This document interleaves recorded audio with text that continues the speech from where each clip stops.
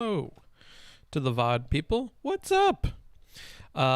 We've had at least 2 streams back to back that did not get VODs because they were posted directly to Patreon afterwards. So if you are a VOD person, rest assured today's VOD should not be published on Patreon.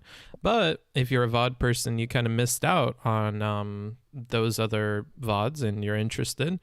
One of them was a bed stream. The other one was a little bit of drunk gaming. If either of those interest you, you can join the Patreon by doing !Patreon or checking the description of this video or any other video that should have the link to that. Super duper appreciate the support there. And yeah, you get all sorts of different content that is no longer publicly accessible on the YouTube.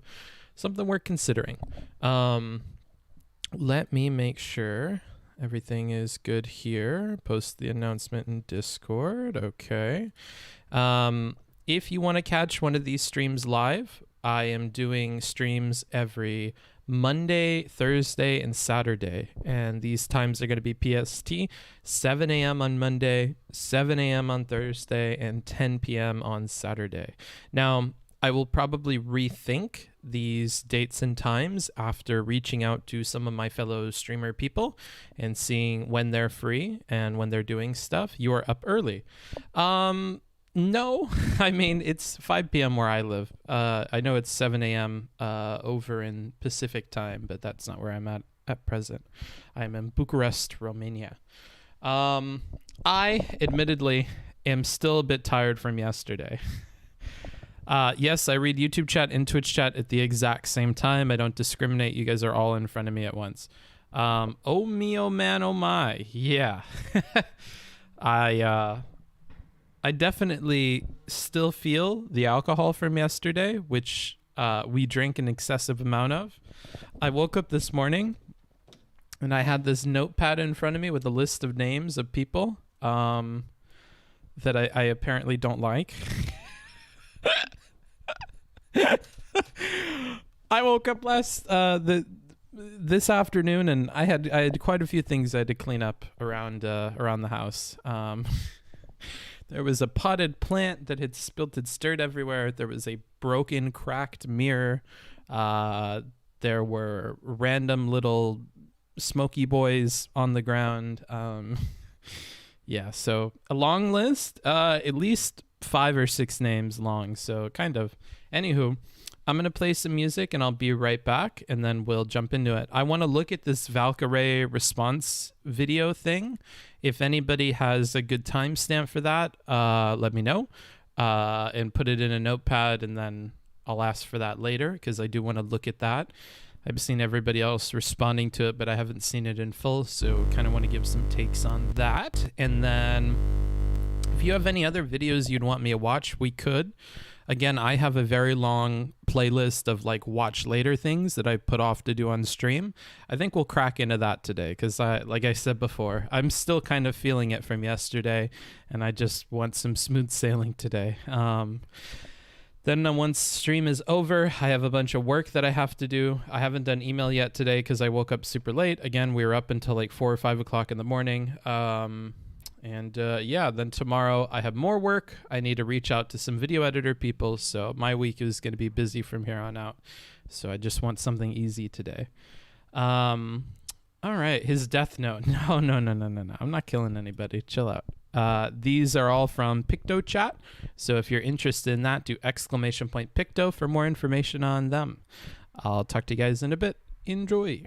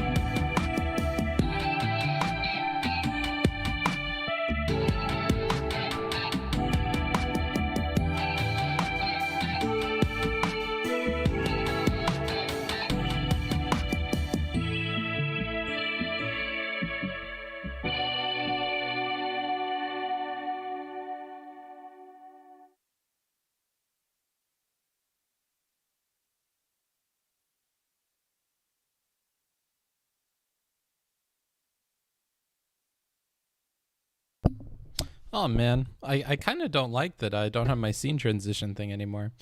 Good morning. Good morning, everybody. I hope you're doing well out on the West Coast, the East Coast, all of the U.S., my friends in South America, and good afternoon to my fellow people living in Europe. I've been thinking, is it cope to tell yourself things that are like positive about your life all the time to make yourself feel good? I wonder. Is that cope of some sort?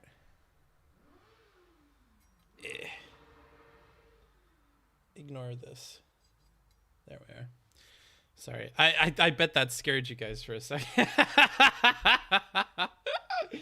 I had this little thread on my shirt. I had to cut it off. Let's not put that on the bed. Let's put that over here. It is? I was thinking about this because I was getting back into psych stuff because I'm looking again at the Anna conversation, kind of brushing up on basic psych stuff, and that led me into a little bit of a rabbit hole on positive affirmation. So I think some people would say that's cope, but I'm really of the opinion that it's not cope, it's like positive affirmation. But I wonder with how broadly you guys use that term, if you would still consider that cope. Is it cope, raises knife to throat? Hope you hydrated properly after last night's 3/4. This 3/4 number is a blatant falsehood. I will say that. I do need more water though, so I'll probably grab some in a bit here. Hey Book, I'm on my way to take my CompTIA A+ exam today. Wish me luck. Well, I wish you get an A+ in your A+ exam. Good luck with that, Silent. Oh shit, I'm on time for a stream once. Yeah, you could plan around it if you really wanted to. All you have to do is say, hey, operating system on my phone of choice, whether that's Google or Siri or whatever, and say set a timer or set an alarm for whatever date on whatever time. Like I said, 7 a.m. on Mondays, 7 a.m. on Thursdays, 10 p.m. on Saturdays. That's the current schedule until I update it to collab with more people. There's a lot of like extra steps that I need to do. I have a whole board of stuff. I basically took Sunday off aside from Discord calls I was doing with prospective candidates for some job positions. I'm going to need to shift gears basically from like my behind the scenes work and shifted into like second gear, which is going to be just like doing more streams. So look forward to more streams. New background. Yeah, we are in Bucharest, Romania. This little mask thing kind of scares me at nighttime.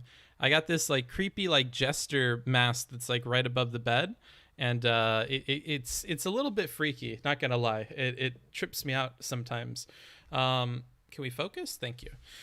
Are you in the States yet or still in Romania? Yes, your question was just answered. Buttermilk Buddha, good to see you. I know you expect all of your viewers to be in the know about your whereabouts, but where are you at? I say that at the beginning of every single stream, so I don't, like I said, Bucharest, Romania. It is haunted. You should take it down. You know what I did take down the very first night that I was here? The lady that owns the Airbnb has a bunch of like Art Deco stuff around the apartment, and one of those is a fancy clock that I very quickly removed from the wall and took out all the power inside of it because it makes a ticking sound that I just cannot sleep with. How do you feel, dude? I actually feel pretty decent, all things considered, with like how much alcohol I drank. It was all vodka, which I handle better than most other alcohols. There was a part of me that was tempted to like make myself vomit so I could get rid of some of the alcohol from last night, but I was like, you made your bed, you're gonna sleep in it, just sleep it off. But yeah, I feel like I was hit with a torrent of like sickness right at the end of the stream. Like I think when I pulled out that thing to smoke and I smoked, that was when like it all hit me like pretty hard, and I was like, oh god, we gotta raid out, dude. I'm not feeling good. My mom used to have something like that in our house. Yeah, I'm not a huge fan of either of those things, whether you're talking about the clock or the mask. When are you gonna be shipping out? I have this place booked until I think mid-November, or like mid to late November, like I think November the 20th. After that, I think I'll use up the last of my Schengen visa days that I have. I think right now I have maybe 40 or 30 days left in the Schengen zone that I could spend. I'll probably spend some of that in Denmark, some of that in the Netherlands, and maybe a little bit of Germany. So I'm feeling pretty recovered. I'm feeling like I could get back to the road and get back to traveling, but I already have this place booked. I need to be more consistent on streams, make a little bit more money, put some away, and then go do that stuff. And hopefully, because I'll be staying with viewers, I'll be able to save some money on Airbnbs and put some money aside for whatchamacallit, for more stuff when I get back home. So the hope is that I have enough money that I could look to rent an apartment or rent a room when I get back to Orange County in California. That would be ideal. I think what would be less ideal is to get a room somewhere and just work out of the office. What would be most ideal is if I could get my own apartment. What would be at the very tippity top of the list is if I could get into a streamer house. So I know that Irrelevant has mentioned that he might have a room opening up that I could stay at. I would pay rent and everything, of course, but that there's an option. What would be really cool is if I could set something up with IRI and live with IRI for a little while. That would be kind of cool. But you know, that's all up in the air. That's not as likely to happen, but would be very interesting if it did. If things with IRI or another streamer are looking promising, but not immediately viable, then I may just rent a room and do like a month-to-month thing in Orange County, or go back down to Mexico and stay a month or two in Mexico and see if that materializes and then move in with them. That would be cool as well. But yeah, I'm not sure. I think living with IRI would be really cool because IRI is like an older dude. I look up to him. I think he's like a good role model. He takes streaming pretty seriously. It would be cool to live in a house with other people that do a similar job, and all of us take content creation seriously, and we could like, I don't know, coordinate stuff that we would do. So that would be awesome. Relly is in a streamer house? No. Relly is not, and it doesn't seem like Relly is interested in living in a streamer house necessarily. So I don't think Relly would be a part of it. But if IRI were to find one other person in Southern California that would want to do a place, we could move to Irvine or somewhere else and rent a house there. That would be kind of cool. Irvine, in case you didn't know, is like a nicer part of Orange County. I would say it's one of the nicest parts of Orange County. There's lots of cool Asian food there, lots of cool office spaces there. Lots of wealthy people live there. So it's like a pretty nice area. And it would be possible to rent a place there if all of us split up the rent. So that would be cool. Relly is in his mama's house. I don't think that's true. I'm not sure how much I can disclose about Relly's location, but I don't think that Relly lives with his mom at present. Like I'm like 99% sure of that. Are you doing good, Sober Smarts? I'm doing pretty well, dude. I'm feeling pretty all right. Any plans for the UK? No. Honestly, your guys' country seems like it's just about as fucked as the US, if not more. One thing that kind of bothers me about the US is the prevailing ignorance of people there, and it makes me very doomer to stay there. I would probably feel the same way about the UK. And having spent a bunch of time in Eastern Europe, I am kind of getting sick of countries that don't have their shit together. So I'm not super interested in staying in the UK for all those reasons and probably a few more. Another reason being I don't really know how visas would work there. So I don't know. Yes, Irvine is very nice. The company I work for has an office in Irvine. Careful, you're doxing yourself. I went out there a few years ago and it was amazing. They have a mango tree in the courtyard, and on our lunch break, we'd sit in the shade under it and share mangoes. That's nice. Yeah, I really like Irvine. It's always been a cost prohibitive thing.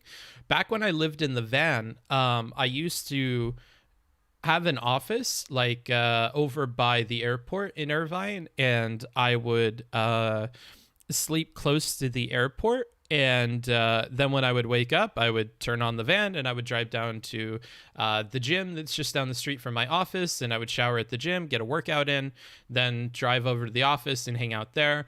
Another thing, and I don't know if this is weird to admit, if you want to judge me, you can judge me, is there was this, it's not like a pound, but it's like a place where dogs and cats and stuff would be, like to have people adopt them. It's not quite a pound, because a pound is a different thing and it's usually run by the city or whatever. This is, I think, like a private business. A kennel, sure, we'll go with a kennel. And I would like go there every week or two and I would look at the dogs and give them a walk or do things like that, because I used to, back when I had a house, foster dogs. So if dogs need a place to stay and it can't be at a kennel or it can't be at a pound, and they're reasonable and sociable and whatever, I would foster the dog, which means I would host the dog for a little while until it was adopted.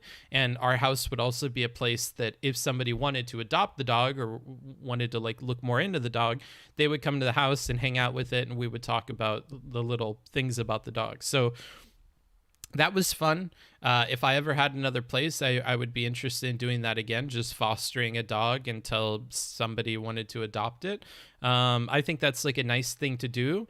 When we're talking about political action or we're talking about community action, I think that it's important to note that that can extend beyond just like political stuff, right? Like I personally, after learning about like the situation with dogs and kennels and stuff and learning about fostering, felt like, oh, I could do my part in some small way by like fostering a dog. So we fostered dogs. I think we ended up fostering 3 or 4 different dogs while I was staying at my old place.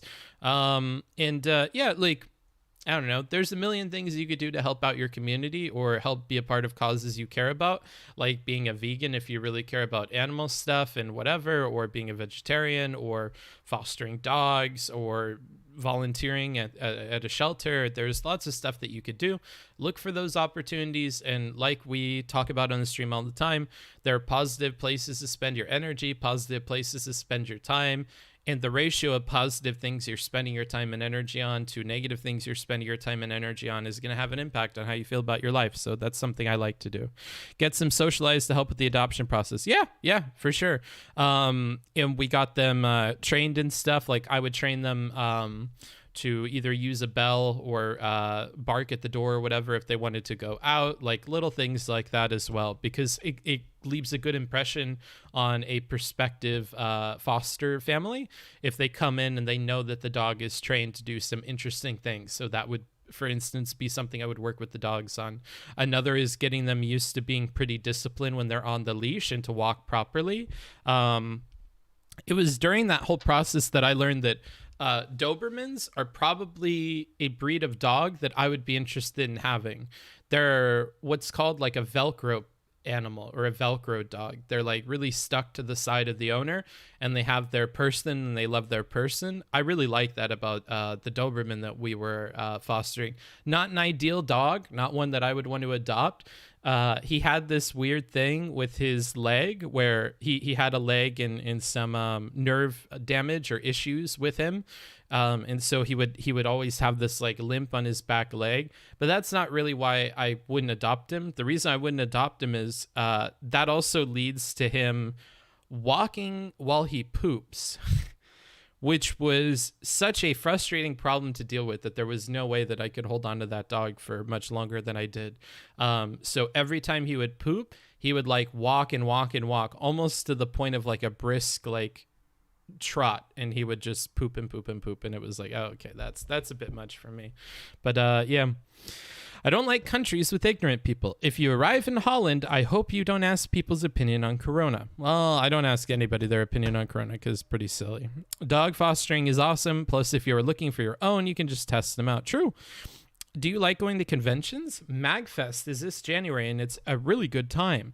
I don't know what MagFest is. Con is open 24/7 and it's all partying and would probably be good for live smarts content. I don't know if we're going to do a ton of IRL stuff ever in my entire life. I would need the office set up to do that, and it's not, and it's all the way in America. Dobermans are great for walking. We had a Great Dane growing up and he was a leader. He always pulled hard while walking. Yeah, that's what I wanted to mention about the Doberman. He picked up on walking properly really, really quick, like walking in step with me. At first, he was definitely pulling or going back or sniffing all the time. But we got into like a really good rhythm with that dog, and he picked up like commands and stuff really, really quickly. Like it was an intelligent dog. I really appreciated it. Very trainable. Golden Retrievers are the best. Golden Retrievers are cute and all, but I don't think Golden Retrievers have problems with being adopted, right? Like, so I don't know. There was never a single Golden Retriever that was available for fostering. Same with like Border Collie, or same with a lot of the Retrievers, honestly. They go so fast. They're highly desirable dogs, at least where I live. Tickets are still available. Yeah, I have no idea what you're talking about. I feel like everyone is surprised with the dog's intelligence. Yes, but I think like different people have good or bad reasons to be surprised, right? Like I was surprised because we had several foster dogs and it was much more difficult to train the other foster dogs. Let's see what that is. It sounds like you really relate to the dog since every take you give sounds like poo. Just joking. Haha. Just joking, by the way. Thanks for the 5 USD. I appreciate it, Glue. German Shepherds are similar in the ways you mentioned. Interesting. Yeah. My grandma used to breed chocolate labs, and she trained them up for hounding and hunting. They always picked up the training so quick. Yeah. When you start with them as puppies and stuff too, and you're disciplined about it, it can be a lot easier to train them as well. I think older dogs can be a little bit more difficult, but I definitely don't believe in the time-tested phrase of like, it's difficult to teach an old dog new tricks. Like, yeah, they're certainly more difficult to train, but not that much. I think dogs pick up on stuff quick, especially when they like you, right? Because I think a lot of dogs are like eager to please. Granted, there are very individual breeds of dogs that are not that way, like Shiba Inus are not that way. And they can be kind of frustrating to deal with because they're very independent, but labs for sure. Smarter breeds of dogs are at least easier to train. Yeah, my first was a Cocker Spaniel named Buddy. R.I.P. the darn goat he was. Aw.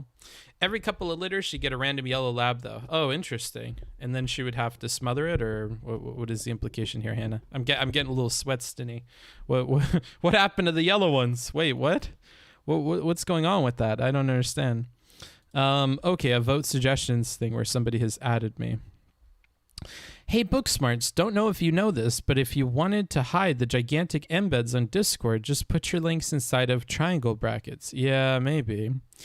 It's just that seems like a lot of work. Ideally, I need to just set up a bot for that. I'm going to write a sticky note for that and go put it on the board real quick. And then we'll watch the Valkyrae video. So if somebody wants to get the Valkyrae VOD or the Valkyrae video ready to go in timestamp, that would be super cool. I'll be right back. I'm just going to go put that on my to-do list because we have to do that.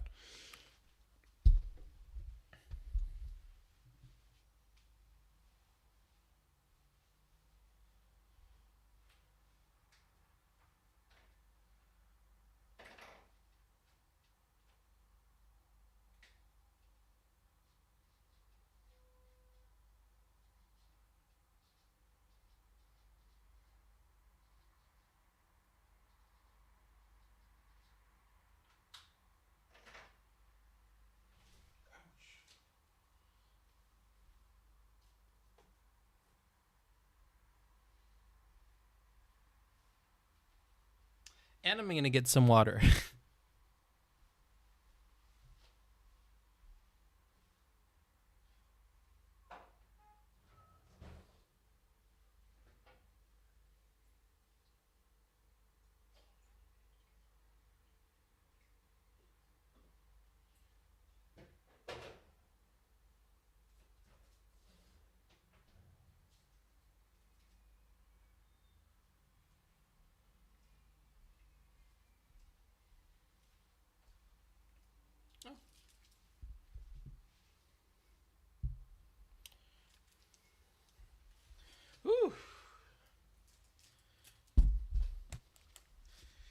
Yeah.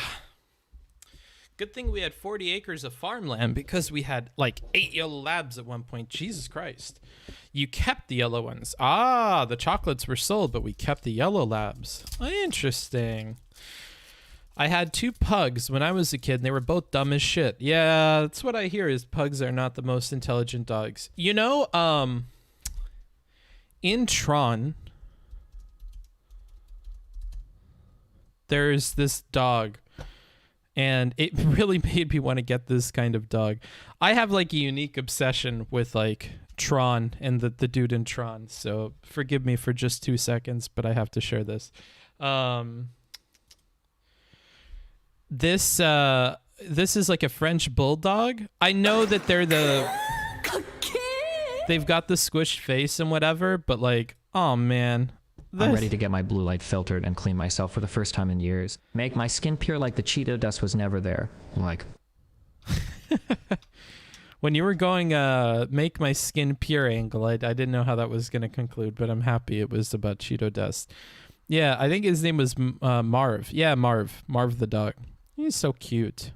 I think these dogs are cute. And then the place I worked at as a security guard had like a dog shop that sold like clothes and leashes and collars and accessories and all that shit for dogs for rich people. And their mascot was a French bulldog. And he was so cute. He was so cute. A lot of reinforcing things in my life to make me like these dogs. They're a great size. They're fine for apartments. They would be fine for a van dog, which is something I was considering for a while. I even fostered a dog while I was doing van stuff. So, yeah, they're very, very cute. Very, very cute. Okay, do we have any luck with the link for that thing? Pugs have Down syndrome. I'm not going to reply to that. Frenchies are also not the brightest. Adorable, but not the brightest bulb in the tree. Yeah, probably not, dude. Everybody covering the Valkyrae drama, Pepe W. What is Pepe W? Which one is that? I don't know. What did you think I was going to say? Maybe your brain needs a little scrub. Jesus, bro. French bulldogs are really expensive, right? I just got here. I actually don't know. I know that you could pay for puppies, but I'll be honest with you. Puppies are just expensive in general. Like, if you really want a purebred dog that's from a breeder that is not super duper sketchy, you're going to be dropping a couple of G's on it. That's been my experience looking into dogs. You're going to drop like at least a grand or two on it. So when we're talking about like expensive dogs, like when I looked into this terrier kind of dog or this French bulldog or other dogs like it, they're all costing like around the same. So I don't know. And then they can cost much more, right? But I think that floor is generally the same for most dogs I looked into. The suffering one? Oh, okay. Sorry. My girlfriend and I have a 1-year-old border collie. The dog is probably smarter than my girl and I combined. Aw. Should always be careful with small, short-nosed dogs. Overbreeding gives them a high chance of breathing problems. Yeah, for sure. Frenchies are impossible to find in shelters and super pricey. Interesting. Mine was $500 and it came with a bonus pet. Intestinal worms. Yeah. Eek. Unless you want to breed yourself, not too much need to get a purebred. Okay. I see no links, party people. I see no links. I'm disappointed in you lot. I am very disappointed. Valkyrae, response, reflect. You're making me Google, and I dislike you for that.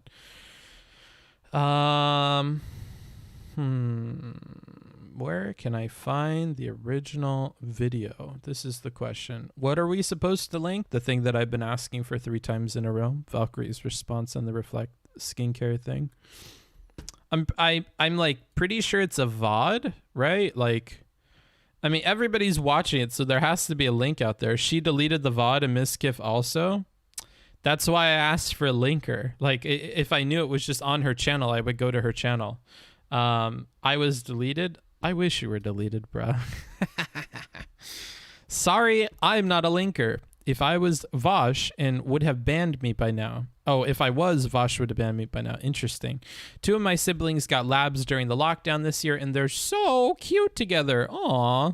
You guys are making me want to get a dog. We got to stop talking about dogs. I can't get a dog yet. Still in Romania, just different room? Yes. We're same city, same place, Romania. I don't even know what the drama is. Sorry, man. Okay, well, definitely not asking you then. IDK who Valkyrae is. I came for the promise of drama. All right. I will look it up. I'll find it.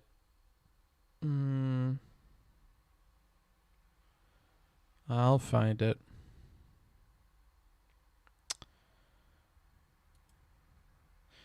Now, is this her talking with Mizkif? Is that what I'm looking for?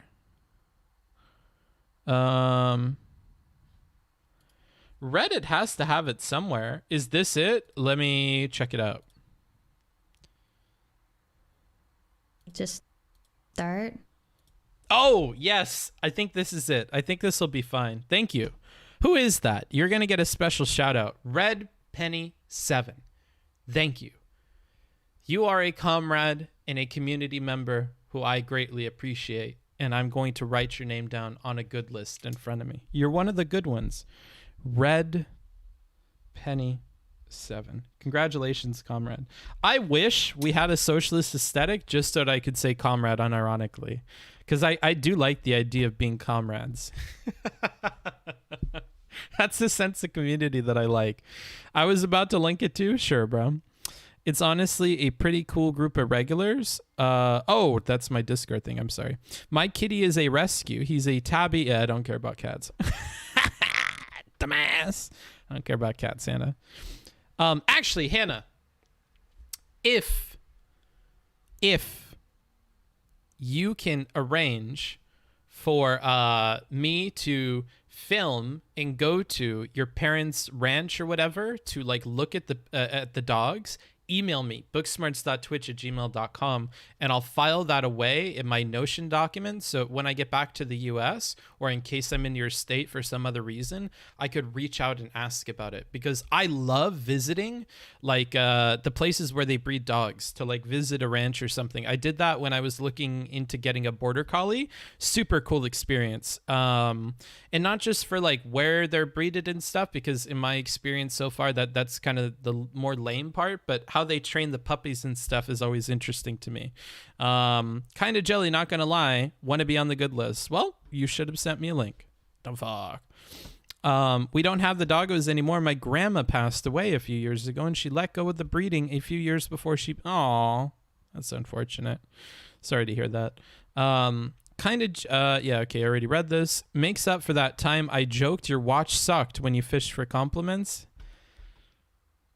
And now I'm crossing your name out. Now you are just simply a plebeian who could be a comrade. Now this just canceled that out. Congratulations. That's a big self-report. Labradors are megapug, but they have back leg problems. Aw, yeah, they have hip problems too, right? Like shepherds do. Let's stop talking about dogs. Enough about dogs. We're going to make Hannah sad. Stop. Enough. We're an alfalfa soy corn farm now with a fireworks business. Well, that sounds like a crazy combination. That's cool though. Okay, enough. It's time to jump into the drama. We're jumping into drama now. Let's shift gears and let's talk about a little bit of drama. Now, I'm going to ask you guys a question. Do you want to view it like this? Or, alternatively, do you want to view it? So this is A, or do you want to view it like B? A or B? You guys let me know. A or B? This is B, and this, oops, is A. That's a lot of B's. That is a lot of B's. Okay, we'll view it like B. Let's go ahead and jump into this then. You guys are really small at the bottom left, though. That's the only part I feel bad about, is you guys are so tiny down there. So small. Turtle. Consensus. Yeah, you gotta love consensus. Let me put you guys on the other monitor so I could see you. And then we'll jump into this. If I will do my shield before we start the video. If you have Amazon Prime, and you have it linked to your Twitch account, you get a free sub that you could give to streamers every single month. And I would be honored, because there are a lot of choices out there for who you could give that sub to. I would be honored if you gave it to me. I would be honored if you took $5 and said, hey, Bookie Boy, I want those emotes. I want the Joker emote. I want the miso pog. I want all that. Like Caesarian just showed you guys, and then I will clap the camera, and then you will get to say something funny in Destiny's voice. There's a lot of benefits there. Or if you would want to donate. So if you're like, hey, been watching the VODs for a while, been watching your stream for a while, appreciate your voice, I don't want you to be poor, here's some money. I'm not Hassan. I'm not rich. I'm not balling out of control.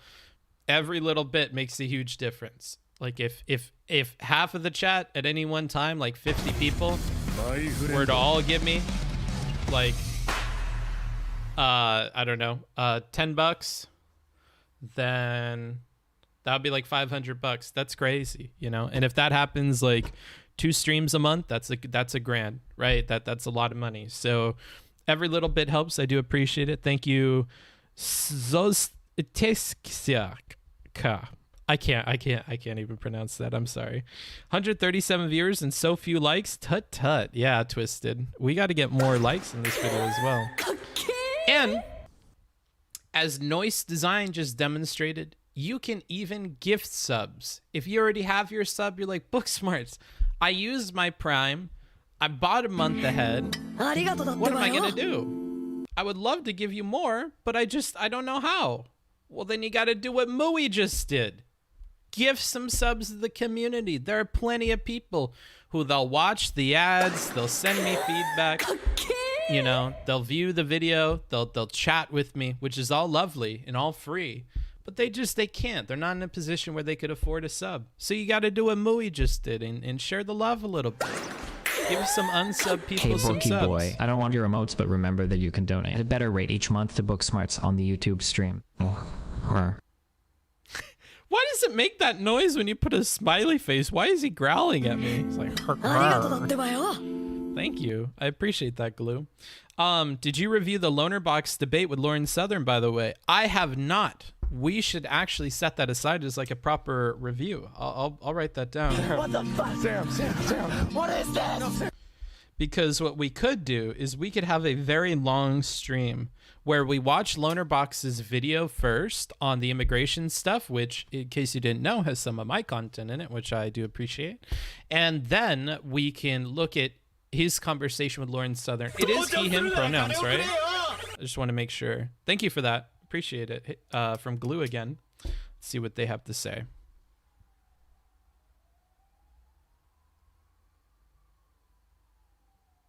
I guess we will not hear what Glue has to say.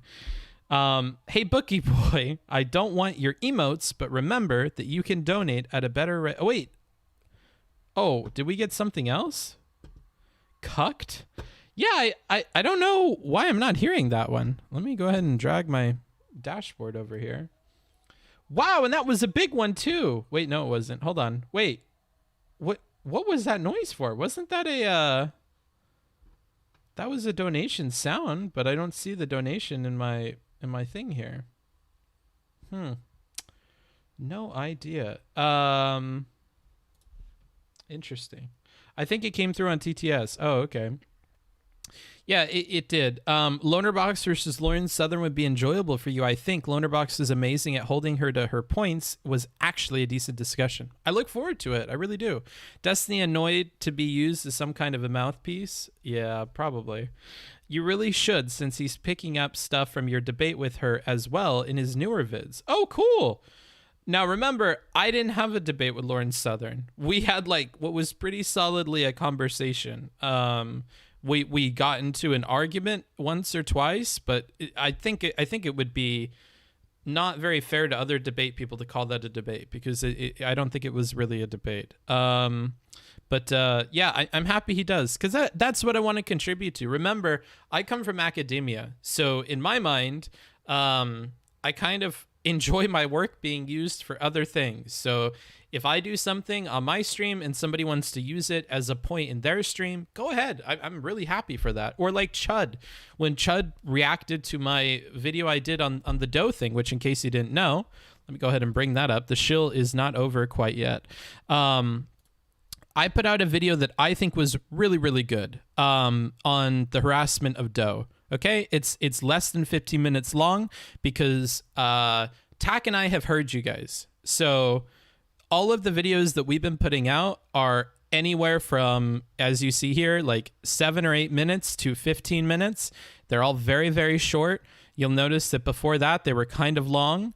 And we're trying to put these out for you guys so you guys get short, digestible content. Anytime that you see a thumbnail outside of this one, those are all videos. So feel free to check those out. We put a lot of work into them. This one is really good as well. Like, wait, which one of us is who?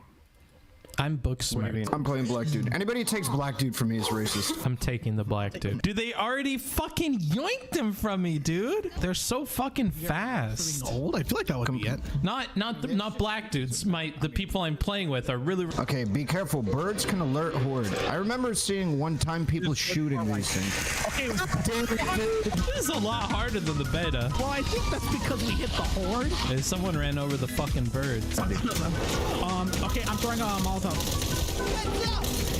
The combat? Nice. I'm running. Please. Wait, climb, bitch!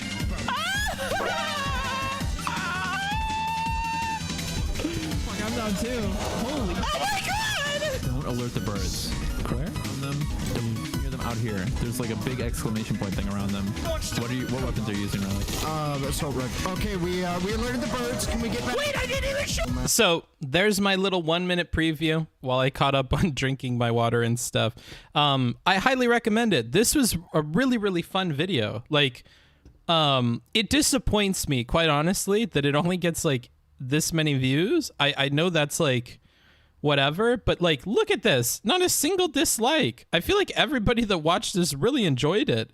It's really well edited. It's funny. Like, I think that the whole thing is like really, really good. It has parts from Supreme Stream in it. Like, I thought this is a really well put together video, so I definitely want to plug that while we're here.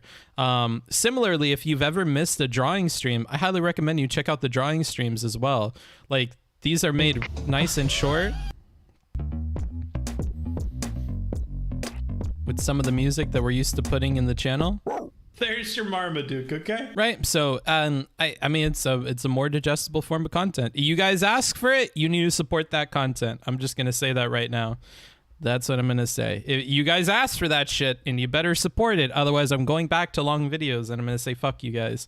Will you address your ability to alert the birds, or are we going to ignore the fact that you are a spy zombie? I cannot answer this question. I will be in big trouble. Thanks, Galoo. A big contributor to this stream. Does it sound like a kitty cat, or does this not work the same? Also, don't look behind you or you'll see that. Oh man, it didn't work that time at all. Unfortunately, all your emotes didn't get spoken. I thought we were gonna listen to this drama thing. How about you shut your whore mouth, Tim? Okay? I said we're shilling. You clearly missed the part where I said I'm gonna do my shill first. My shill is now over, okay? So sit the fuck down, old man. Mr. Sports Talk. We're gonna listen to it right now, okay? You just hold your fucking horses, bro. If you don't know what a Booksmart stream is like, it's very slow going, okay? We move like molasses here. I'll watch it later. I kind of assume it'd be a boring, unedited gamer video. Well, that's your problem, right? Tack is really good at editing gamer stuff. So yeah, if you ever see the game videos, I think Tack does a good job. Bookie really getting up there on the scale. Hey, bro, don't trigger me. Don't say stupid shit. It's just, we don't come to your channel for non-drama / politics stuff. Sure. You guys asked for those videos, though. I don't know what to tell you. It pisses me off that you guys asked for those videos, okay? Holding my horses. Thanks, buddy. Okay, let him go. Okay. All right, I'll just start from the beginning. It was before I announced my YouTube switch. When I've been on YouTube for over 1.5 years now. It was, yeah, pretty much 2 years ago. Wait.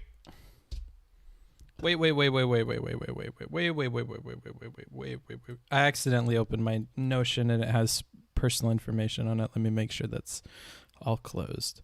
Also, should I play her in like 1.5x? She's like quite slow. I don't know if she normally talks like this or if she talks like this the whole time, but she's really, really slow. She's quite slow. Yes, please. Okay. Let's put it at like 1.2 at least. Sorry, VOD people. We're speeding it up. 1.5 would be better. All right. We'll put it at 1.4. I through UTA, which is the talent agency that my agent works for, UTA.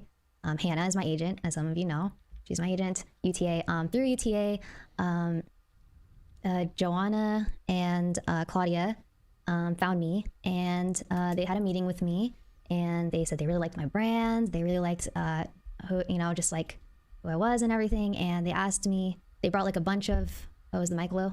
Oh. They brought a bunch of like. So, I'm going to give some context, okay? Yeah, she is very fucking slow. She is very fucking slow. I'm very tempted to put this up higher, but then we fuck the VOD people. I don't want to fuck the VOD people because there's more of them than there are you guys. So the context is this is Valkyrae. She is a popular streamer, one of the biggest female streamers on Twitch. She put out a product that is a skin cream that you put on that touts its ability to protect you from the blue light of your monitors. It is branded as Reflect without any vowels in it to stay hipstery. And that is the entire conceit of the product. If I go to Twitter and I look up Valkyrae, okay, I'm pretty sure she still has that up, right? Her main tweet where she plugs it. She doesn't have anything naughty on here, right? I don't have to worry about anything bad. Is this... Wait, where is the tweet? Can somebody link me the tweet? Bruh, I don't want to be digging through this whole motherfucker's Twitter to find this shit. Yo, where's the tweet?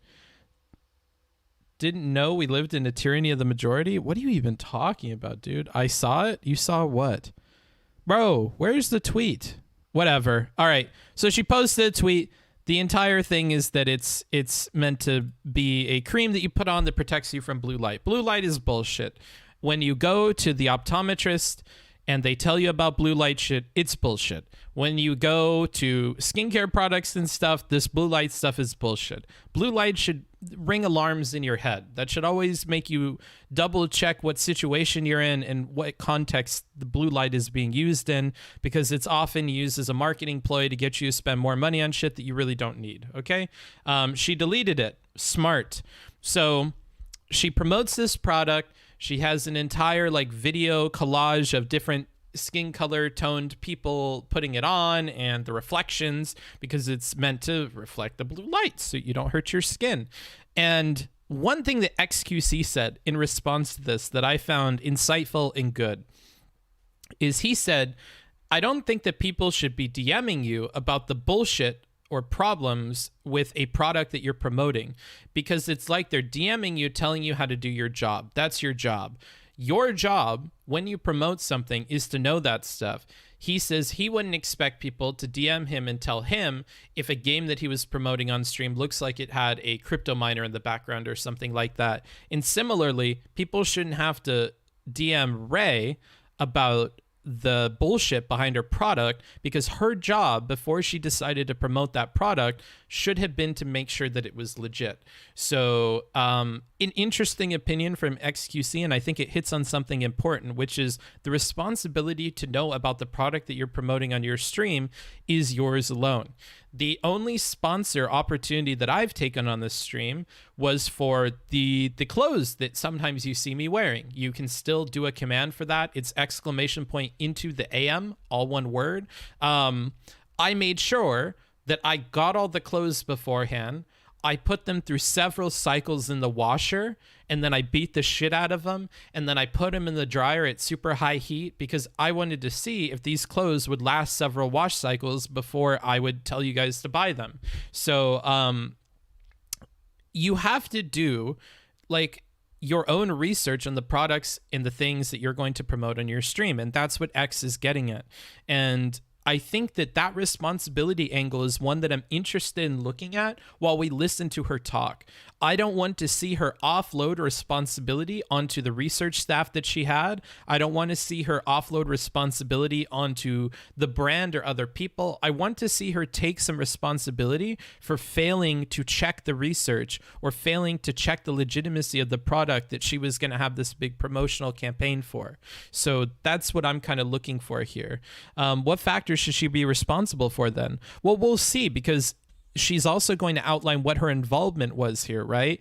So we could say that she was being irresponsible if she said, this was thrown on my lap. I was told there were a bunch of researchers on it by one person. They told me how much money I would get, and I said, fuck it, dude. And I signed off on it, and I okayed the tweets, and that was the extent of my involvement. Then she's just an irresponsible dickhead, right? Because she just accepted this entire deal without doing any due diligence, and she put all of her faith on one single point of contact. Then we could criticize her for that, right? Now, however, if she worked deeply with those research people, if this was a project that she really spent months working on, if this was something she was deeply involved in, then the criticism is at a different level, right? Then it's like, well, how during this entire process did you not like check this? How during this entire process were you duped all the way to the end? Like, you know, like, I think it's really going to depend on how her involvement was with people behind the scenes, right? I predict a little disappointment today. Well, we'll see. Into the AM I bought 11 months ago is still good. Yeah, I still have mine. I think one or two of them is starting to crack, but I've had those for a long time. And the glow in the dark still works.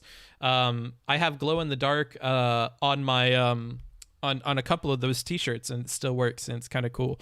I went to a club in Slovakia, and it was like showing up, and I felt really cool because I had a glow in the dark shirt.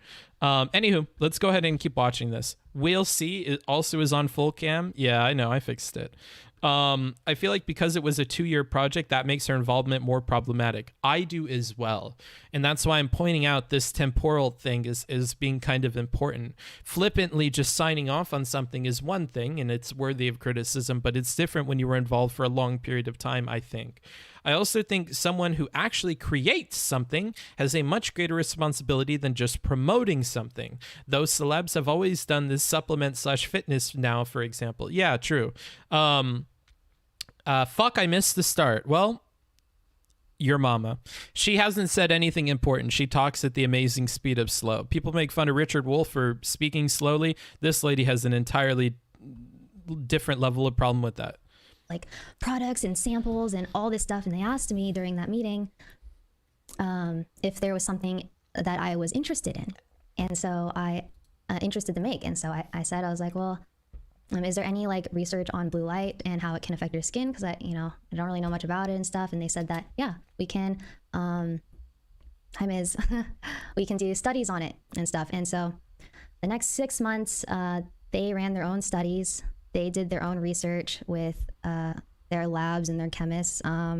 Paulina is one of the lead chemists at iDeviation Labs. And I saw the research.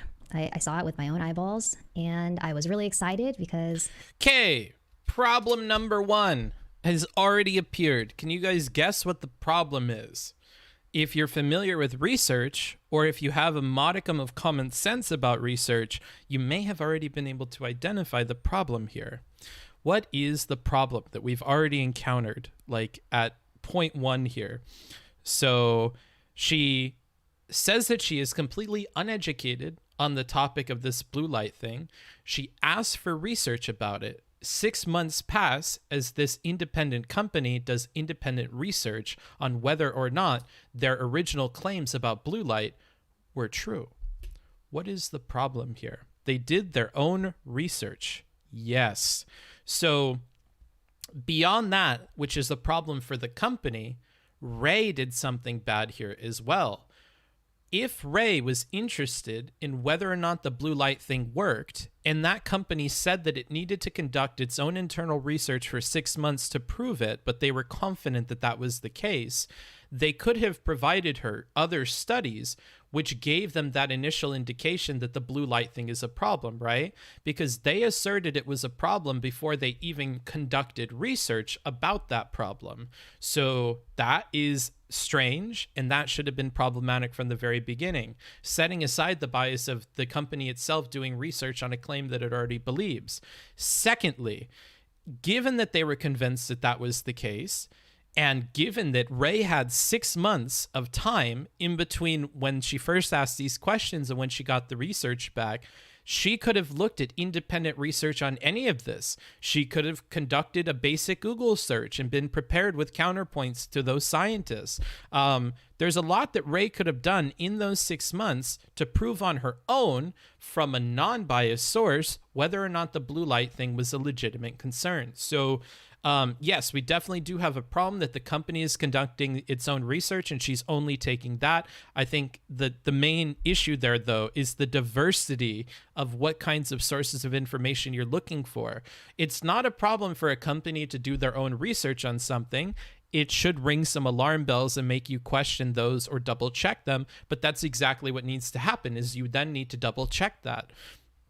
If a company does its own research and that research is more or less in line with the conclusions of an entire industry or an entire field of science, it's not a problem that that company conducted its own research. It might be helpful for its specific brand of product to see that it's in line with the science that the whole field agrees on, right? So that's not necessarily a problem. The problem is when you only consume data and studies from the company that is personally interested in those data and studies, giving them a particular result. So that's a problem here. No, it was Ray that brought up blue light to the company.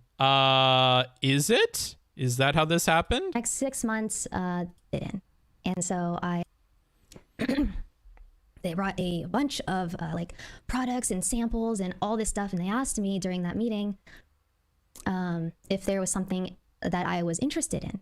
And so I interested to make. And so I said, I was like, well, is there any like research on blue light and how it can affect your skin? Because I don't really know much about it and stuff. And they said that, yeah, we can. Hi, Ms. So she did. So she asked them about blue light, not knowing anything. Oh no, this makes it so much worse. So Ray is completely ignorant about things. She goes into a marketing meeting, comes up with a problem that the marketing team could use to push the product, which we saw from the very beginning of this story all the way to the tweets that we saw released. So Ray picked something that she could fearmonger people about, that she was completely uneducated about, had her own personal scientists on the research team for this company prove that it was a problem despite Ray's ignorance about it, and then released the okay.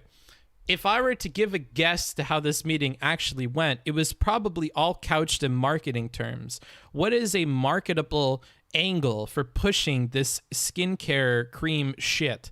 And she probably said, well, wouldn't it be cool if it like blocked blue light? I don't know anything about blue light, so we should probably do some research to prove that blue light is a problem. But if we could solve this problem that I don't even know exists, I know it's some buzzwords that will work for this fucking pushing this product.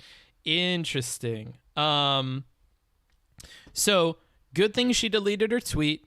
Good thing she deleted this VOD, because thus far, I mean, we're like a minute or two in and it's already really bad for Ray.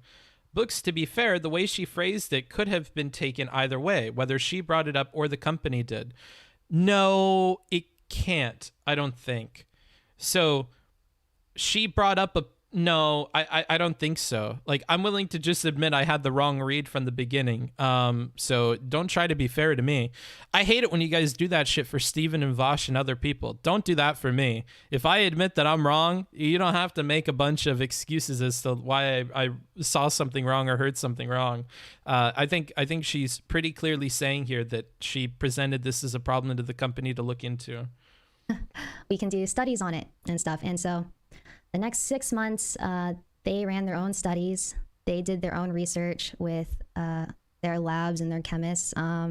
Paulina is one of the lead chemists at iDeviation Labs. And the inclusion of names to me is interesting. so she's name dropped her agent person that originally brought this to her. She's name dropped one of the scientists. I'm not exactly sure what the purpose of that is, but that could cause some problems for these individual researchers moving forward with like doing any kind of work and stuff. So I think that's going to have negative ramifications on these people. And I would hate to think that the reason why Ray is name dropping people is to share this burden onto others by name, rather than just mentioning a research team as like a broader collection of people. Would her responsibility be worse based on the XQC take? Yes, I think. Books, to be fair, you're still in Romania. What does that have to do with anything? Unless you think that one of the samples had to do with something designed to stop the blue light. Yeah, but she doesn't say that, so we would really be pulling something out of our ass to do that. They brought products to me, and I asked if they have any research. How is that her bringing it up? Okay, Vongola, I'm going to waste my time looking back at what was said here, and then we're going to drop this, and we're not going to talk about this anymore, okay? So let's look at exactly what was said. They brought a bunch of like products and samples and all this stuff. And they asked me during that meeting if there was something that I was interested in. And so I was like, well, is there any like research on blue light? She doesn't reference that this came from any of the samples that she saw. She doesn't reference that this was related to any of the samples. She said that they brought her a bunch of samples and then asked her if there's anything that she is interested in. If you want to connect that and say that they brought her a sample that had to do with the blue light thing, you could. I don't think that's as clear here as what we're going with, that she brought this up. So I don't think that's going to change how we look at the conversation. So if you believe that, totally cool. But I don't think that's going to have any bearing on how we're going to move forward with this. I hate how she speaks. Holy fuck. Yeah. I think Ray was only saying the names to remind herself of what happened. I sometimes do this when I'm trying to remember things from years ago. Sure. Like, that's why I said I would hate to believe that this had negative intentions behind it, but it's having negative ramifications on people, right? I saw the research. I saw it with my own eyeballs, and I was really excited because I thought it was groundbreaking research. I thought it was all wonderful stuff. It was excited. I thought it was really going to help not just like me, but like other people as well. And so after like the first 6 months, all that stuff, I guess I should start by saying I took out 100 Thieves from my title or from my bio and stuff on Twitter and Instagram because they have nothing to do with this. This is not 100 Thieves involved at all, and I didn't want them to like get dragged into this somehow. My original title was creative collaborator for Reflect. I was a creative collaborator. I actually asked if I could if there was something shorter so that it would look prettier in my bio, and they said you could put co-founder if you want.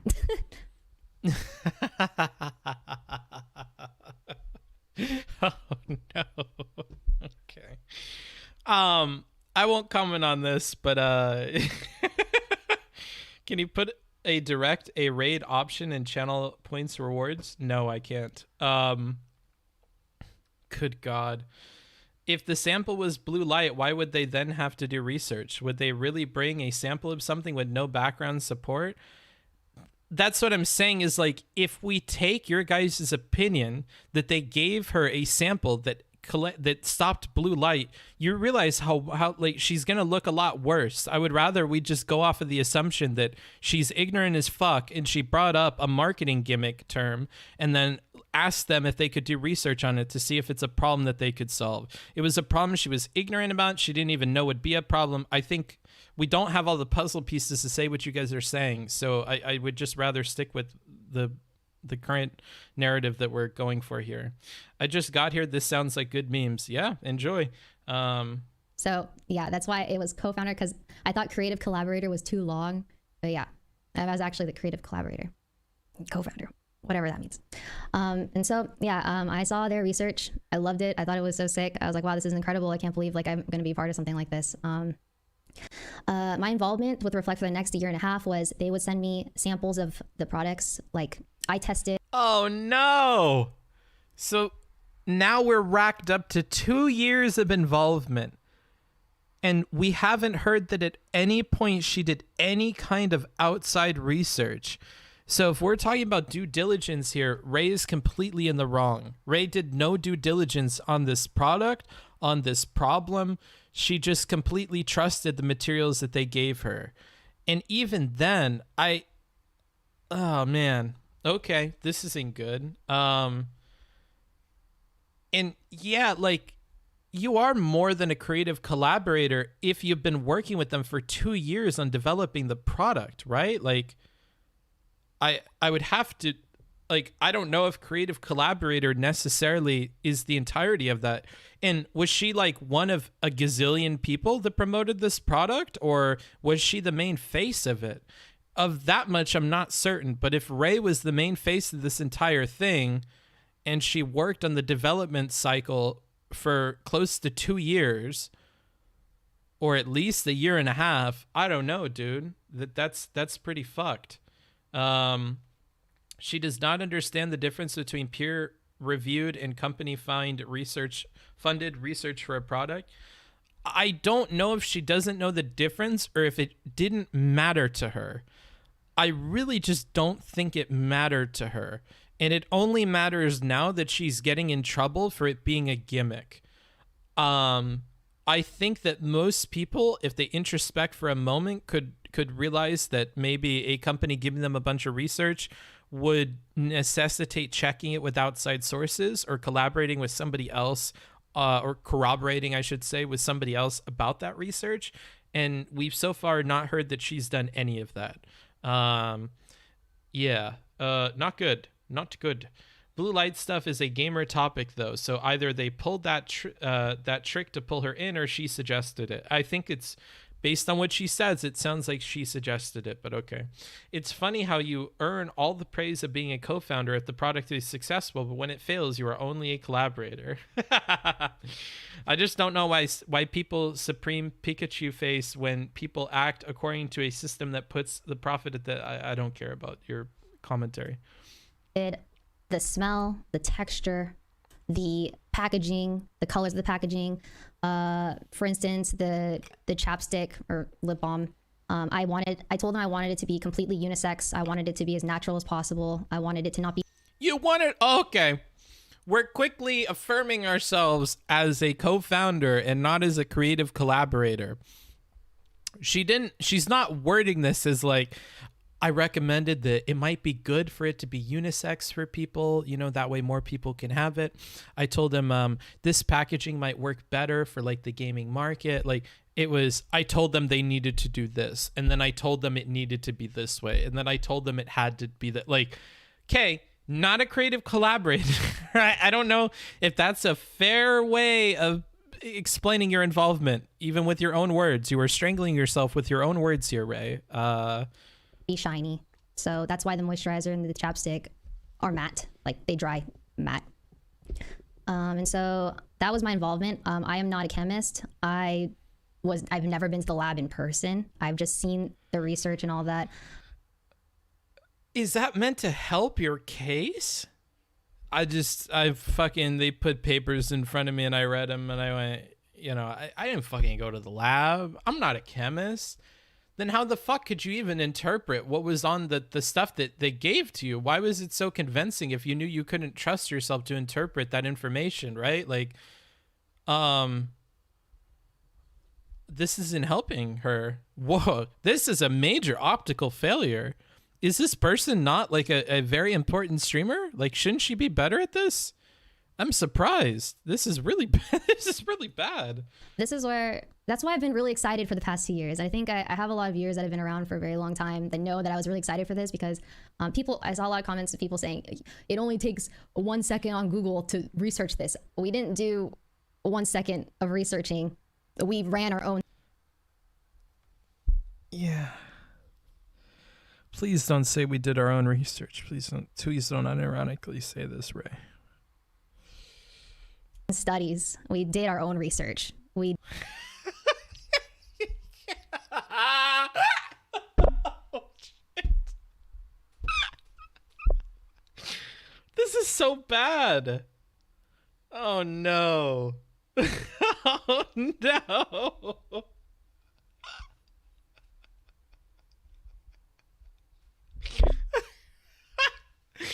Oh, that's awful. Okay. Did it, or not me, I didn't do it, they did it, but I saw it. I was really excited because this whole time I was under the impression that all of that research and everything that I saw was going to be on the website. And when Reflect dropped,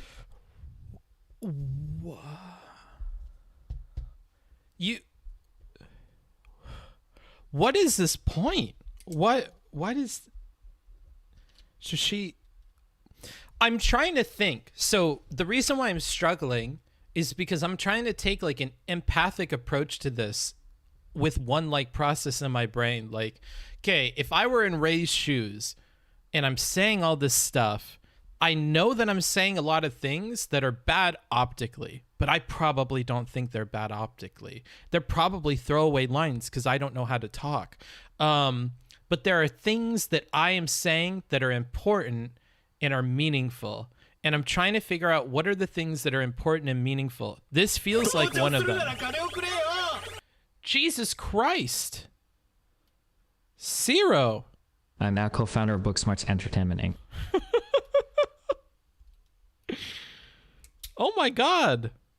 We'll call you a monetary collaborator, okay? Let's, you know, this is a ship that you don't want to tie up to, okay? If this ship sinks, I don't want you to go down with it, okay? I don't want to hurt your reputation. Wow. Round of applause for Zero. Thank you. That's a huge bit of support, dude. Really, really appreciate that. Holy shit. Thanks, dude. Stakeholders rise, Pog. Yeah, for real. I wonder if she has college degrees or just a high school diploma. I don't think that really matters. I only have a high school diploma, and I wrote fucking papers for graduate students. I don't think that really makes a difference, if I'm being honest. She figured there would be links and everyone could see what they showed her. However, for some reason, the company didn't want to make a big deal out of the stuff they showed her to keep her interested. Yes, so this is really important to Ray, I can feel. So the fact that the research is not on the website is something that she didn't like. The research is not on the website. Okay, well, let's see how this works into a broader argument of how this protects her from blame about all this stuff. If they did studies, were they not peer-reviewed? Not a lot are that are like for companies and stuff. I mean, they can be. It probably depends on the industry and stuff, but no. In my limited experience looking at like cosmetic stuff or like, yeah, I don't know. That's not like a super normal thing though. If a company's doing research that's showing to people internally, it's probably not important to them that they get it peer reviewed. And I don't think Ray would, like, I said the education thing is not important, but I don't expect Ray to be like, could you get this peer reviewed? That would be kind of weird, I think. She seems to think that the problem isn't the validity of the research, just the fact that it's not made public. Yes. Because remember, I have a feeling when I switch into empathy smarts mode, I have a feeling that what Ray wants to do is to offload responsibility for the research failures on this project to other people, because she name drops these people that are involved. That's how she begins her story. Now we're seeing here that like they didn't put the research on the website. Why would she want them to put the research on the website? Because if it happens to be that there are issues with that research, she can point to, like, people have something to latch onto. The research was bad. I had no way of knowing the research was bad. I can't interpret that. I'm not a chemist. Oh my gosh, look, they totally lied on their research. That's awful. But you can't prove that they lied on the research if the research isn't, like, I don't know. Maybe I'm biased. That's definitely like a problem I have in my brain with this, but I think she's trying to evade responsibility for this stuff, and that may be a part of it. So I'm keeping that in mind here. Peer review is an academic. Yes, yes, I know. That companies tend not to hold themselves to unless they have a shit ton to invest. Yes. Peer review is important for journal publishing, but not for internal studies. Yes, like I said. Does the general public not understand that companies botch their own research all the time? Cigarettes, CO2, and sugar have been larger cases of the same thing. I don't think that she's thinking about that when she's working with the company. I think that she is very excited to be a large contributor to a product that she can put her name all over and whatever, and that these people are going to develop and listen to all of her feedback to produce it. I think what you have to realize is, and I've learned this through my limited experience trying to negotiate events and stuff with people, and this is stuff that I bet. Oh man, do I want to throw other streamers under the bus? No, I don't. Okay, how can I word this? When you are invited to political events or political conventions and things like this, you can ask a lot of questions to figure out who is involved, if it's going to be a shit show, how is it moderated, how is the live stream setup going to be done, what are the attendance numbers. There's lots of questions you can ask that will lead you to choose to not go to one of these events.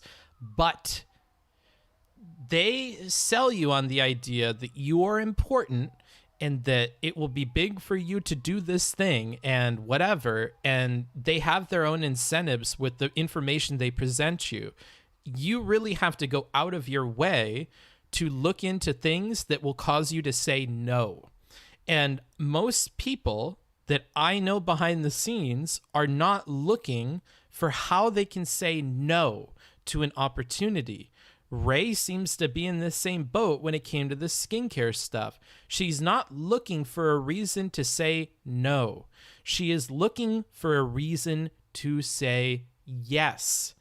And companies, and particularly ones that want you to work with them, are going to be very apt at providing you the reasons to say yes, because they are coming to you because they want you to say yes. And that's what we saw with this research. That's what we saw with every step of this process. Ray wants this really bad, and this company will do everything possible to get her to say yes.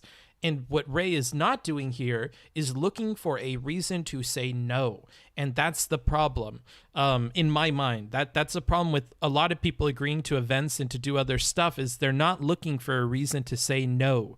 And in that way, they get duped or they miss things.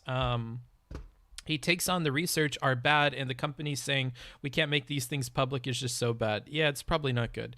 Although it depends, dude. Like... Thank you.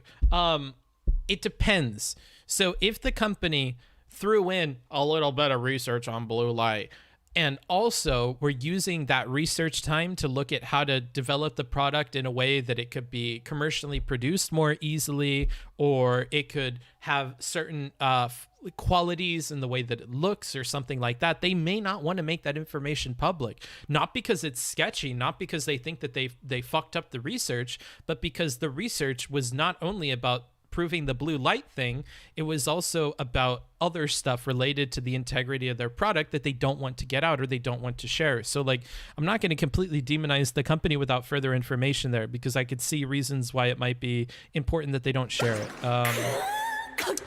She likely read stuff they presented to her that was probably things like 9 out of 10 doctors recommend reducing blue light exposure and our product block 80% of blue light, and thought, hey, that's legit.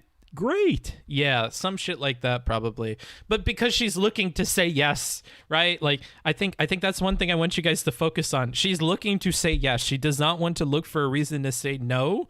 And it's that philosophy from the get-go that's causing a problem for her. Do you think it was her camp's responsibility to inform her this isn't hard science? No. I think that's offloading the burden onto other people in a way that's not chill. Now, morally, sure. Like, when any of my streamer friends tell me that they're going to do something that I think is morally apprehensible, I get in trouble with people because I tell them that's morally apprehensible. Don't do that, right? Like, I get into tricky situations with streamer people and with other people in my life because I tell them when they're doing something that's morally apprehensible. It's part of the reason why I didn't get along with other security guards at work as well, because when they would do something that's morally apprehensible, I would tell them, don't do that. It's morally apprehensible. I remember one time this dude thought he was like friends with me at work. And he was a jabberjaw, dude. The guy would just leak information like crazy. And he was bragging to me and trying to get like validation from me about cheating on his fiance who he's about to marry. He's like, oh yeah, I got this fucking bitch down in Santana. She's got the fucking best fucking poon, dog. I swear to God. I was fucking at her parents' house the other day and they fucking, we got some shit done like before they got home, and they came home and we were like, fuck, dude, we almost got fucking caught, dude. I can't be doing that shit because I got a fiance. And like, he's always talking about his fiance. And at that moment, I realized that half of the stories he tells me about this chick he hangs out with is this chick he's cheating on his fiance with, and the other half is his fiance. And every time he goes on like a trip, he always takes the other bitch with him, and he don't take the fiance. And it all just started clicking in my brain. And he was like, you know how that should be, dude. I can't have my fucking girl figuring out about that or I'd be fucked. I'm like, yeah, maybe you should be fucked. And he was like, the fuck does that mean? I'm like, well, maybe you shouldn't be cheating on your fiance. Maybe when you proposed to her, you probably should have started trying to break stuff off with the other chick. Man, you don't know nothing about my fucking life. Don't tell me how to live and like blah, blah, blah. Like, yeah, fuck you, dude. I don't care. That's fucked. I was like, what do you expect me to do? Just like nod along while you're telling me you're cheating on this chick that you're going to marry next month? No, that's fucked, dude. You should probably knock it off. Like, you're a grown ass man. I don't know, dude. Yeah. And just every time we would meet, he would just start talking about it. I'm like, shut the fuck up. I don't want to hear about you fucking women that are not your fucking fiance. Like, I had to tell him, like, straight up, don't talk to me about the women you're having sex with or anything related to that. I don't want to hear it anymore, dude. I really don't. You could share it with Eduardo. You could share it with whoever else on the team. Just don't fucking share that shit with me. I really don't want to talk about it because I'm going to piss you off. And you certainly piss me off when I hear it. Like, it's fucked. You know my opinion about it. If you don't want me to fucking roast you, don't tell me that shit, dude. Who the fuck brags about cheating on their fiance? Dumb fucks. The same people that fucking cheat on their fiance all the time, probably. It's just so fucked. Looking for moral licensing from buddies? Yeah, basically, dude. Don't make me an accessory after the fact. Yeah, like I had met her. I had met his fiance. She picks him up from work because his deadbeat ass doesn't have a car. Like, one time she bought me lunch. It's like, bro, I know your fiance. Don't put me through this, bruh. Like, don't put me through this. You're a sentence away from falling apart and having this entire marriage destroyed. Don't put that on me. And I would even tell him, like, you know, that's a precarious spot to be in. Do you really want to be telling everybody on staff about you cheating on your fiance when she comes to pick you up every day, dude? Like, all it takes is one person to fuck up. All it takes is one person to, like, get drunk or one person to get high or to say the wrong thing in a group chat, and you're fucked. Like, you are like what was funny is, and I remember this, he thought that the moon landings were faked. And when I asked him, like, well, you know, how would all these people like all come together and like share the secret and stuff with nobody ever leaking? I mean, isn't that like a tempting thing to leak? He was like, oh no, I don't think it happened or whatever. And I'm like, what do you think the odds are with how many people you tell that you're cheating on your fiance? That your fiance will never find out. So that's why I couldn't get along with him anymore, because I would say shit like that and it would piss him off. But I can't handle it, dude. I can't have that fucking shit on my conscience for other people, dude. I would just tell his fiance, I'm not gonna do that shit, dude. He would probably kill me. That dude's not got a lot of stuff in his life. I'm not doing that. That's not worth my fucking time or energy or life. I don't think so. I don't trust that motherfucker, dude. He fucking cheats on his wife. Oh man, one time he bragged about hitting a woman. Like, he's not the kind of person that I'm gonna fuck like that, dude. One time he bragged about hitting that chick, and I was like, what the fuck? Where is that coming from? It was just casually. He's like, yeah, so she was talking some fucking shit and I fucking whacked her. Like, you whacked her? What the fuck does that mean? How am I supposed to respond to this? Am I supposed to say nothing? Like, Jesus Christ. Anywho, we're on a fucking tangent. Let's just listen to Valkyrae speak. It was critical and crucial for there to be information, and there was nothing but a WebMD link. I was confused, obviously. And so I had meetings with them after that the past few days. I didn't want to speak or like stream because like I needed to see how the website was going to be updated. And that's when I learned that their studies can't be publicized. So that's the part where I was very naive about because I didn't know that part. There were a lot of things you didn't know. You didn't know that this is a common scam thing with the blue light. You didn't know to think twice about internal studies. You didn't think to check any of it. This is not the point where you were naive. You were naive at so many steps before this that to put it all in this single moment is an injustice to this entire thing that you've just described. You weren't naive because an internal study couldn't have been published. You were naive for never checking the claims that they made independently at any point during the 2 years that you worked with them. That's where you ran into a problem. Jesus. Okay, so I was right. This is a key point for her. She's putting this all on the fact that these things can't be published. I don't know if that's the problem here, Ray, but let's keep listening. So, yeah, that's what happened. So they have a bunch of third-party like articles and stuff on there. I've seen a lot of articles like saying yes and no and stuff, but like I've also seen like their own personal research, but like I also didn't really want to. When did she do this? I've seen a lot of, like art. That's what happened. So they have a bunch of third-party like articles and stuff on there. I've seen a lot of articles like saying yes and no and stuff, but like I've also seen like their own personal research, but like I also didn't really want to. It's really hard to want to be involved in something where it's, you know, you can't show what they've done. So why can't they?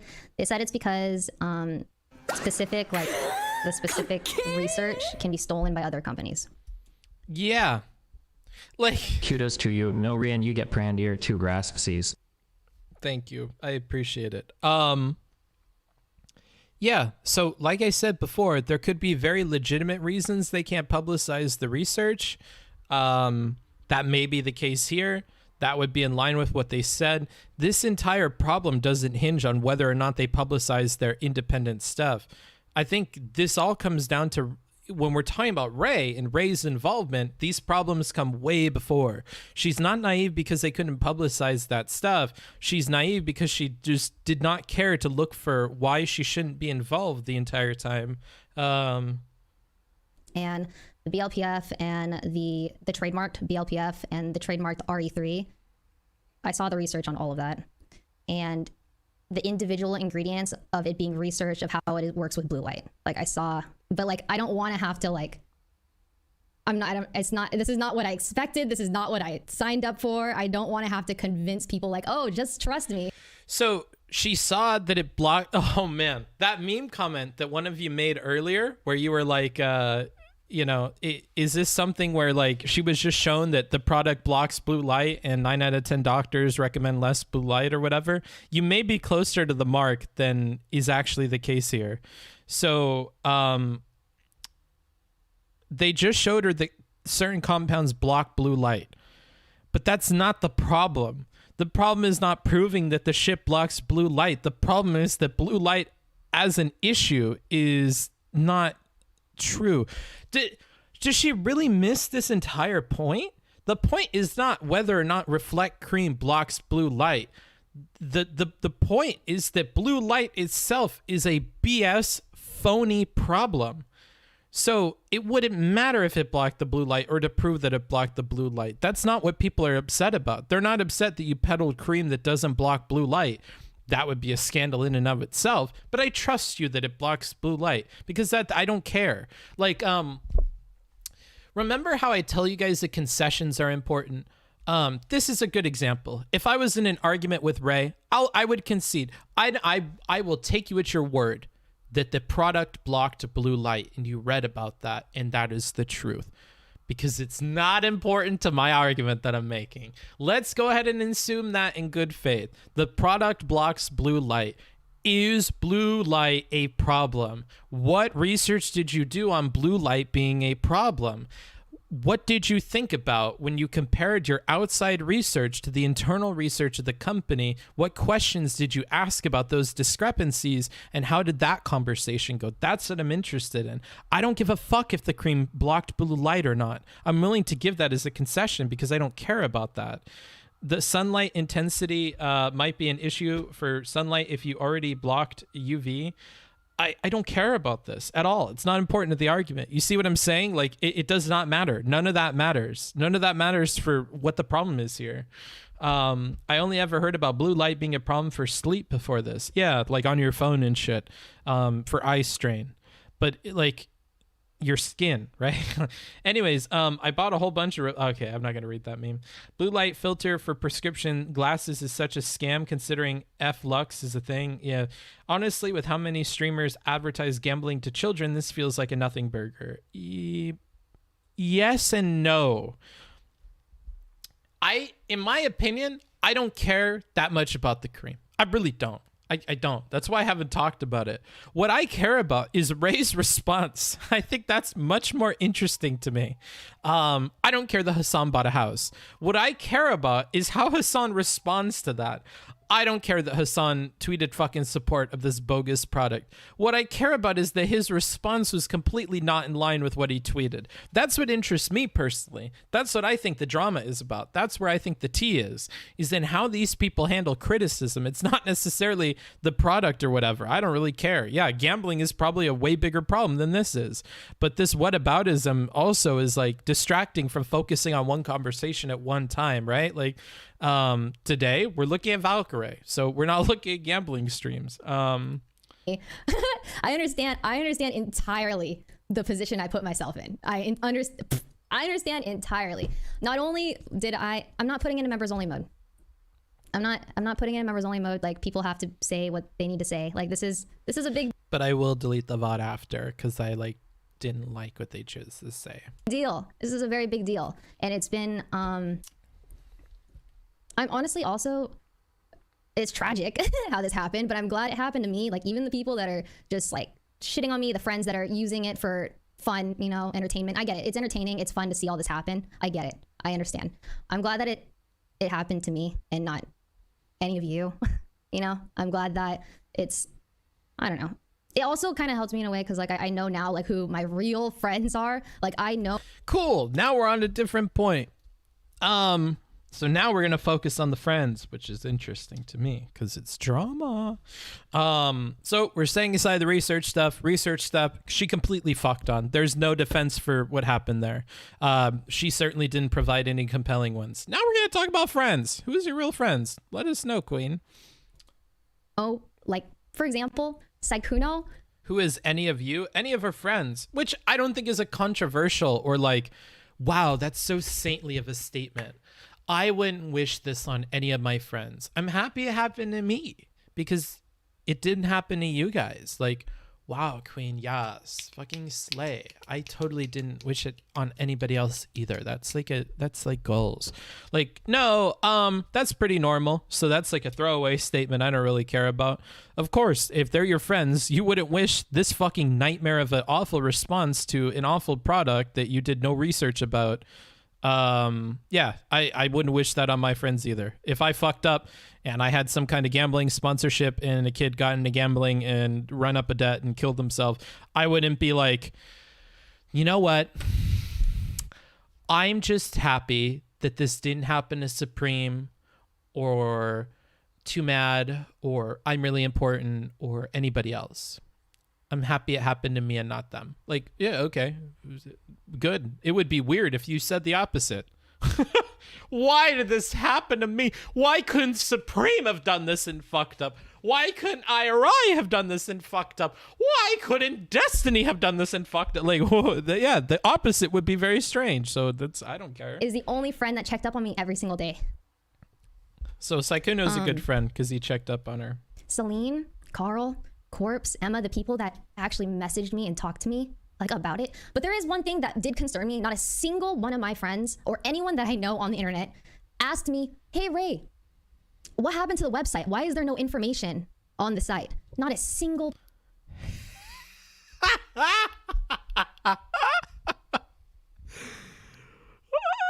Yo, Ray. So I was, doing my due diligence as one would do, as I expected that you totally did before you presented the problem of blue light to this random company. And so I was checking for sources on their website.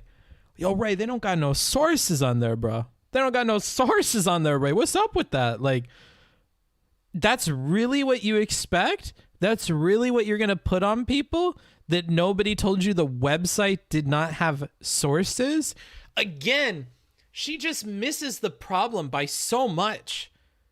Like, you got to realize the problem that people have with this is that the blue light issue is not an issue. It's bullshit. A Google search proves that. It's that your central conceit of the product, that it is protecting you from something harmful that is not harmful, is the problem. Like, they're not going to tell you that that there's no research on the website because it's baloney. It wouldn't matter if there was.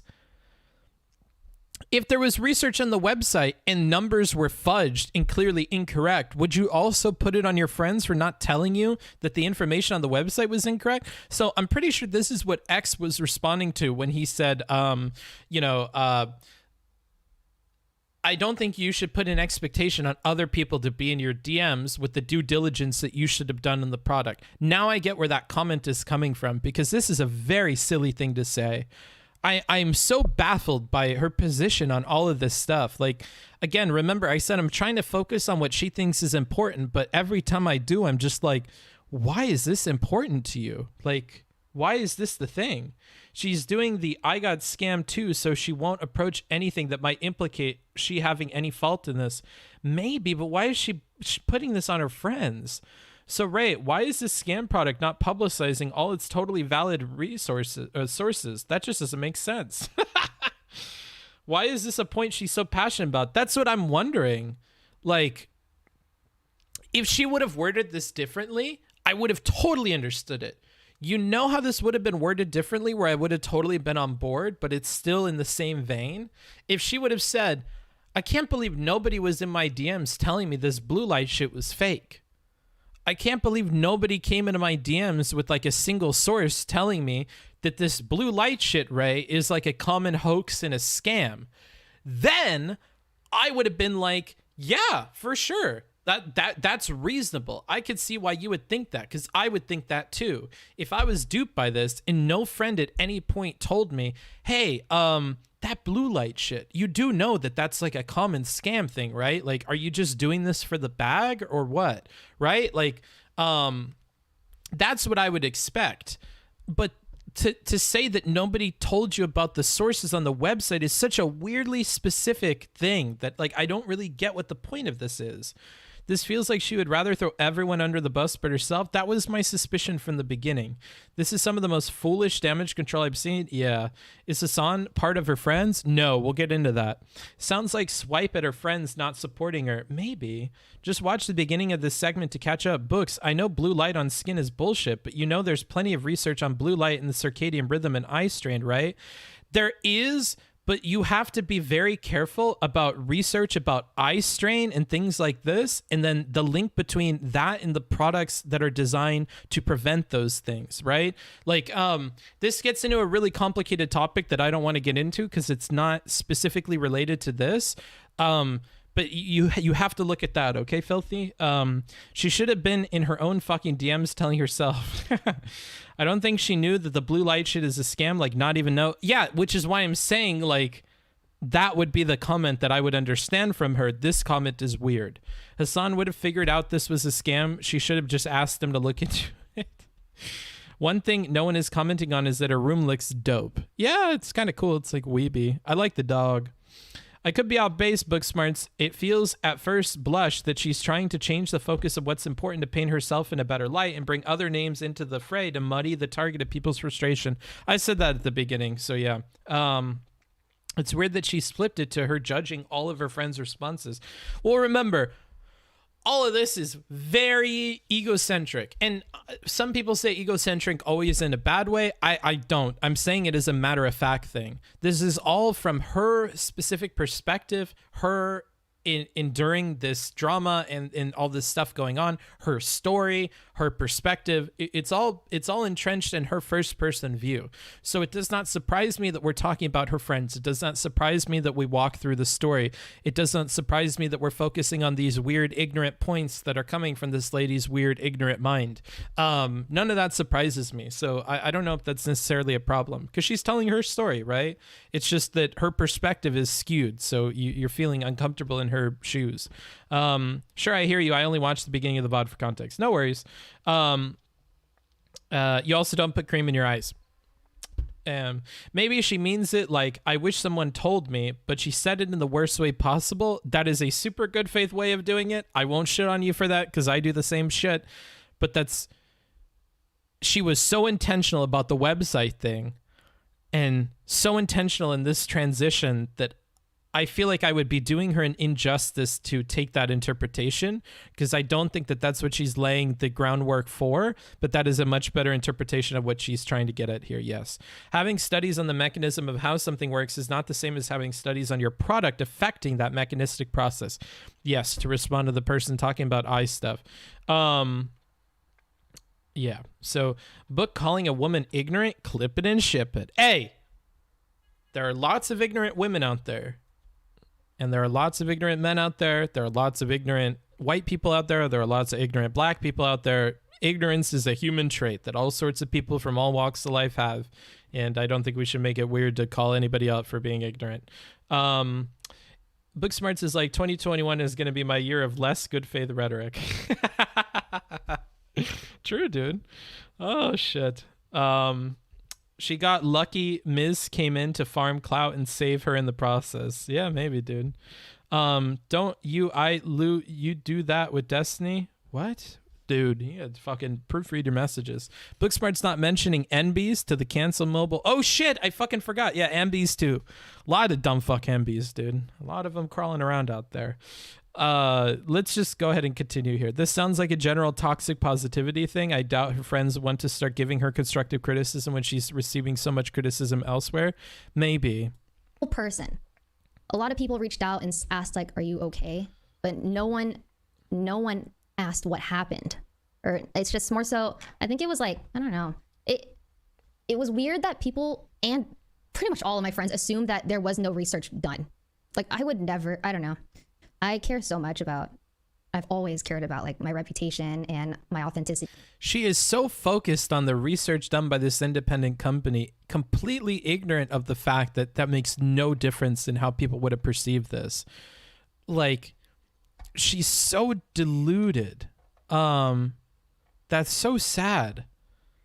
She really, really seems convinced that that would have made a difference, and it really doesn't. And that's the sad part.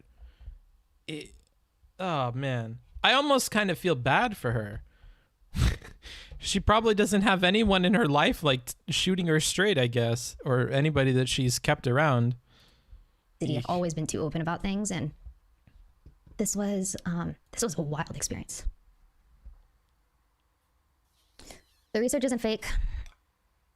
I know, but, like, I'm also now in a position where I have to say, like, dope, just believe me. I don't expect you to believe me. I'm kind of surprised that the people that I'm working with expected people just to believe me. I thought that all... It doesn't even matter if we believe you. That is the sad, sad part that you're missing here, right? And I've already explained it before, so I'll prevent looping here. But, like, it would not have made a difference if the cream blocks the blue light. The problem is the blue light being a problem. This information was going to be on the website. So it's kind of the thing that I got. Yeah. So now this is this reflected something that Ulta, I don't know if you... Now, I want to respond to one of you in the chat. Book, she has her hands tied, though. She can't shit talk the product. There are ways around this, okay? You don't have to talk about the product at all.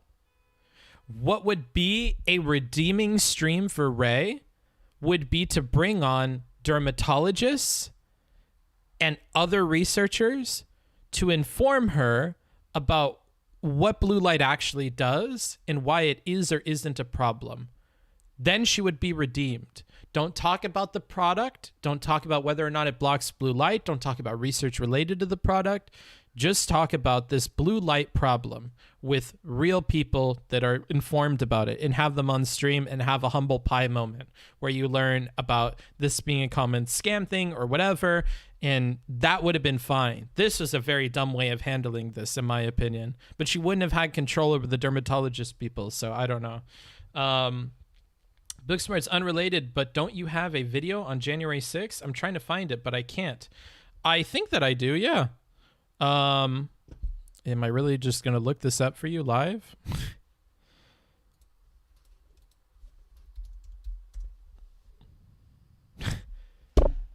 Really? Really? Really?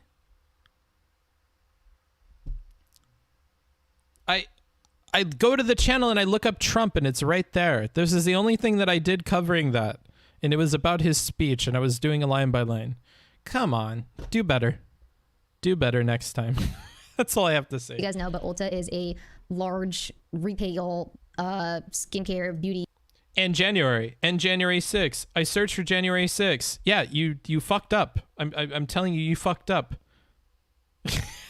It was a great video, but yeah, you have to get better at Googling, dude. I don't know what to tell you. Makeup seller.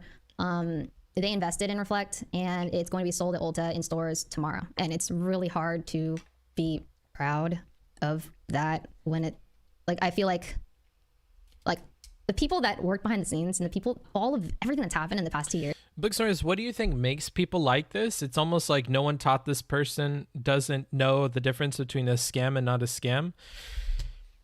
If I'm being real with you, and I give a Destiny level inference that's just completely rude to the person, which I think you guys actually expect from me, because I get whipped like a fucking joke that I can't say when I fucking try to be good faith for people. If I'm being real with you, what I actually think is that she just wants this thing to succeed. She wanted to be a part of it from the very beginning. She wanted to have her own ointment shit that she can sell to people, and she's doing damage control. She does not care if it actually does what is purported to do. She knows that this is a scam. She knows that it's bullshit, and she just cannot say that. That's where I think she's at with it.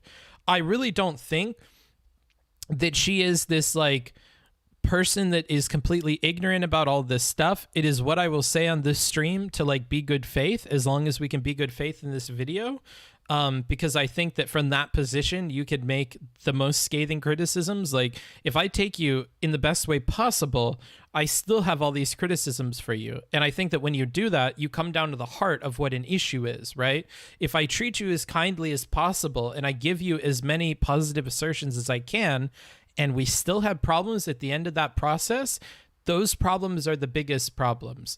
That's why I do that. That's why I do that kind of analysis. But if I'm being real with you, I don't think that this is some unfortunate person that was molded to be this way and is completely duped. I think this is a person doing damage control for a product that they are already way, way wrapped up in. It is rolling out in stores. There is no stopping the machine that has been chugging along for 2 years straight.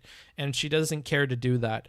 If she could Thanos snap tomorrow that everybody forgets all this drama and that she could continue to sell the product, she would do it in a heartbeat. And I think if you were to beam into her head the idea, like, let's assume that she's completely convinced that blue light is a problem.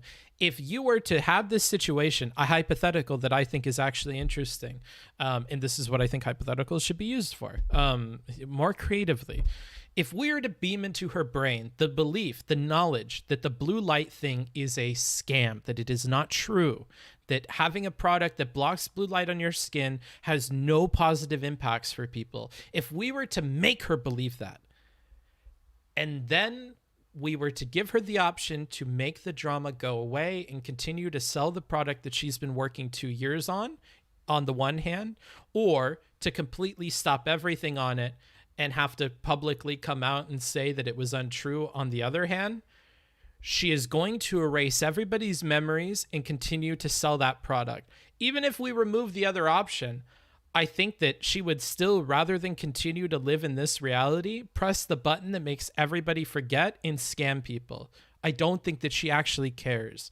That's why I don't think it matters if she knew or if she didn't know, because I think even with the knowledge that this product was a scam, I'm pretty confident that she would continue to sell it. I don't think that she would back out of a 2-year endeavor.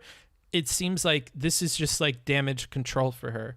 So that's where I'm at with it, honestly. I wonder how she does the research by not doing it at all, by giving it to somebody else to do. Real question, is the company coming under the same level of criticism that this lady is, or is everyone focusing almost exclusively on her because she's a figurehead?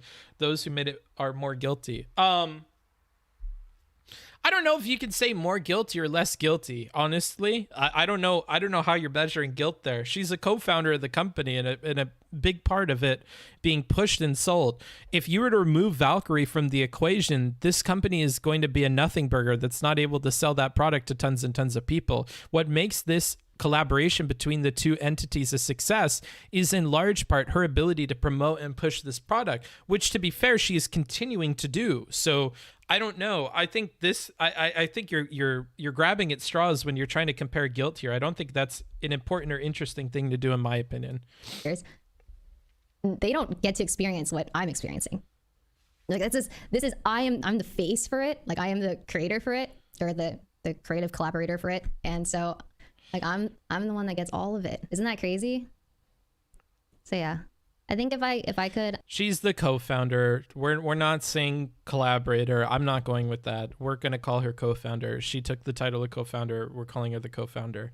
Also, do not belittle her with this comment that you made, Grim. Her job was just testing it smelled and felt okay, and that the boxes looked pretty lol.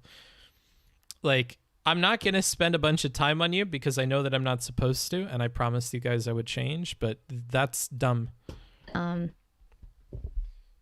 feel like if I could go back, I would have been, I wish I could have been more aware of what was going to be shown. I will read comments now. And that's to wrap it all up. I wish I would have asked more or known more about what would be shown. So I have in front of me her points. Basically, her only point this entire time to respond to the drama was that the research was not published on the website, and she should have checked that beforehand. That is the extent of her fault that she believes. Jesus Christ. Rough. Yep, Valkyrae is not just a figurehead, she is half the ship. You can't really pass blame onto some other faceless group. She was one of the big players for sure. Yeah. That's literally all I'm not reading you anymore, bro.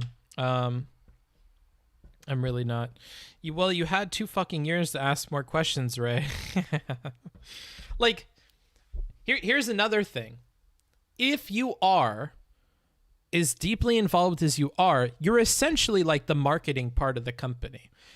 Valkyrae is trying to convince me that this person who had choices on everything from the texture of the cream to the packaging that it comes in to the tweets to the videos, that this person did not see what the website was going to look like at launch.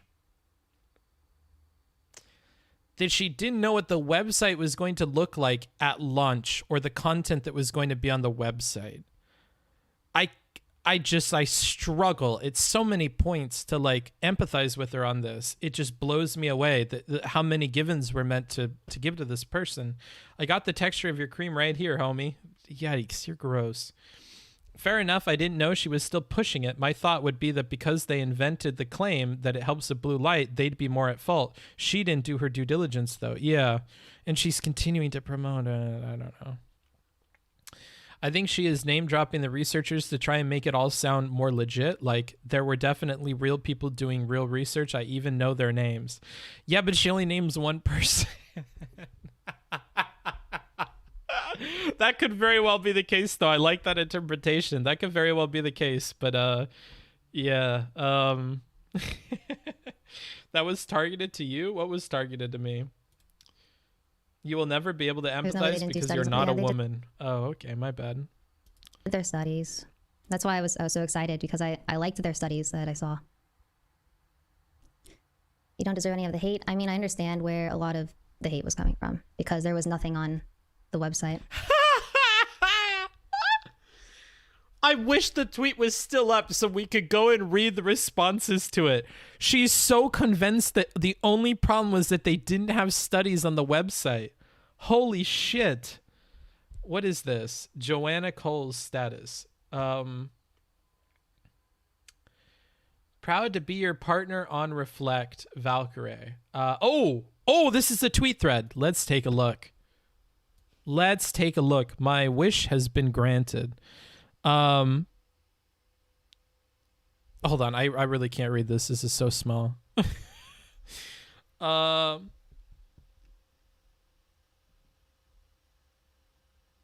Wait, what is all this? Can I go to the original tweet? This didn't work how I thought it would work. Cause these show more replies. My bad. I'm a dumb fuck. I don't use Twitter. 1 minute in direct sunlight equals 7 days straight, 30 centimeters from a screen in terms of blue light. Stop the madness. Oh no. I can't believe this is a real tweet. What the fuck? Read the room.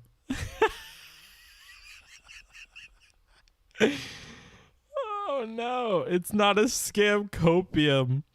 She said, bravo, gamer girl, despite what's going on.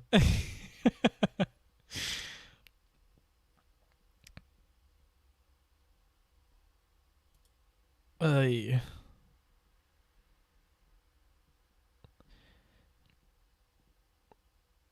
Wait, what is this tweet? What did Ray even say? This isn't even the original thing, right? Oh no, wait. Now that I'm reading it, it's bad. I didn't even read this. Proud to be your partner on Reflect, Valkyrae. Congratulations. Wish I didn't spend 8 hours a day with my screen. Having learned a lot about BLD, I now know to prep my skin and take regular breaks.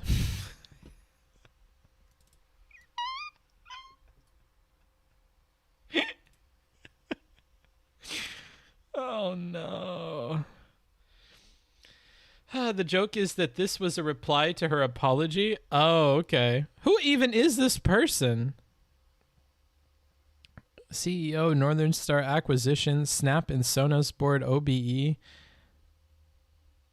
After spending too much time on Zoom, I am proud to partner with Gamer Girl on Reflect, designed for those of us who are overdosed on screen time. I don't understand. I really don't. I don't care about this anymore. No, I don't care because I feel like I'm missing something. She's knighted, Omega lol. I don't care. Don't care. Joanna is from Alta. Interesting. How you feeling today, Book? I'm feeling really great.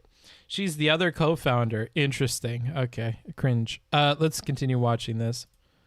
So now we're going to talk to her chat. That's what's happening here. How long before Hassan peddles gamer juice? I don't know. I don't know if they have enough money to pay Hassan. Oh no, I failed to make a successful cash grab. Oh no, I failed to make a successful cash grab. Okay, that's also another thing. I don't need money. And some people like, oh, she could have just done a regular skincare thing. She could have just done more merch. You're right. I can literally just straight up retire and have enough money to take care of myself and my family for the rest of my life. This wasn't about money. It was more so like I saw their research and I was really excited that they wanted me to be involved in something that's felt revolutionary. No, don't start with this because that's not what you said at the beginning. They reached out to you and you were interested to do this product before they even proved to you that the blue light thing was tested and could be solved with their product. You were interested but even before. Oh no, this is so bad. And this I don't need money thing is just like, then why did you do this? Why do a product? Why not fucking do something like, there's so many problems with this statement. I can't even fathom a response. You're right. I'm just not contemptible for this shilling. I'm also unlikable because I'm rich. Well, if you're rich, this is a time I'm going to take to shill. If you're rich and you want to support this content, or a guy who just wants people to talk better with each other, exclamation point dono. shoot me a dono. It really helps. Some people did at the very beginning. It's super duper helpful. I need that. Otherwise, I can't live. I'm not Hassan. I do not make a ton of money doing this, and it makes life easier for me. So if you could do that, that's great. I need to fucking move into a house. I need to save up money. So if you'd like to do that, we broke a mirror last night, so I'm probably gonna have to pay the Airbnb lady for a mirror.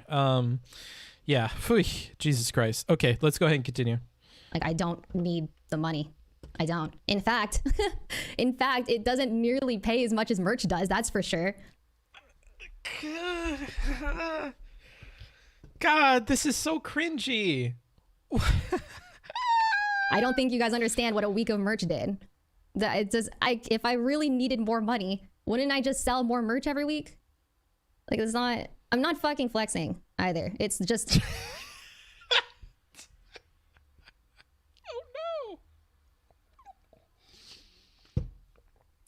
I would love one day to be a PR person for streamers. That would be lovely. I think that's my future. When I turn 30, I'll just quit streaming and I'll be a PR person for streamers. That's what I should do.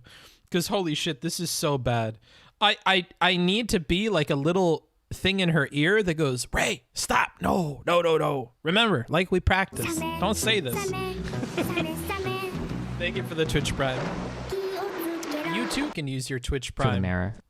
Thanks. That'll help, I'm sure.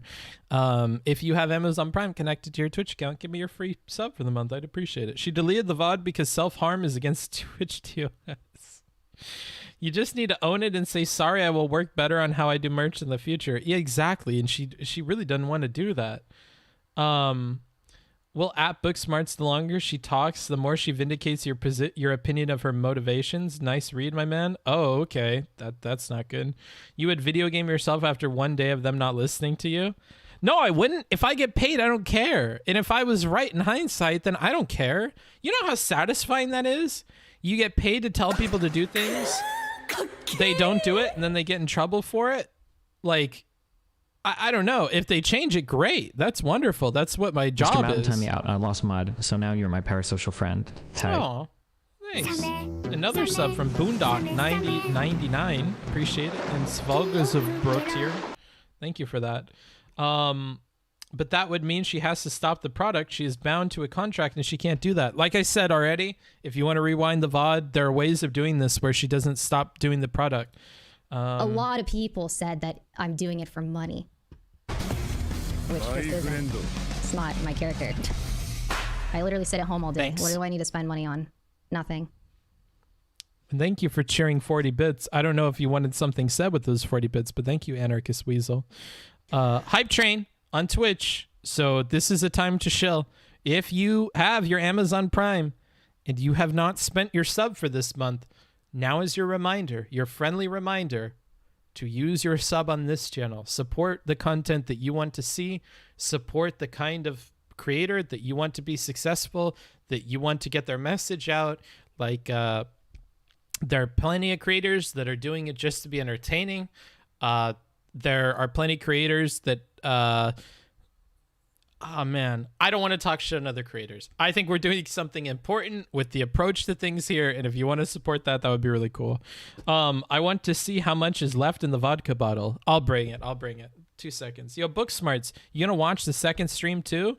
If somebody links it to me, you could work on finding a link. Wow. Unfunny innuendo. 420. That's the weed number. Books just broke the mirror because the light reflected by mirrors is bad for your skin. Pepe laugh.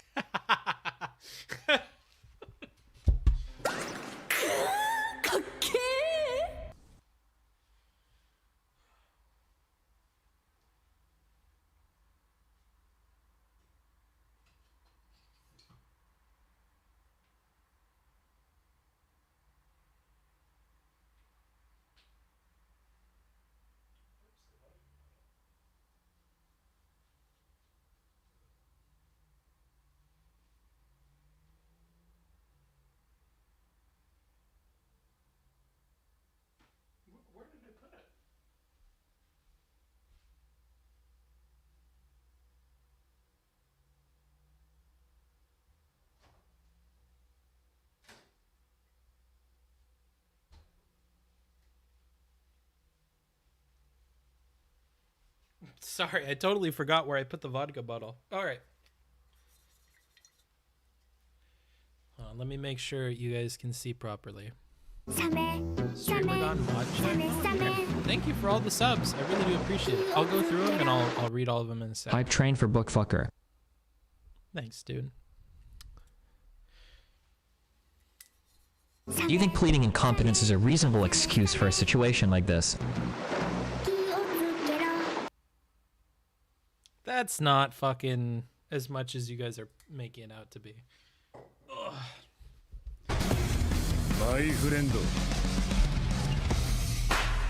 Oh, I almost just knocked over the whole bookshelf. I gotta go put that back in the freezer and then we'll get back into it. Thank you so much. Everybody following, everybody tipping, everybody doing your subs. I don't have Prime and I'm sorry. How this apology money can help me on the path of redemption. Arigato gozaimasu. I'll be right back and I'll read all that.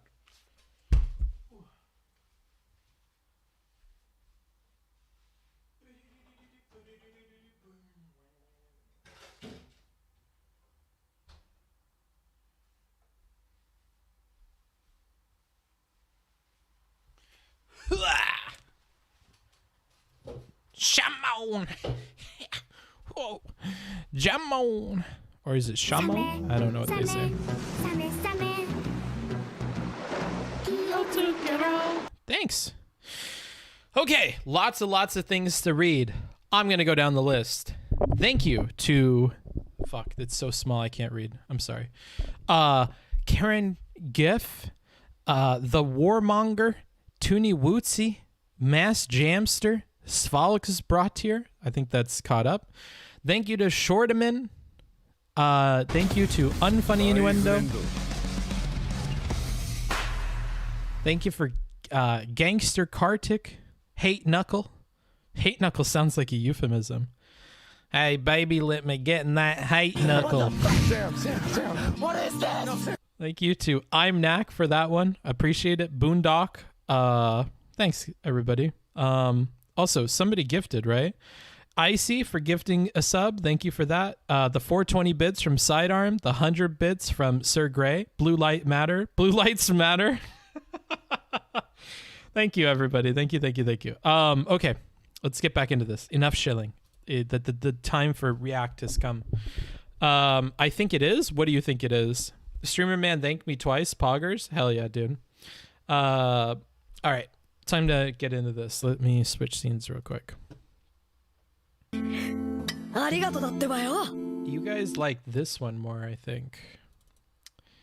When is season 2 Jujutsu coming out? I heard somebody say that it's already out, or was that Demon Slayer? I'm not sure.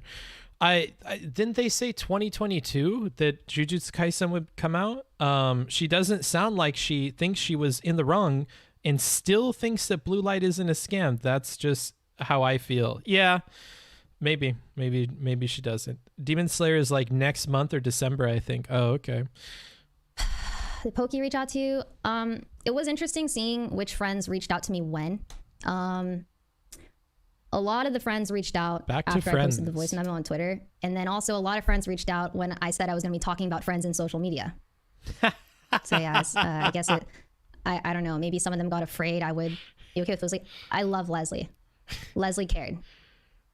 Sydney as well. Sydney cared. Sydney reached out publicly. It also the friends that like defended my character. I appreciate it so much. So much.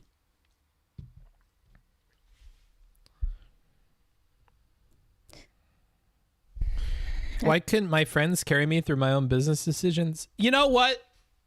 I'm going to have a hot take. I don't believe that comment is fair at all.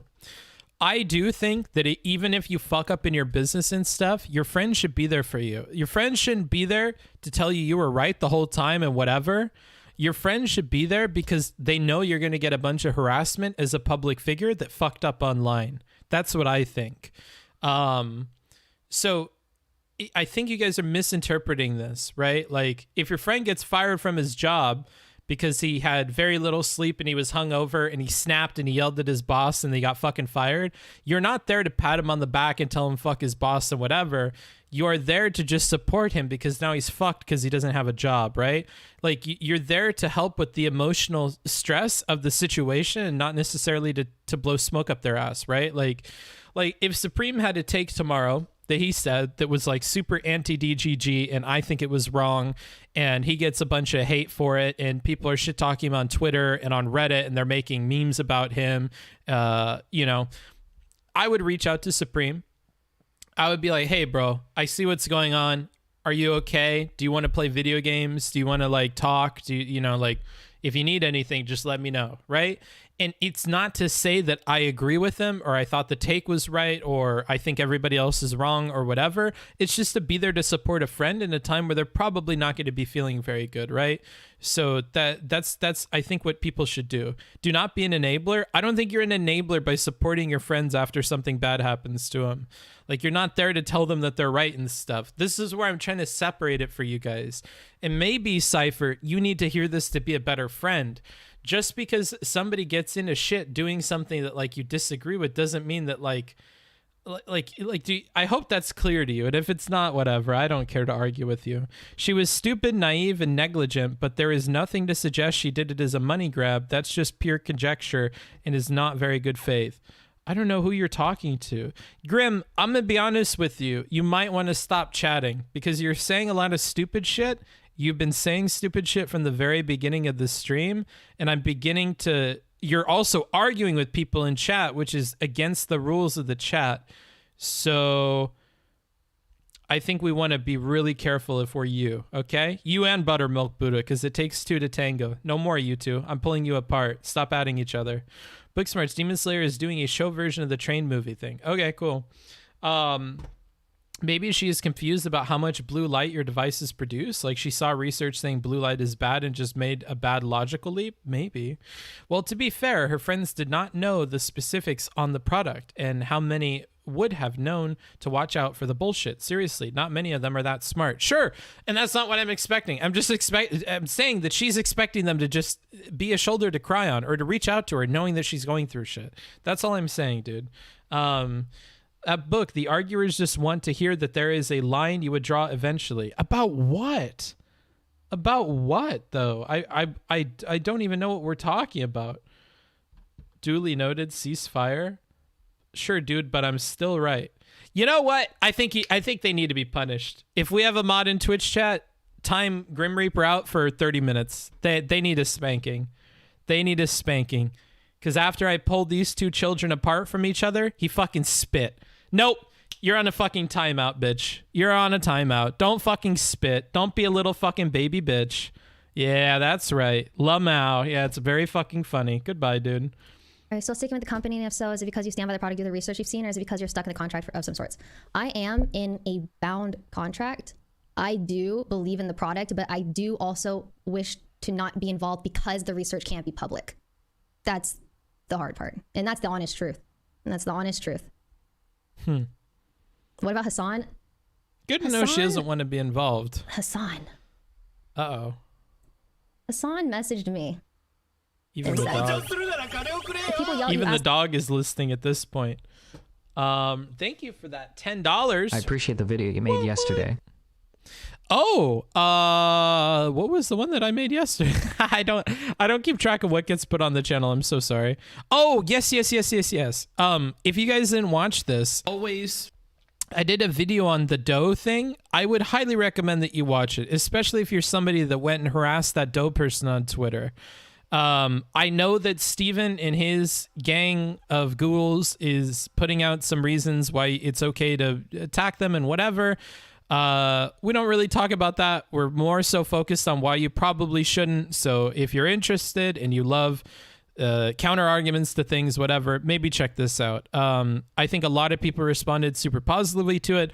I think it should be a common sense take, but I don't see people behaving in a very common sense way. So I felt that it was necessary to call it out. So if you're interested, that's less than 50 minutes long. At 2x, that's like 7 minutes. That's less than 10. So quick maths. Enjoy. But thank you. Ask them why they didn't have this energy for people shilling G Fuel when it has lead in it. Messaged me and said, if people yell at you, ask them why they didn't have this energy for people shilling G Fuel when it has lead in it.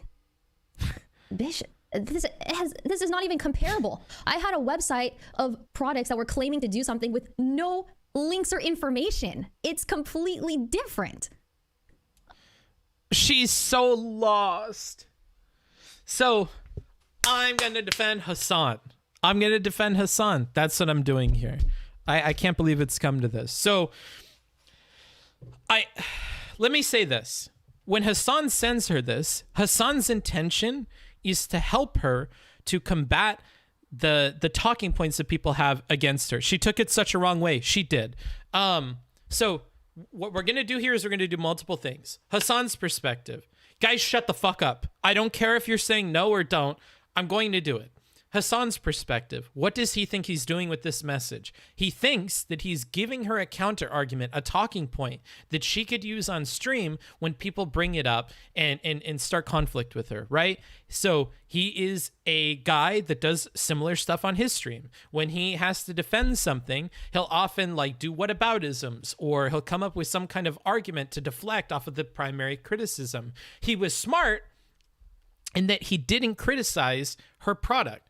He said on his own stream, I don't believe in this shit. The blue light shit's BS, whatever, was not reflected in that message. He's just giving her a counterpoint to deflect the criticism that people are going to give her. That was his intention with that remark.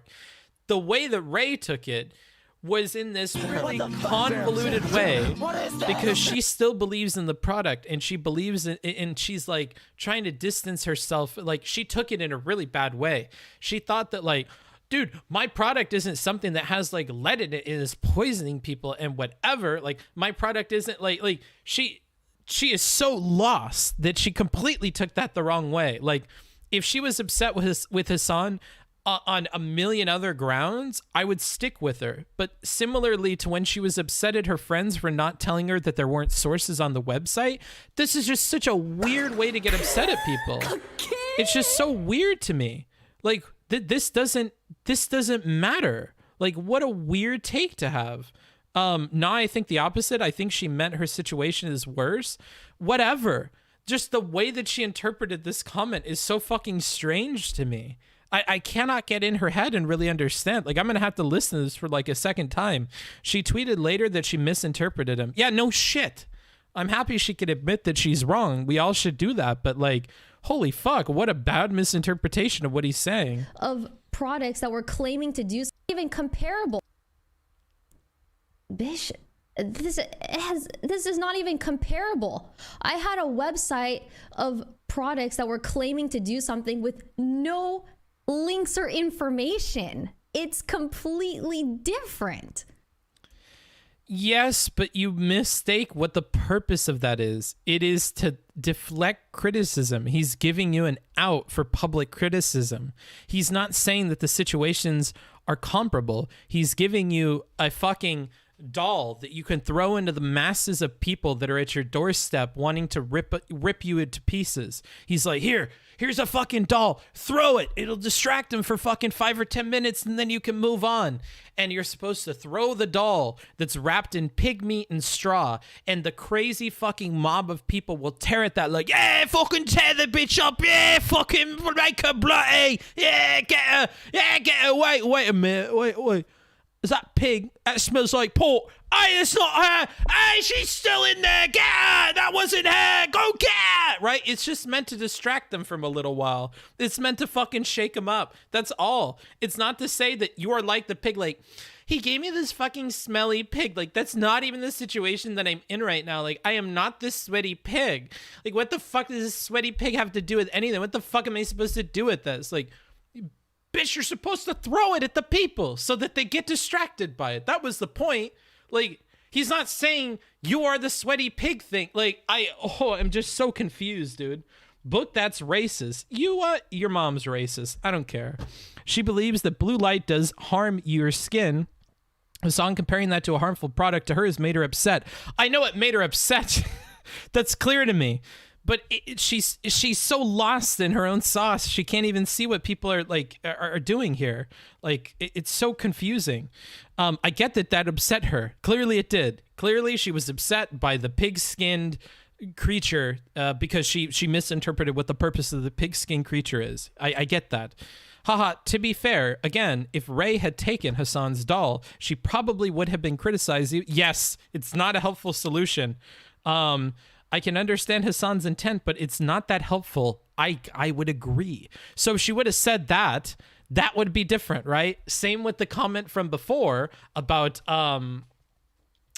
like, they should have told me that my website didn't have sources. Like, if you would have said that they should have told you it was a scam, I would have understood that. But you're picking really weird stuff, really weird reasons to be upset about actions I think you're totally okay to be upset about, but you're explaining it to me in such a weird way that I can't empathize with you. I can't sympathize. I don't understand. Like, no, pretty sure she's saying that G Fuel is harmful. I don't think that's what she means at all. What's up, Brelly? And all your party people. Today we're looking at the Ray thing. I don't know if you guys have already seen the Ray thing. Sorry if you have. We're quite a ways into it. This lady, man. So to bring you guys up to speed, what exactly did Hassan suggest she say? We'll go over it in a second.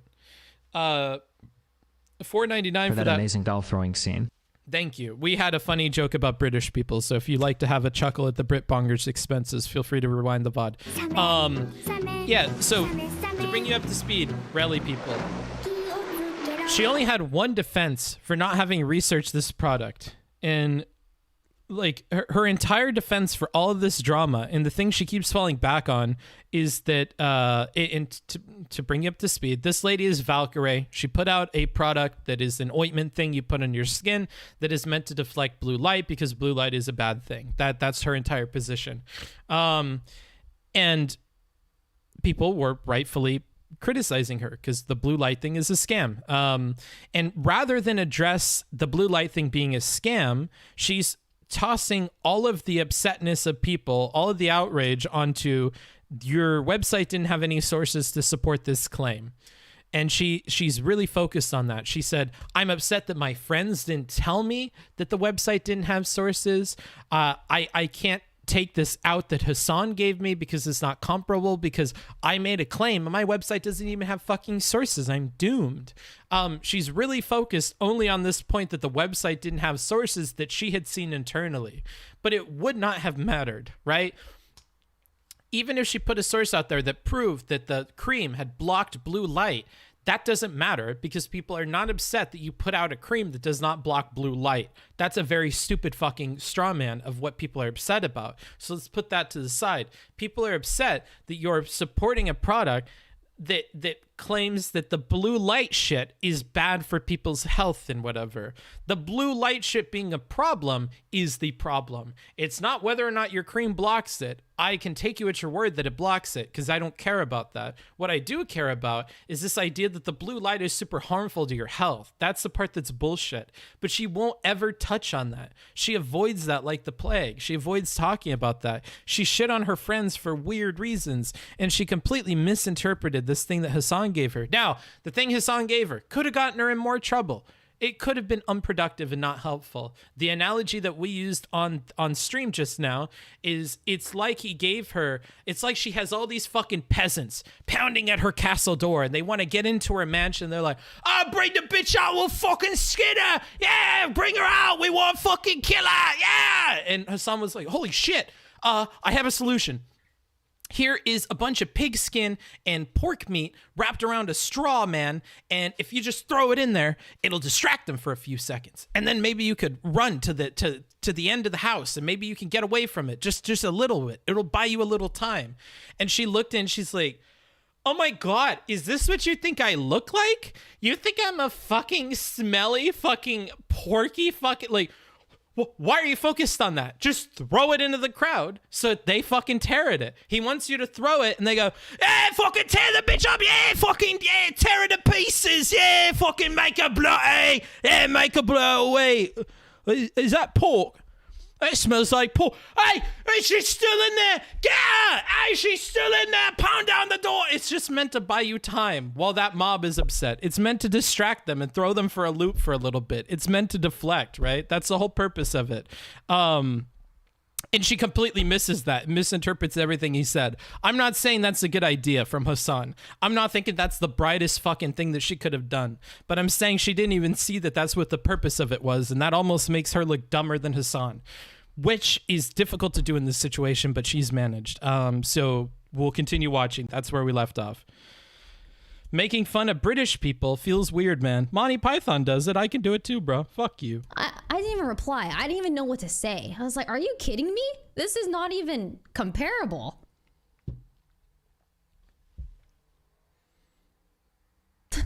I didn't even know what to say. Also, yeah, I did see Daft's, you know, I'm going to make a new gamer product, come resistant keyboard. Yeah, it was funny. But I did reach out to her because I was the only reason. Listen, I get it, dude. I get the jokes. It's engagement. I get it. It's funny. It's a hot topic to shit on me right now. I get it. It's entertaining. I understand. But I did reach out to her because I was kind of concerned because I sent a link to like a lot of people that I thought were cool with me to receive a free gift package of the products. And Daff was one of the people I sent it to. And I asked her, I was like, how come you didn't say anything to me about this until it was released? Like, were you planning that joke for like 2 months? But then it turns out that...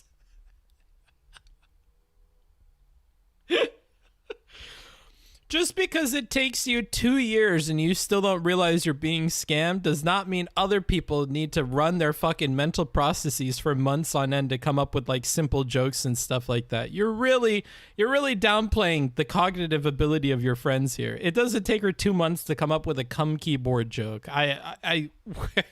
What are these things that she is saying? I'm so confused. Like, she thinks that chick spent 2 months mulling over the perfect response and then came up with this. I'm so confused. Every time she says shit, I'm the empathy guy. I'm really trying to see from her perspective. But when she says shit, dude, I cannot come up with like good interpretations for how to like understand her. I really can't. My first thought would have been, oh, free shit, thanks. Yeah, like, who cares? I don't know. Thanks for sending me a package. Like, good luck with your fucking scam. I don't care. What, like, in her criticism from the beginning was that they should have told her that the sources weren't on the website. Was the website out when they got this thing? Are they meant to check your fucking work in progress website 2 months before the shit comes out? Like, what? Nothing she says connects or makes any sense at all. I'm so confused. She should have just had someone prepare a PR statement. This ain't it. This is her PR statement.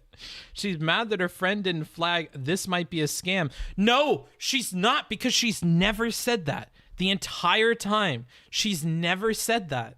I'm waiting for her to say that because I want her to say that so I can understand her and empathize with her. She never says that.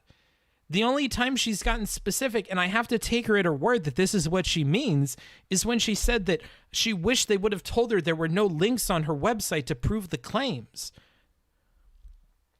I don't even think, like, her public-facing thing is that she still believes that the blue light thing is real. So, like, you would have just picked a fight with her for no reason. She's saying her friend should have told her about the product the moment she realized it was BS.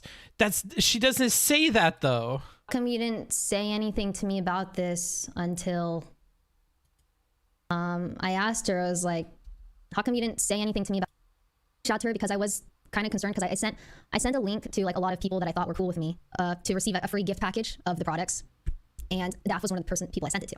And I asked her, I was like, how come you didn't say anything to me about this until it was released? Like, were you planning? I hate how she talks. I'm gonna make a new gamer product, come resistant keyboard. Yeah, it was funny.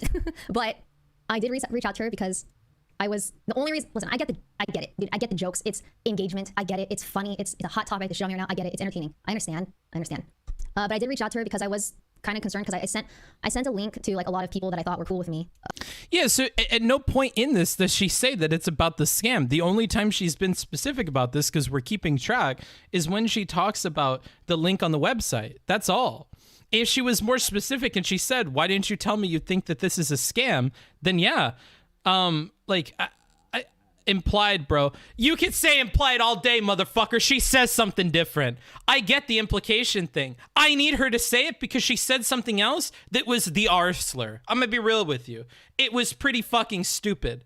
And that's the only time that we've dipped below the surface of this lake and seen what's on the bottom, is when it's something completely fucking stupid. So pardon me, but my implications are going to come from the other statements that she's made. The only other time that she has said specifically what she wished that people would have pointed out to her was when she mentioned the sources on the website. She wished they would tell her that there weren't sources on the website. She's still publicly facing saying that she believes that the blue light thing is a real thing. You would have just gotten into an argument with her that she wouldn't have believed you about because she had internal studies and believed that the blue light thing was a problem. So that's why I can't buy into your interpretation of this, because it wouldn't have worked like that. She's still convinced that the blue light thing is the problem, or at least that's what she says.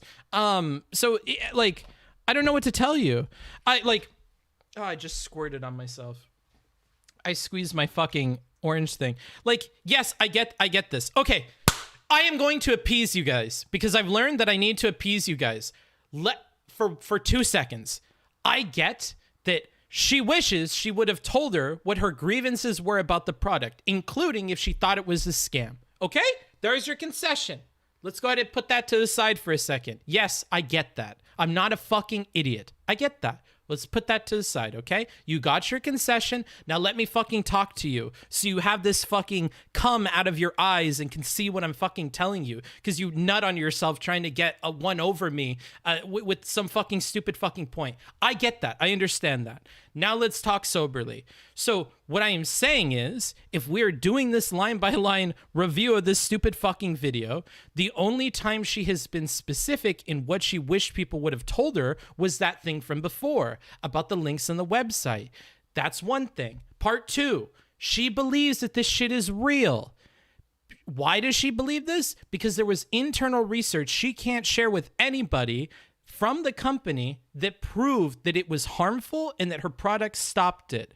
So if you were to tell her what you guys are saying that she's implying should be told to her, which is that the blue light thing harming you is a scam, what would happen?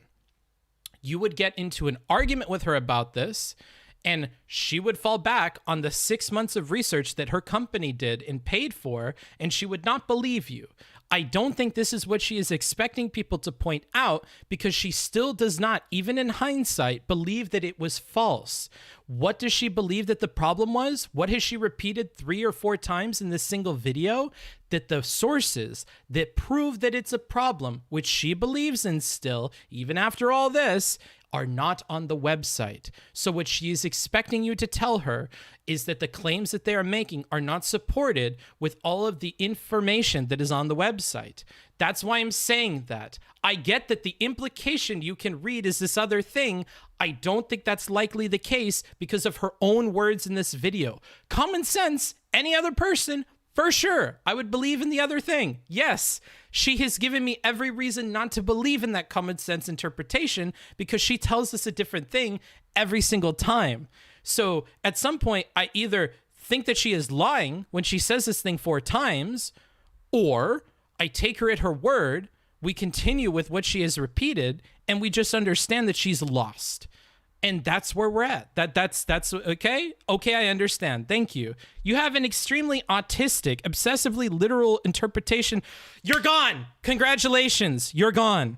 That's not how normal people talk. I don't understand what you're trying to achieve here. I've already explained this, dude. You're fucking gone. If you're not even going to put any time into explaining what you mean, then you're gone, dude. Jesus Christ. You know what's autistic? No, hold on. I'm not going to fucking stoop to your level. Never mind. You're gone. Congratulations, dude. Fucking YouTube chat. This is a blight on your existence, and I have removed it. Yeah, I can't with this. Good point, but unfortunately, I had sexual intercourse with your mother. That's an even better point, dude. But what would you say if you were in her situation and you had such a big contract with a big company? I already said that at the very beginning of the stream. I think that the best way to have handled this would have been to bring on dermatologists to talk about this issue and to not talk about the product specifically, right? She already says publicly she doesn't want to be involved with the product anymore. She's at least allowed to say that. You may as well have brought on dermatologist people to become educated in the actual problem, which is the blue light thing. But she refuses to accept that that's the actual problem. So maybe if I was deluded as much as she is, I would just be fucked because I don't even understand the criticism of the people who are upset with me. So it sucks. Could it also be that her contract stops her from saying certain things flat out? Perhaps. But she's saying these other things, so I don't know. Shortibin, thank you for the 3. But if we don't assume the worst of all people... I think I understand what you mean. Thanks. But if we don't assume the worst of all people at all times, who will be able to feel morally superior to? Okay, dude. Sounds like you're making an assumption, though. Why couldn't it be true that her friends' consternations... Oh, Jesus, you must be a fucking Voshvir. I'm not reading your shit. She couched that don't want to get involved with only in regards to them not sharing the research that persuaded her. Yes, we can't divine what she may or may not be saying by what she didn't say. Yes, we can only work off of her statements and her actions since it came out. Yes, and at no point has she said blue light is a scam. Yes, that's the whole point. I understand what you're saying. She needs to make the claim herself. It's not up to everyone else to infer it. If you're listening and haven't heard it, that's good enough for me. Yeah, we haven't heard it. Like that's why I struggle with that. Like, but at the same time, there's this meta level thing where people know that I miss inferences or things like this, and it's a meme, and I have to tackle it. Like, people are like, "What? Why isn't he just saying that this thing is true that I believe? Why isn't he saying that? It's common sense. This makes so much sense." Like, so I have to help those people because they're like blind children lost in a grocery store. They're just like fumbling about. They've lost the hand of their mom and they need to like be brought to the front of the store, and I have to call it out on the announcement board. Like, there's a whole process to like find the aid for these people, and I have to walk them through it. So I have to go, okay, I think that that's like totally valid. Yeah. That like you could totally think that, and in any other normal person I would like totally think that. But the problem is that like Valkyrae has said like other stuff and she keeps like repeating it that you're like ignoring, that like would imply that she doesn't like believe in this. And if we like took this like logically like 2 steps further, it wouldn't like really work, right? So unfortunately, like that's not like a helpful thing to believe, even though like if you just listen to like this one statement and then you just like come off with some like offhanded opinion, then you could like totally believe that. So like, yeah, totally valid, Queen, if you only listen to like 2 lines of this conversation, but we've been like here for quite some time and we've been listening to like every single bit of it, and she like totally says different shit. So that's what makes it hard. Right. So holy shit, dude. Let's go ahead and continue this. I'm done with this. Booksmart's literally gonna beat out Hassan at pausing a YouTube. Okay, whatever, guys. To receive a free gift package of the products, and Daph was one of the people I sent it to.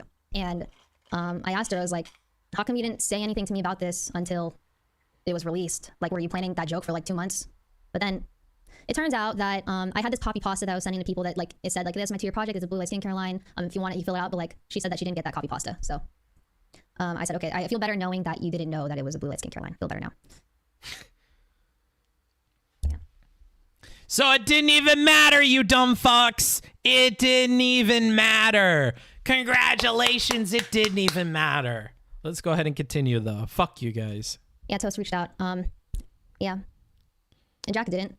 Septic guy. Jack Courage did. Yeah, Jack, like I saw that he commented and then he deleted his comment, rightfully so. Like I understand, like a lot of my creator friends, you know, if you start getting backlash, like, oh, I gotta watch my brand, I understand that. But he didn't message me. Miz did message me. I also saw that he did this weird product review on his stream. Celeste, thank you. Dr. Dre's review on your product, blue light is dangerous, studied, proven. Only question is whether or not we get dangerous amounts from screens. Yeah, from the studies I saw, that can't be posted because trademarked and might be stolen by other companies. Yeah, I get it. She still believes in the blue light thing for the people in the back who are not paying attention. She still believes in it because of her secret research that you are not disproving. Even if the research is fake or over-exaggerated, blame the company making it being too convincing, Ray's not the type to knowingly scam people. I just, yeah, you're right. I'm not.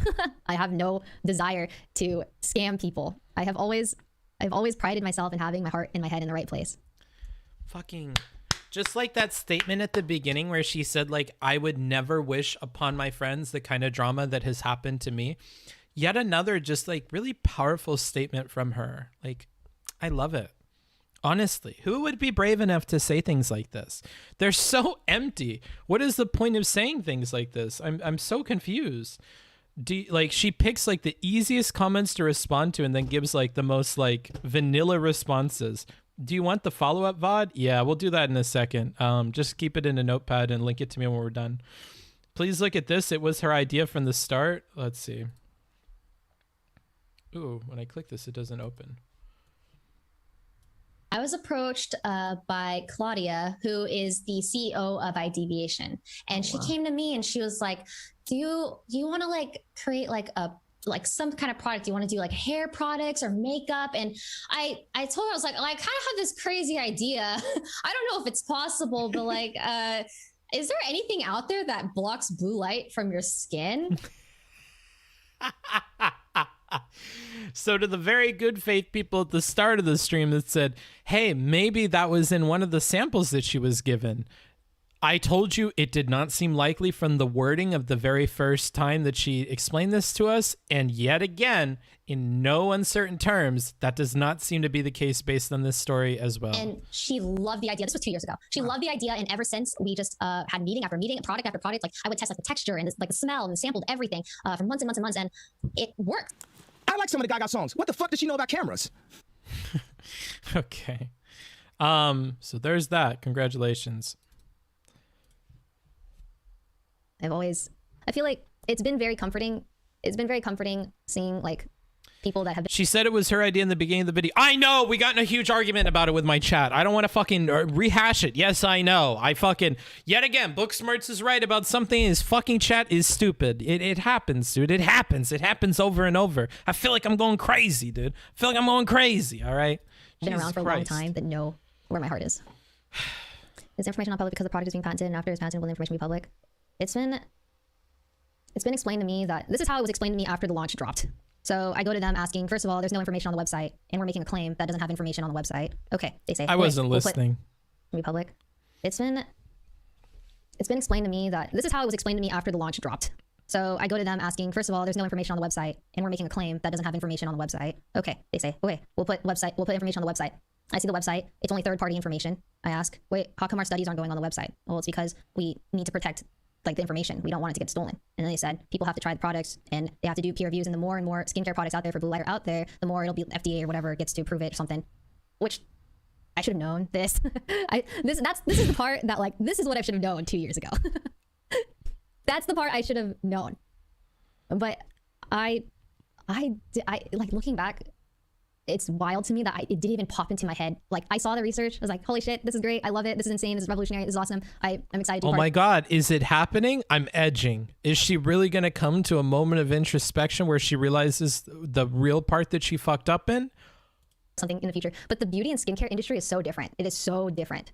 And also, like, okay, for example, like, I'm sure you guys saw Joanna's comment on Twitter. Admittedly, yeah, it was, where are you going? It was on my, my Oh, voice come memo. back.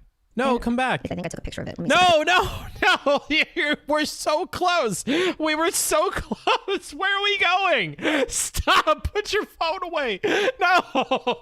Wait. No. Don't do this to me. Come on, Ray. Gotta find it. It was just, it was very tone deaf. And it just kind of reminded me, like, I feel like these people Why are you going? What? No. Where are we going? Oh, no. She's going to shit on somebody else again. in the beauty and skincare industry don't understand how the gaming industry works at all. So it just, and then I was also thinking, I was like, I don't think I've ever seen any other influencer go through what I'm going through. And Joanna is like one of the partners. Like she was like, Speaking of other people, like, has any other person like been through this? This is crazy. I forget what I was talking about earlier.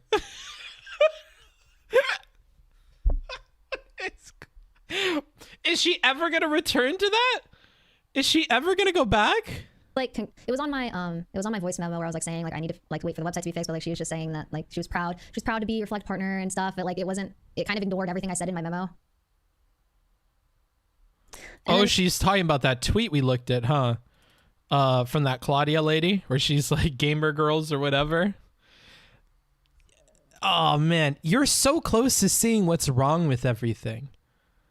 She's so close to seeing what's wrong with everything.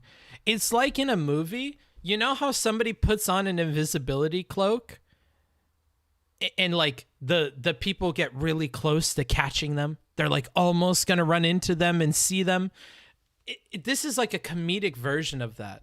It's like, she's like, it smells like this person that I know in here. That's strange. That smells like Hermione's perfume. It's like over here. It's like right here. I probably just miss her. I miss her a lot. Like, what? That doesn't even make sense as an explanation. Wait, what? And she's like, oh, I stubbed my toe. That's so weird. I'm in the middle of like an empty ballroom and I just stubbed my toe.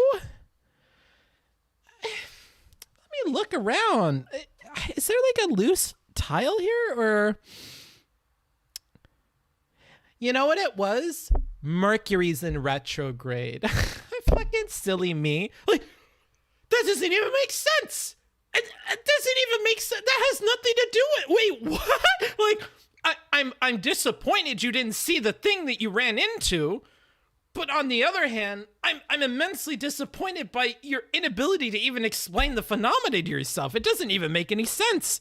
Like, you were so close. And that's one thing, but the reason you missed it is so dumb. Oh my goodness. I hate this. Okay, I'm so glad we're almost done. Also, they all kept telling me like, this is the same thing that happened with sunscreen. This is the same thing that's happened with CBD, nicotine. It just takes years and years for like this, the back and the forth and stuff, eggs, whatever. But like now I'm at the point where it's like, I don't even know if I want to be a part of that anymore, you know? No, like, probably not. You're a dumb fuck. I thought, I was like, the way I thought about it in my head, I was like, oh, cool, we got the studies. We're going to post the studies until everyone will see. In my head, doesn't that sound like the best way to do things? I thought that was what was going to happen. But that's not how it works. You see how focused she is on the release of the studies to the people in the back that are still shouting that I should have had a different interpretation earlier? She gives us no reason to have that interpretation. Listen to what she says. I bet those people in the back that want me to put fucking words in her mouth are the same kind of people that are just unable to listen to women for some reason. Listen to the things that she is saying and go off of what she is saying. Don't come up with some random bullshit in your head that has nothing to do with what she's explaining to us. That's fine if you think a regular person should believe it your way, but that's not what this person is telling you. So you have to go off of what the person is telling you. Like that, it pisses me off so much. We had so much pushback on a super basic thing from the video. And unfortunately, I learned this after the release. So, yeah. Any other questions? I'm very down to talk about anything. And yeah, also there's a lot of blue light skincare already out there. There's a lot of stuff. I've been so mentally fried the past few days. It's been an experience. I think the thing that gets to me the most is seeing like who my real friends are. I think that was the thing that's been startling the most is like the people that I play with all the time, the people that actually worried about my well-being. Because yeah, I'm not gonna lie, I've had some terrible thoughts, like actually like really terrible thoughts. Because it is something I've always prided myself on being just trying to be a good person. But what happened was such a fucked up thing, and I was part of it. But yeah, this has been a learning experience, that's for sure. But why? Why is it so fucked up? Is it so fucked up because a bit of info didn't get posted on the website? Why is it fucked up, Ray? How is it fucked up if you know that you're right? How is it so fucked up if you're confident that the research is correct? Would it perhaps be so fucked up because you figured out that you were wrong about all this shit that you didn't Google or do any looking into? That you saw that there were other products out there that protected you from blue light and assumed that that must be a given? That you looked at information that was produced by the very company who came to you wanting you to sell products for them in the first place and that validated some preconceived notion about the dangers of blue light, which you presented to them initially, that you were already sold on? Could it be? No, you're not going to say that, are you? You're not going to say that at any point through the rest of this. What, like, oh man. I don't know. And a part of me is thinking like, maybe this is a good thing it happened, because then maybe other people can learn from this, from my mistake, or not really, my ignorance. What's it called? What's the word? What did I do? I should have known that what was going to be publicized and what was not. I should have known more. A misstep? I wouldn't call this a misstep. I gotta say, if she was coached on anything, it's just that one point that she really wants to hammer home that people denied me earlier. Fuck you. This is the one point she's focused on. She can't prove that she is right. Wouldn't that be the effed up part? She is just asking people to believe her. That's what she's putting forward, but I would struggle to believe that that's what she actually, like, it's tough. It's tough. Yeah, that is an effed up part. The fact that they continue to not be able to is effed up as well. But I think that Ray should be happy that they were able to post third-party sources, which corroborates their claims, though.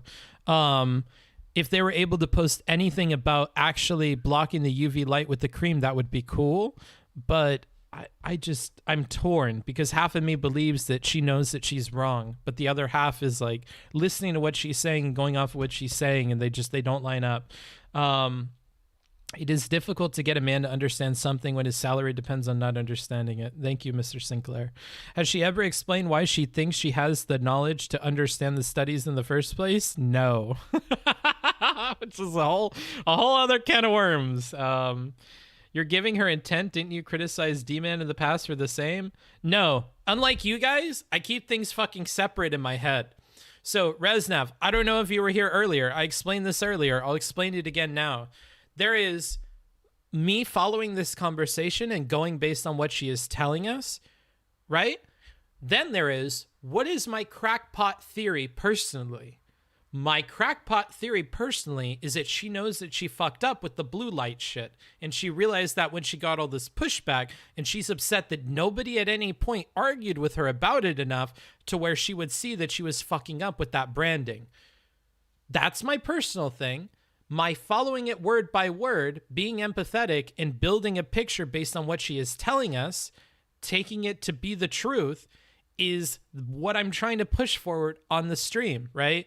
Anytime I bring up this other thing, I tell you it's the other thing, but these are two different things. If we look at what she says in the video and take that for granted, we come up with a different picture. It doesn't make a lot of sense.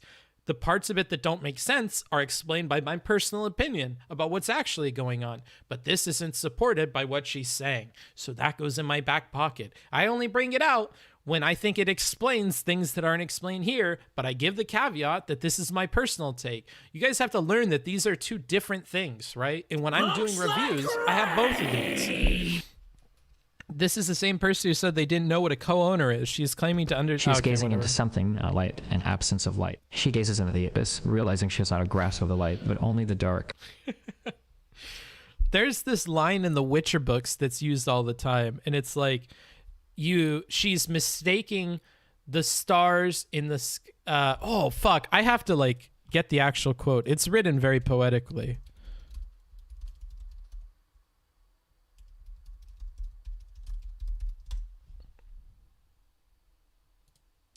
Here it is.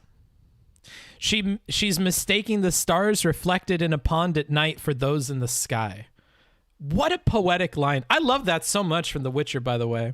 Yeah, do not mistake the stars reflected in the pond for those in the sky at night. Yeah. I really like that book series, by the way. I really do enjoy it. I think this is like bigger than a misstep. Negligence? Yeah. Naive? Due diligence.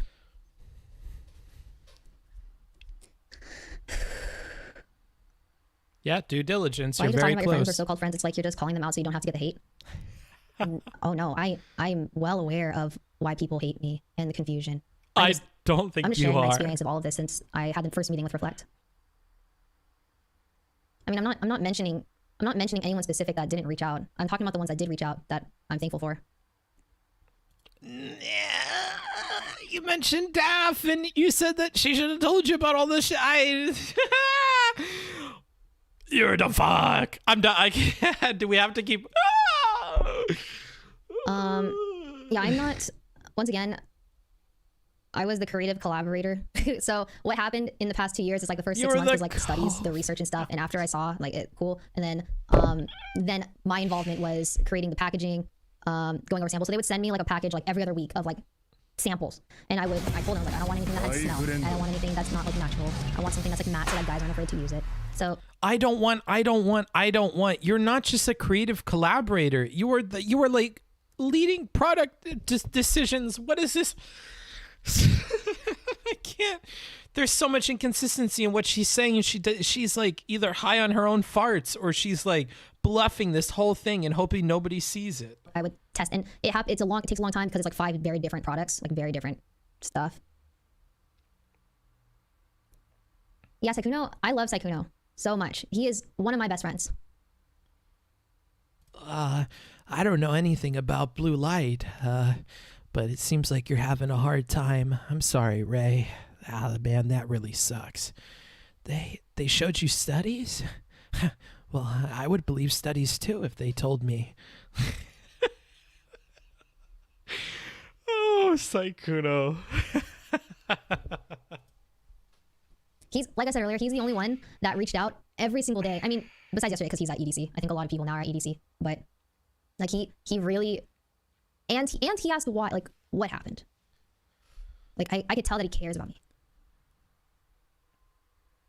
Yeah, and Celine actually called.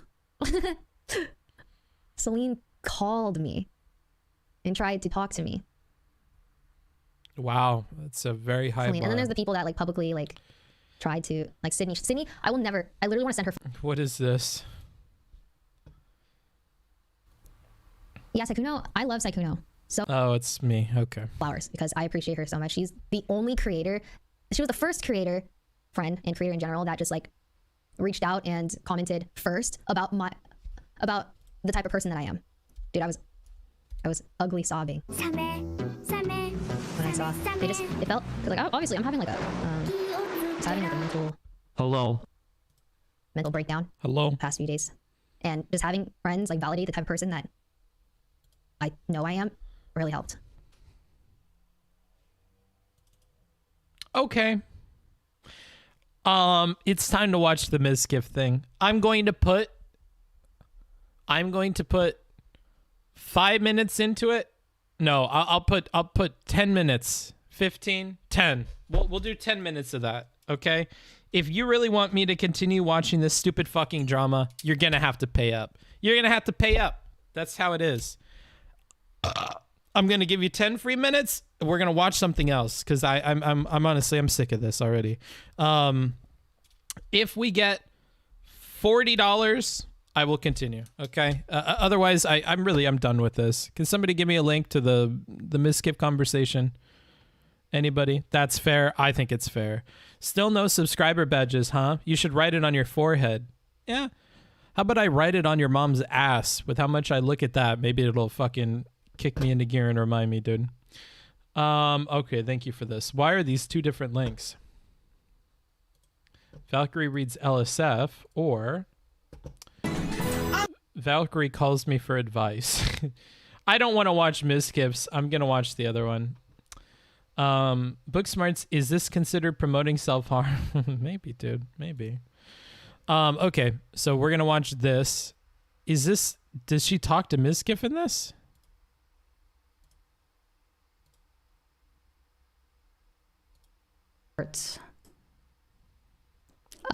Hassan, I did message him and I told Where does she talk to Mizkif? God. Oh, yeah, I know. Okay, cool. Well, let's hope we get as far as we possibly can in 10 minutes, chat. Otherwise, this is fucking lame drama, and I really don't care. This lady is, like, not able to introspect worth a damn.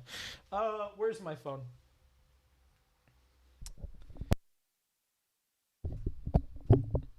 Set a timer for 10 minutes. Okay. Set a timer for 10 minutes. Okay. I think that's going now. All right. We're on the clock. Hello. I'm back. I need to.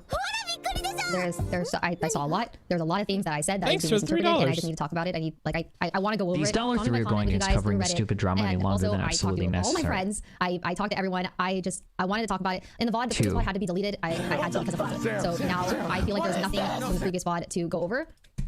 So now I have to. I just want to like. This is crazy. It's actually crazy. And I just want to make She's sure talking that way faster now. I do my best to clear things up because I don't want to hurt any of my friends. Okay, yeah, so let's just go through it. Wait, why is she doing this? I totally missed that. This is crazy. It's actually crazy, and I just want to make sure that I do my best to clear things up because I don't want to hurt any of my friends. Okay. I love you, Okay, Dad. yeah, so Need let's you, just go Jill. through it. Thanks. Thank you for the sub. I appreciate it. Weirdly in sync. Yeah, I think I didn't realize. No, okay. Let's just go comment by comment. Yeah, I wasn't blaming my friends at all. I actually think that is the craziest. I am not blaming them at all, and it's being so misinterpreted. And You kind of are, though. You kind of are. That is the sad part. Is you kind of are. Because you threw them under the bus for not telling you about the studies and stuff. mind blown that like I'm unable to explain things correctly to the point where it seems like I'm literally bashing my friends. Yeah, because you're an optical fucking nightmare. You're awful at this, of course. Like, maybe it requires some self-reflection. This is why I encourage everybody to try and listen to the criticism to find something good in there. Because you're going to look like she looks right now. A dumb fuck. Because you miss the simplest things to understand. Because you have just not leveled up the ability to look into and distill criticism down to what is important. So I think rather than getting in the habit of always dismissing it and looking at how you can dismiss it, you should get in the habit of trying to see truth in it or try to see something actionable that you can change out of it. And if you don't, then you end up like Valkyrae right now. And you look dumb. You look totally disconnected. Why bring them up then? Because I wanted to like give extra credit to the people that did reach out. Like I was very grateful Yeah, but you also shit on the people you disliked, and that's part of the problem.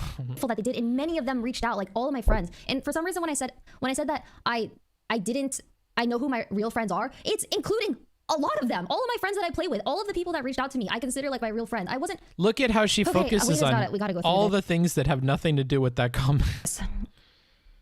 Yeah, I just feel I feel so bad that it was interpreted like that. And? And what are you gonna do, Val? What are you gonna do? yeah, I already talked to Jack, or we already messaged each other. Like he understood what happened. I understood what happened. Like we talked about it already. I said that she did reach out. This is embarrassing, honestly. It truly is. Honestly, it truly is. But I feel like now my friends are getting attacked because I name dropped, and I didn't realize that the way I was name dropping was actually very bad. Like I didn't realize it could be turned into that kind of situation. And you won't even admit or explain how it turned into that here. You're still just dumbfounded by how that had happened. I really wish I was bigger and I could just like call these people and be like, okay, Val, I love you, honey, but we're going to have to talk because you're not understanding where people are coming from. And there are things you could do to improve and not look like this.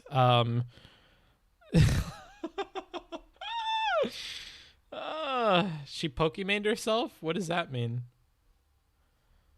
You need to stop, please, for your own sake. I have to talk about this. If I don't talk about it, it's bad. It's very bad if I don't talk about it. It's so bad when you do talk, though. Like, you're missing the chemical X here. The chemical X, the main factor here is you talking. You talking hurts everything. You have to stop talking because you're ruining everything. You're making stuff worse. You're not helping with this. Oh, man. Oh, my God. Imagine Booksmarts trying to talk sense in all these massive streamers. I think it's doable. You just have to take, like, a Dr. K approach with them. But, like, I don't know, bro.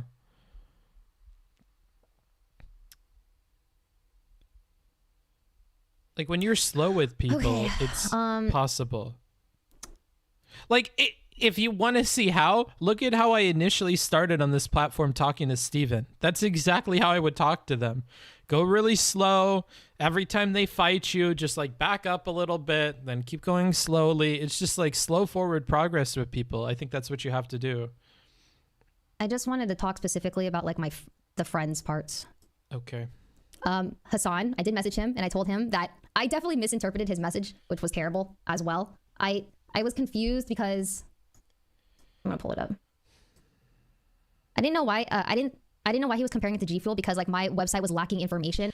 Do you think it's more likely she wanted to scam people from the start, or that she's too far in to admit she fucked up? Well, if you're only giving me those two options, option B. Booksmarts is the Dr. K of optics. Maybe, dude. These people are so far removed from a normal person. Sure, but it doesn't mean you can't talk to them.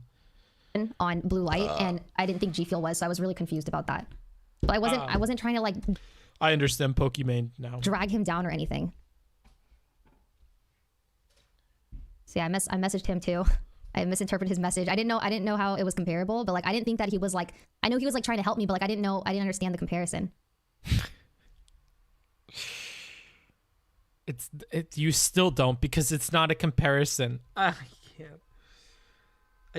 I just don't know what he meant when he gave me that nasty fucking doll. Like, it doesn't even like I don't even understand what that was even meant to be. I can't with her. Oh man, how many more minutes do we have on this? Again, $40 if you want me to continue. Otherwise, we're gonna watch some fun videos and then I'll end up the stream. She's so slow. Response is, well, we all understand the situation you don't have full information about. Yeah, no, I get the whole reflect thing, but like this is about my friends now. Skip to the Miz part if you donate for that. Otherwise, nope, fuck you. Like you link literally this. Every single one of my friends that reached out, like I was grateful for. I was grateful that they did. Like I understand that they do care about me. Yeah, you got Ducker Zed, bro. No, I'm not talking about. So why did you talk about your friends in the first place? Because I was grateful that they had reached out. Like I thought it was a good thing that I was mentioning, like that they reached out, but it turned out that it wasn't. Stop name dropping. Yeah, I realized that was bad. No, but you're still doing it. Also, there was another thing I wanted to talk about as well. And the controversy was just a couple of words at the very beginning and said there is some mad shit going on right now. Wait, I don't think this is the thread I was looking for. I think it was this one. We got real studies, but they can't be shown to anyone because they're trade secrets. Ray, no, dear God, no. So what patents are for, you can publish your studies and prevent anyone from using them to create products. The only reason the studies aren't public is because they wouldn't be accepted to any reasonable journals.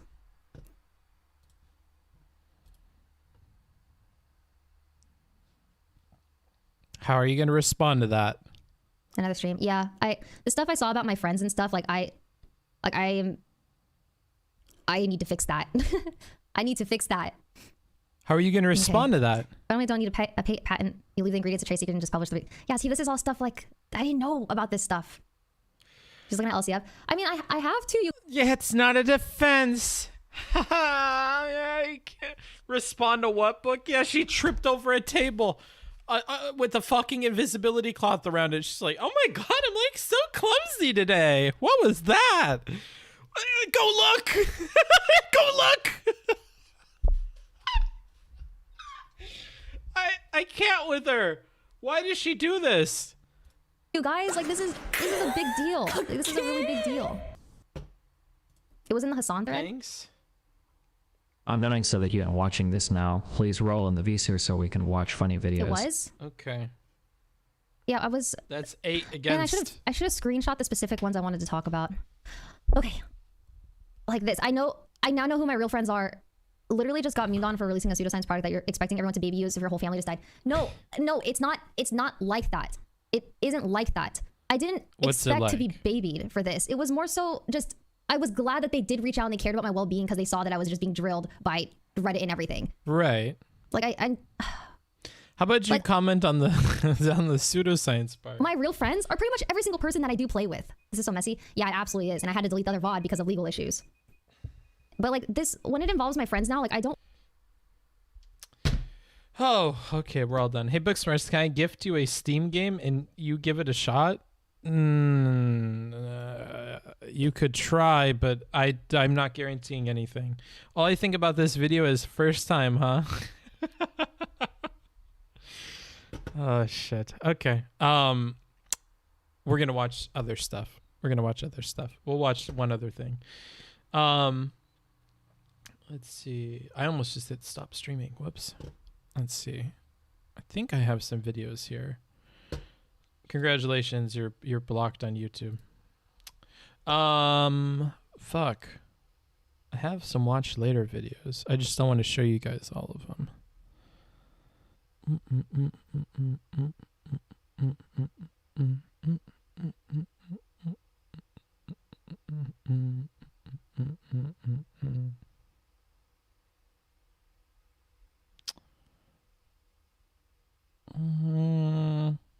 Do you guys have any suggestions, or you want me to pick?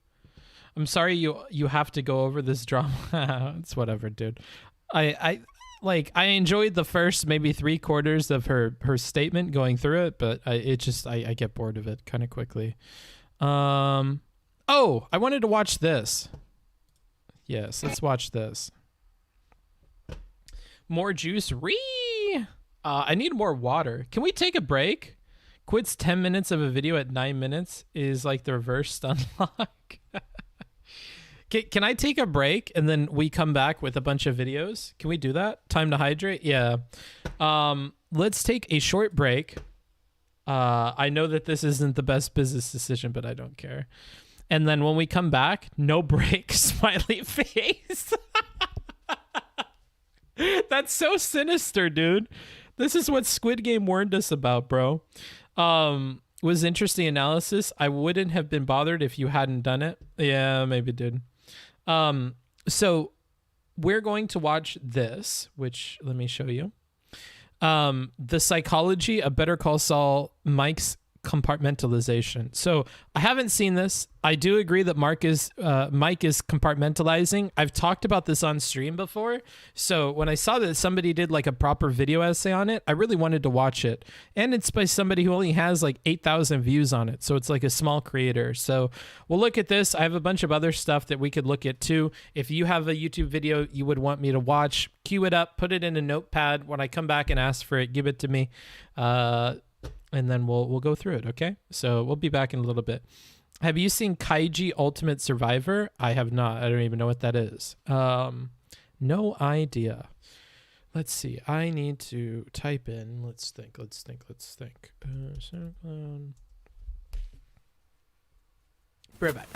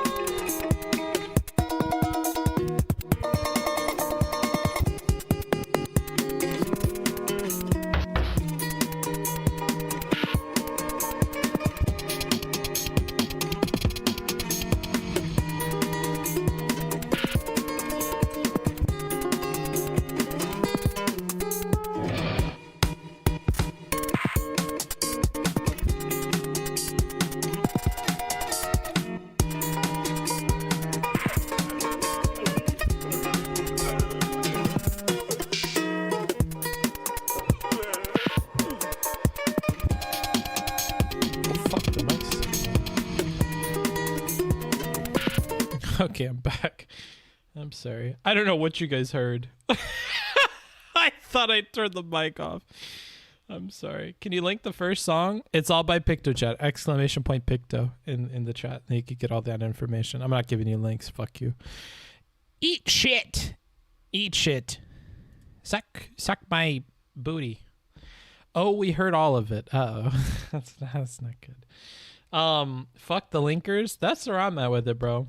Fap. You didn't hear that. That's not what I was doing. Don't play with me. Can I ask you guys a question real quick? Can I ask you guys a question? Oops, let's go to this one. Do you guys think, and then we'll get into the video, I swear. Do you guys think that most people have like a relatively complicated internal process? You said no before I even asked. Oh, okay. Fuck you guys. Chatters don't think? No, nah, no, fuck no, omega lol. They should, right? Fuck no. Okay, next question. Do you think that you have a complex internal process? Do you think that you have a complex internal process? I'm not defining shit. Fuck off. Yes, no. People just say the first thing. No, yes. Sometimes fuck no, nopers. Yes, everybody does. I find this interesting. Most people don't think that other people have a complex internal process, but they seem to be under the impression that they have a complex internal process. I'll define everything in a bit. I'm curious. So now we'll get into definitions. When I'm talking about a complex internal process, I mean that you constantly have an internal monologue going through ideas. Now, that doesn't have to be that way, because there are other ways that your internal process could be complicated. For instance, you could have a lot of emotions and you're thinking about or feeling emotions all the time.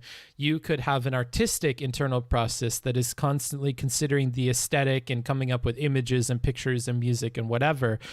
This is what I mean is like something is always going on in your brain. Because as you know, I have anxiety. So, because of my anxiety, I understand that one of the big symptoms, and one that I experience a lot, is my brain is constantly going at like 100 miles an hour. And it's not always on things that are important or things that are helpful. And a lot of the time, it can devolve into things that are completely unhelpful, things that are not good for me to think about. And then my brain gets caught on them for a long time. And then we see like anxiety disorder, right? Because then it's not helping you in your life anymore. So I have no way of guesstimating how other people go. One of the things that one of my favorite creator duos says, and this would be Hank and John Green, is imagine others complexly. Imagine that your internal process and your internal way of viewing the world and all of the nuance of it, the nuance of your entire life, is being repeated 1 billion-fold, 7 billion-fold, 8 billion-fold for all the people on the earth. But I don't think that's entirely accurate. It's a good philosophy to have. It leads to good things. But I don't think that everybody has a complex internal process they're going through all the time. Their life, sure, their circumstances, their experiences, their memories, everything like that is complicated, sure, when you look at it that way. But I don't think everybody has complex stuff going on in their brain all the time. And I like being somebody with anxiety, my brain is always thinking about dumb shit. Like I saw somebody walking around their house naked just now. And I thought to myself, when people walk around their house naked, they don't expect people to see them. And then I thought about like a line of questioning I could bring the chat down. And I was like, isn't it interesting how the different questions that you ask people can lead them to take different positions and lead to different outcomes in a conversation?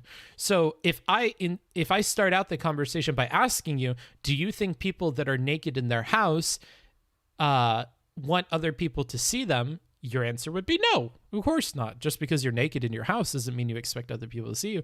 And then if I ask, what about if you have all the windows open? There is a non-insignificant percentage of you that would continue to adhere to the first position and what would logically follow. And you'd be like, well, no, just because you have your windows open doesn't mean you want people to see you.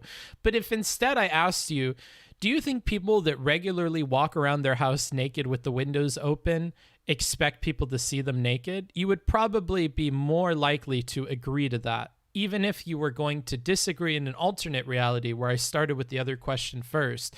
And then I thought about questions and I'm like, that's why I like conversations. And I like communication is because even the questions that you ask in the order you ask them will guarantee you different outcomes in a conversation and will put people in different positions where they feel like they have to defend things even to an illogical extent. And then I just like keep going with it with this line of thinking. And then that brings me to the Booksmarts thing. And I'm like, the Booksmarts brand is all about communication, but I'm not necessarily only interested in communication. I get hooked on something for a while and then I loop on thinking about it for a while and I become really, really interested in it. And then I lose my interest in a few months. And then I want to focus on something else like the placenta, which I discussed in another episode, or about horror movies, or about how to ask questions, or about this or about that. Anything that I find tickles my brain in a way where I want to loop on thinking about it for a while, is what I wish I could cover on the channel, but it's not interesting to everybody. You can't build a brand on that. And like, then that got me to thinking like, does everybody constantly think about shit like this all the time when they're just like observing the world? Like every time I go out on the balcony of my building, I'm always thinking about shit. Like when I see birds and I'm like, birds' feet make different sounds depending on the material they're on. Outside of all of the windows of this apartment complex, there is metal for some reason and not wood. Why would they put metal on the outside of all the window frames? Because it makes a lot of noise when birds walk on it. And if I look at all of the windowsills, we could predict that birds are going to walk on them and that they most certainly do, because every single windowsill except for the first floor is covered in bird poop, which would mean that birds hang out there. And if birds are hanging out there, they make a lot of noise like the one does every morning in my building. So why did they make these windowsills out of metal? If the framing of all the doors and stuff is just bare wood, why wouldn't they just keep it wood? Maybe it's for rain. But if it was for rain, why not just put something at the top of the building? And then I just like get caught in thoughts. And I just don't know if that's something other people do all the time. Some people don't like thinking. They definitely don't. And so I do constantly, to be honest. Yeah, but not everybody does. And I wonder if people don't do that all the time, like every human does this. I agree every human does this, but the habitual extent to which you take this, I think, is different for everybody. I think people with anxiety inarguably do this more than normal people, and that's part of like why we say that they have anxiety. But I don't know if everybody is like this. Everybody is capable of it. Everybody does it at some point. But I think when it's moment to moment all of the time that you're doing it, it's different. Like I have a mirror in the entryway to my house, and I have a bathroom that mirror faces. And when I keep the door open in the bathroom, I can watch myself peeing or pooping. And I thought to myself, what an interesting place to put a mirror. And then I think, and I mentioned this on stream yesterday, what if you had a clear toilet that had like a mirror underneath it, like a mirrored floor? You could watch yourself poop. Would anybody want to like watch themselves poop? And then I realized that's not a helpful thought process and I close it down. Like it constantly happens. And a lot of the time it's on shit that is unimportant. The bird thing is not important. Who gives a fuck? Right? And the same thing applies when I think of depressed thoughts. Like, I really don't want to stream tomorrow. Man, what happens if that never stops? What happens if I just never stop like not wanting to stream? And then you get into like a loop of things. It's like not helpful. And that's where it becomes a problem. That mirror is really camera from the property owner. Maybe, dude. Maybe they just want to watch me pee. But I also think that people need to be taught to critically think and follow through with their thought processes. On the other hand, some people need to be taught to stop. Yeah, for sure. I just wonder if the the percentage of people that are thinking all the time are probably more likely to be anxious people. And in that way, does it mean that the internal life of an anxious person is more vivid and interesting than the life of somebody who doesn't have that? Like, I don't know. You thought consternation was too big a word to read, but you expect me to believe you think too much? You're tempting me to time you out. I hope you know that. We have procedures for people like you. We have procedures to excise you. So just be careful with these memes. You're getting a little too close to the sun, buddy.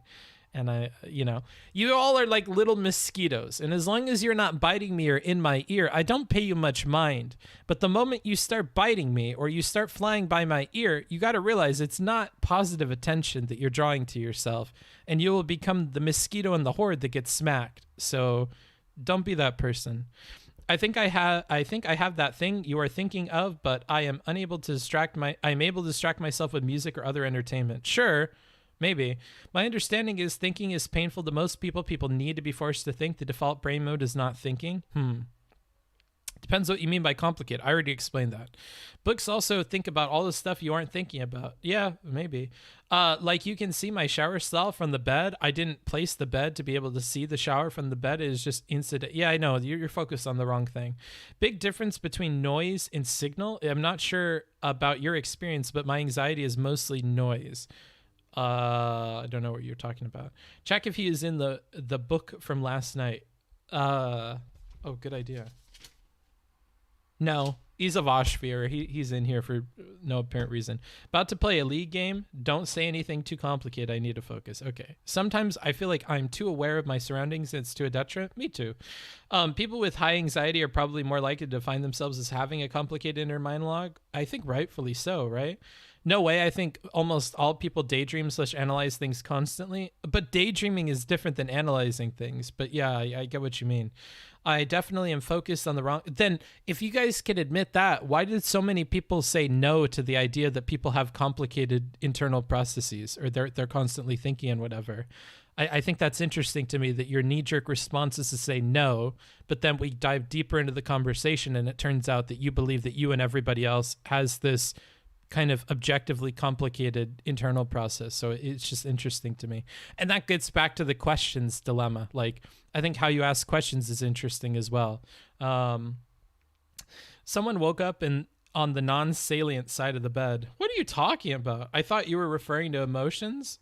Okay. Because main character syndrome? Maybe, dude. All right, anywho, I don't want to distract us with this too much. I just wanted to ask what I think is an interesting question and get interesting answers that I anticipated. Book smarts, it's likely overlooked because it happens automatically. Perhaps. Being mindful of your own thoughts is really helpful, engaging with constructive thoughts and ignoring negative ones. Sure. I have severe anxiety, book smarts, with sensory issues, and my thoughts are so vivid it fucks my daily life. It makes it hard to do basic stuff sometimes. It's not that great.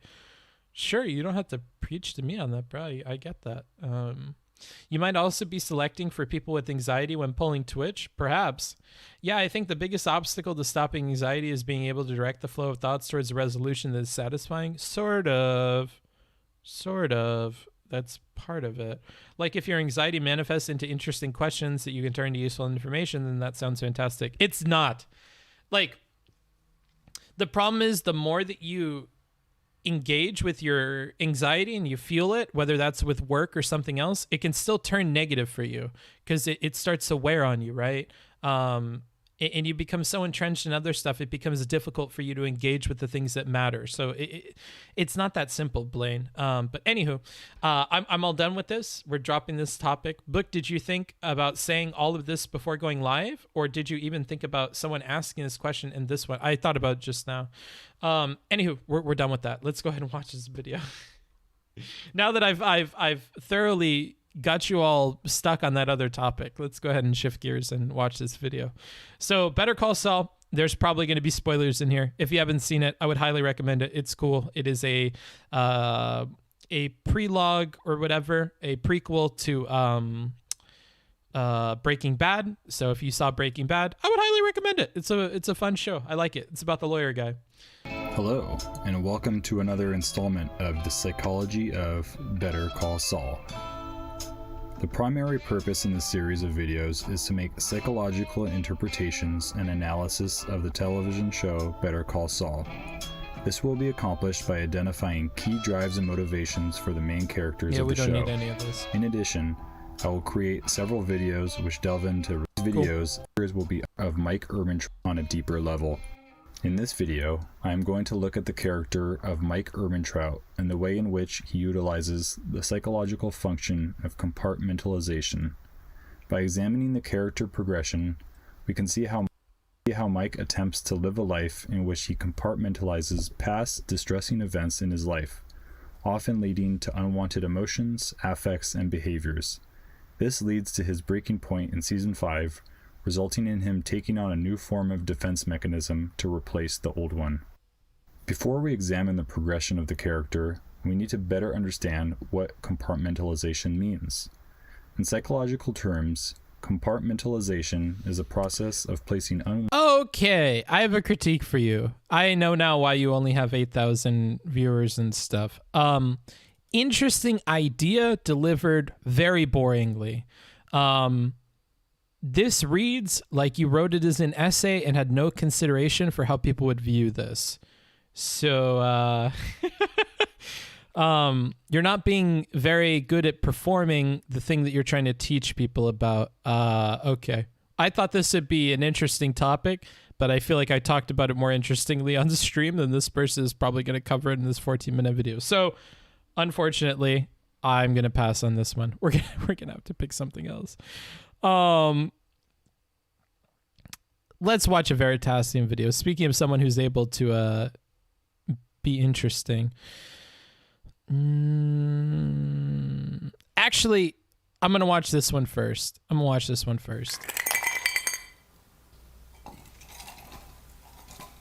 So this is about silent props. Look at these 2 paper bags.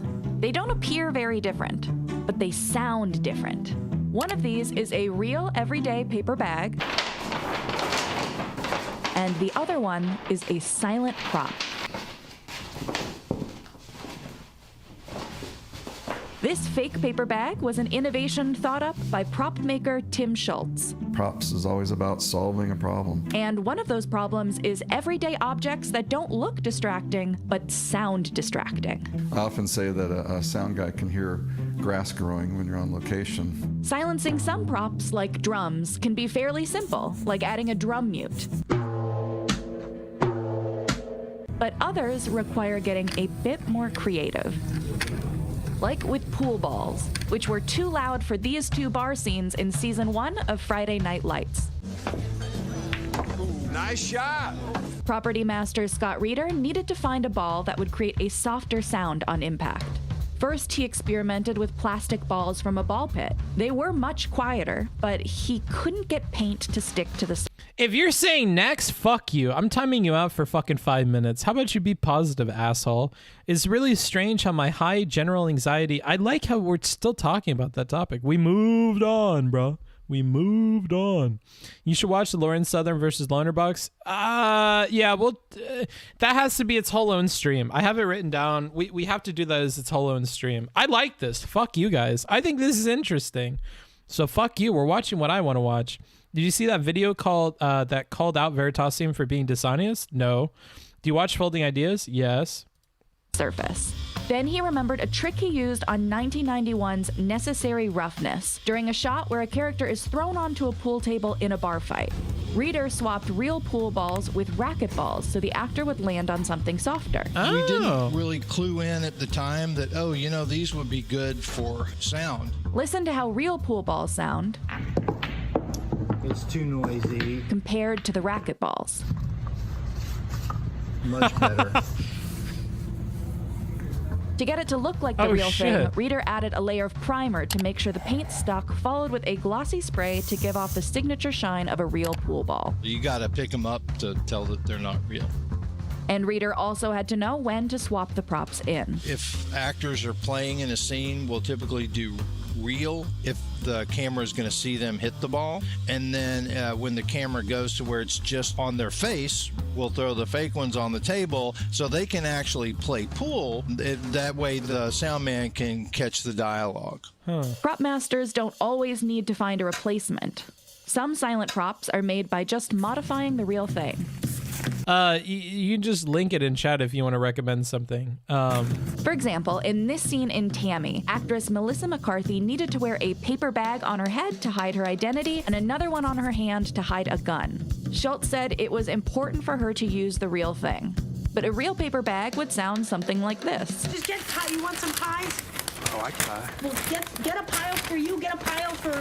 Quieting these real bags down meant adding more weight to them. So Schultz sprayed the bags with a mix of water and glycerin, which is typically used to add the appearance of sweat or water droplets on anything from human skin to beer bottles. It takes quite a bit of time. Well, it takes time and finesse because you don't want to overdo it. He also taped the bags inside to hold them together and prevent them from crumbling. But this fix was only temporary, since the bags would eventually lose their color and fall apart over time. And this wouldn't work for when actors have to handle bags consistently. So for other projects, Schultz developed a quiet, durable alternative using fibrous, non-woven fabric. This is actually the same material as coffee filters.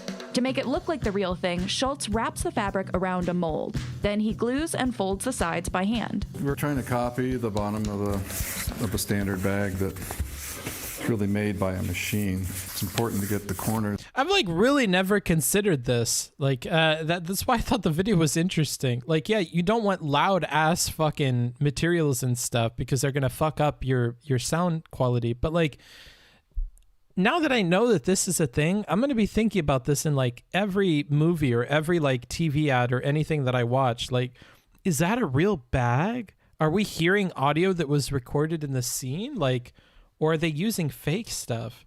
Movie sets do crazy problem solving all the time.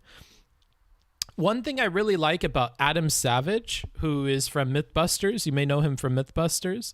Adam Savage does some videos where he talks about like when he used to work in this like commercial setting where they would make commercials for different products and stuff like that, and they would have to do a shoot in like a few days or a week or something, and all the problem solving that was involved with it. If that interests you, he has Q&As in different segments on this Tested channel. I really find this good to listen to. I listen to these in the background all the time. He's really entertaining to listen to, and the stories he has from that creative problem solving, it's really interesting to listen to. Yes, his videos are so good. Yeah. Is he a prop master? I don't know if he's exactly a prop master, but he worked at like ILM, the people that do the models and stuff for Star Wars, and he's had like a pretty decent career in creating props and stuff like that. So perhaps I love following Mr. Savage on Twitter, to be honest. He's so engaging and encouraging of people's projects. Yeah, that's another thing. He's like a really positive dude. So if you like this channel, you might like his stuff quite a bit. The Netflix series, The Movies We Grew Up With, has a lot of these cool problem-solving things. So they're square. A lot of times when we're using them, we'll crinkle them and make them look more used so they have a more realistic look. Instead of cutting it smooth, it's going to cut it with a little jagged edge to it. This fabric can be used on other paper products as well, like when this butcher in the Kaminsky method talks to Alan Arkin while grabbing a handful of cold cuts. That butcher paper? Fake. Huh. It's these small handheld props that give prop masters the most trouble, especially in scenes with dialogue. For example, an actor with a drink will likely hold it near their midsection, where microphones are often attached. It's especially important to make sure whatever is in that drink doesn't produce any unwanted sounds. So if you're watching a show like Entourage with lots of scenes at parties and bars, it's safe to assume that these ice cubes are all fake. But not all fake ice is the same. Plastic cubes don't melt, which is great for continuity, but they're still really loud. So when sound is crucial, Schultz often opts for another type of fake cubes. These ones made out of silicone. I've seen those before. These rubber cubes can either be molded in... I'll be honest, I've seen these before. It never occurred to me that it's because they're silent that you would use them. I just thought they looked cool. ...trays or ripped apart. Since the final product floats in a glass, they look more convincing. Oh, and they float. I didn't even think about that. And best of all, they're completely silent. Background actors can move this stuff around without having to worry about the sound. So when this waitress walks by with a tray full of cups with ice, you can hear, "What time's dinner? We're starving." And not, "What time's dinner? We're starving." While ice cubes only pop up in certain moments, other loud materials are everywhere, like plastic. Everything from sandwich bags to potato chip bags make loud crackles, so Schultz will create fake ones out of vinyl. So this material, it's the dull sound. And it comes in handy for other places you might not expect, like flower bouquets that are wrapped in cellophane. Take this moment from the Kaminsky Method, where Michael Douglas's character brings flowers to an ailing friend. If Schultz had used real cellophane for the bouquet, all the sound team would hear is, "What kind of flowers are those? I have no idea."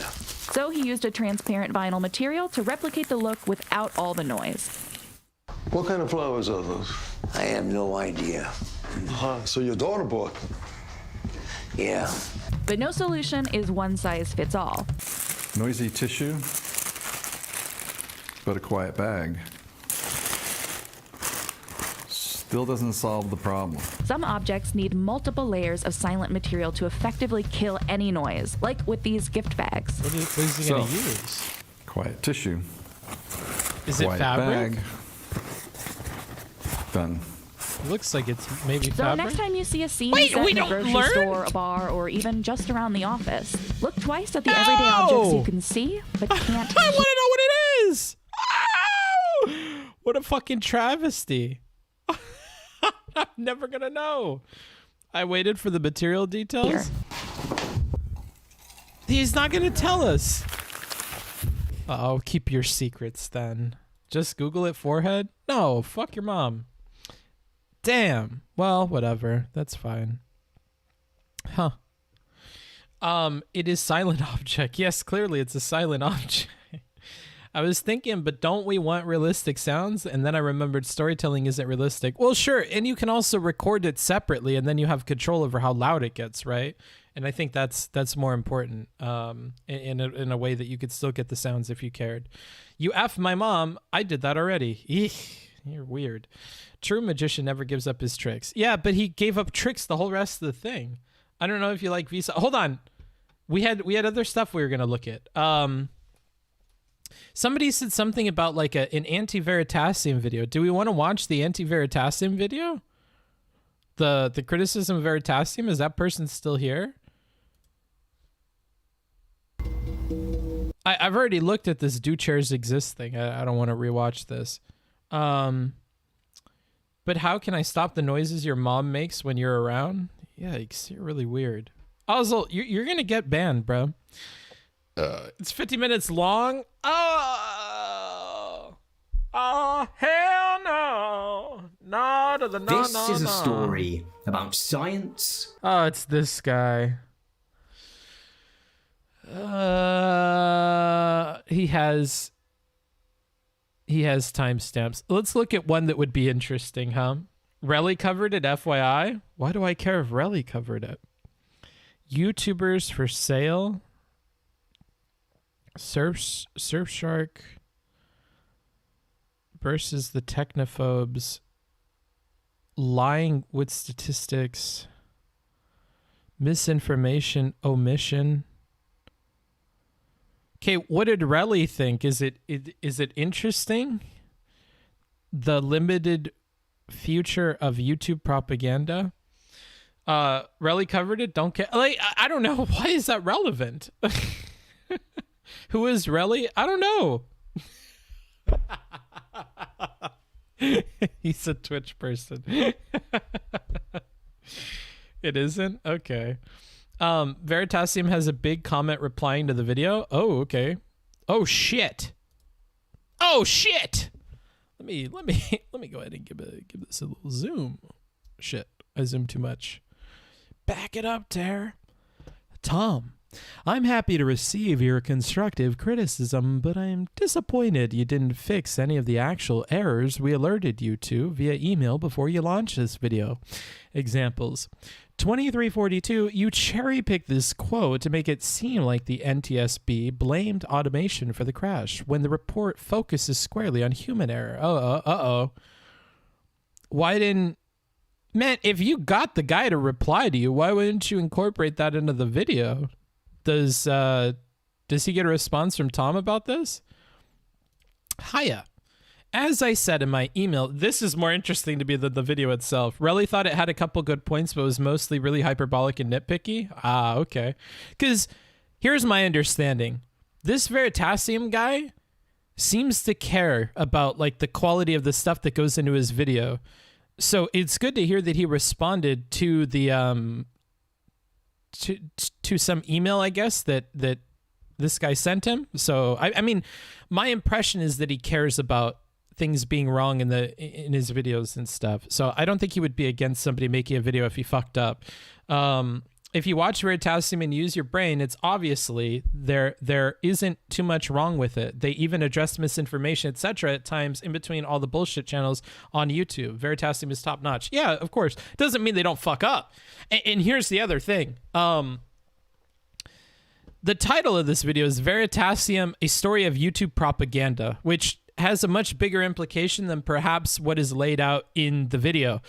There is a similar problem, and this is all I will say on this topic, with Doomer Politics' video on Vosh. Vosh is unironically evil, right? Like, very, very big title, and that's how YouTube works. So it is what it is. But if you have that very, very big title, you're going to have problems. You are. I don't think that Veritasium is somebody out here looking to propagandize people, really. As a matter of fact, a lot of his videos center around misinformation and things like that in science, or propaganda that has been successful in science that might not be helpful. And if I were to use my big boy brain to think of another good example of this, Sabine physics. This Sabine person is another person that focuses on that a lot. She calls out physics people and particle physicists in particular and shits on them for being unscientific, right? So she would be another person I would put in the same vein as Veritasium, where she has problems with like certain science topics or certain fields in science, and she calls them out, right? I think there are a few people like this on YouTube that do this sort of thing. Yeah, the title is a little ironic. Oh, okay. Not doomers. But yeah, like I think he would care about misinformation. So he sends all this. Let's read what he says here, because I'm more interested in this than the video, quite honestly. Sabine is great. I love Sabine. Who is that other person? Rewind the fucking VOD, dude. It had it on screen. Isn't it ironic that a video purporting to call out misinformation itself contains so many he needs to use commas. I'm sorry.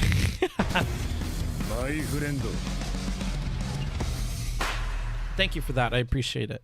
Supporting the channel is dope. Isn't it ironic that a video purporting to call out misinformation itself contains so many distortions and factual errors, which we pointed out in advance, but you didn't feel compelled to fix? On the issues themselves, I like public transport. I also ride a bike and enjoy walking to get around when it's practical, but cars will be a part of the transport mix for the foreseeable future. And it's my opinion, based on the evidence, that roads will be safer the more cars are driven by computers than humans. No one has to pay me to tell you that. Damn, okay. Hiya. As I said in my reply to the email from your team, my decision to make this video came from a place of disappointment rather than animosity. Okay, we don't need to know that.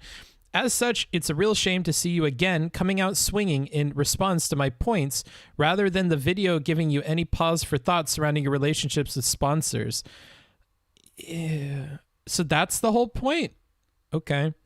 So you don't care about the misinformation thing as much. Gotcha.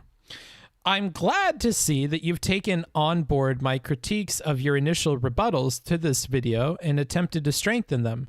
I imagine you know the flaws in these responses to what you mistakenly call factual errors, but I'll do you the courtesy. Jesus Christ! You accuse me of cherry picking here. However, the very next sentence from that, which you quote, states that contributing to the accident were the complexities of the auto throttle, blah, blah, blah.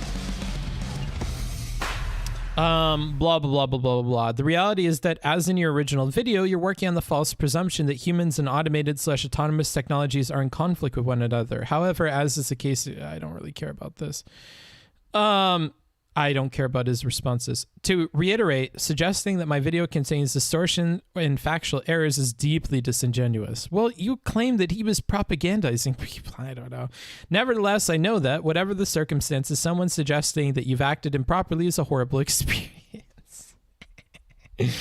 I hope that with the passage of time, you'll take on board some of the thoughts provided here and about your relationships with sponsors. Apologies for delayed response. It was in the middle of the night here. Okay. What the fuck? I agree. Pinning this comment would help the discussion. Blah, blah, blah. Do we have more from Veritasium? Jesus Christ. I don't want to watch this. Kind of passive aggressive? A little bit, bro. A little bit. He's such a dick. Yeah, like, I guess you guys consider me the optics guy, so I'll make an optical comment. It really does come off like he's being a bit of an asshole here. But what's funny is, like he says here, nevertheless, I know that whatever the circumstances, someone suggesting that you've acted improperly is a horrible experience. And I think that's what we're seeing if he is coming off like an asshole in writing this, right? This is why, honestly, let me give you guys like a super big tip. This may really help you in your life. And I can't believe I've never thought to discuss this on stream before.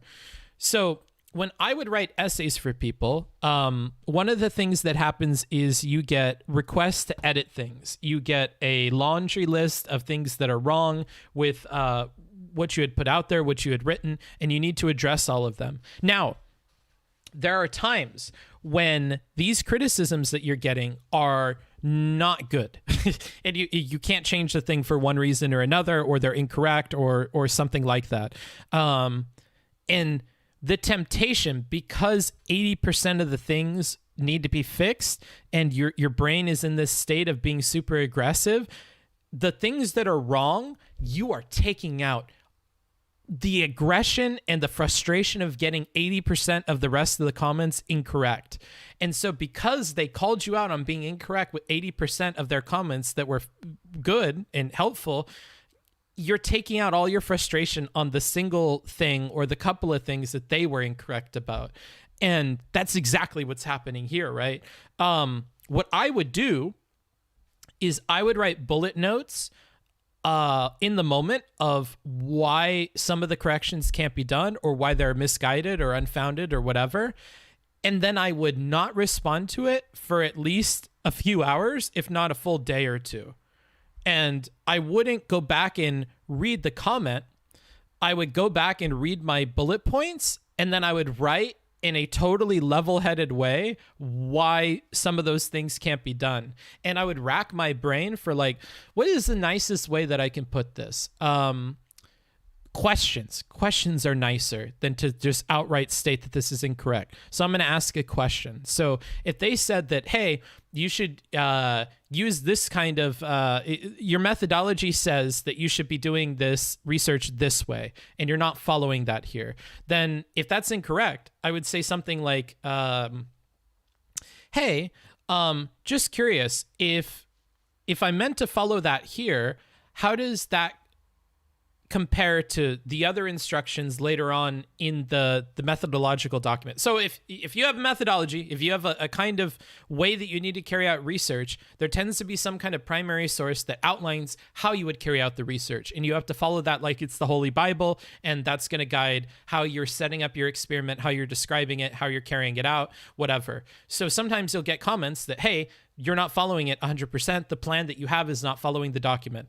But sometimes there are conflicts in that document. Like, okay, it says that if I am taking information from individual patients and I'm asking them about their psychological experiences, or I'm talking about their case studies, that I need to format it this way.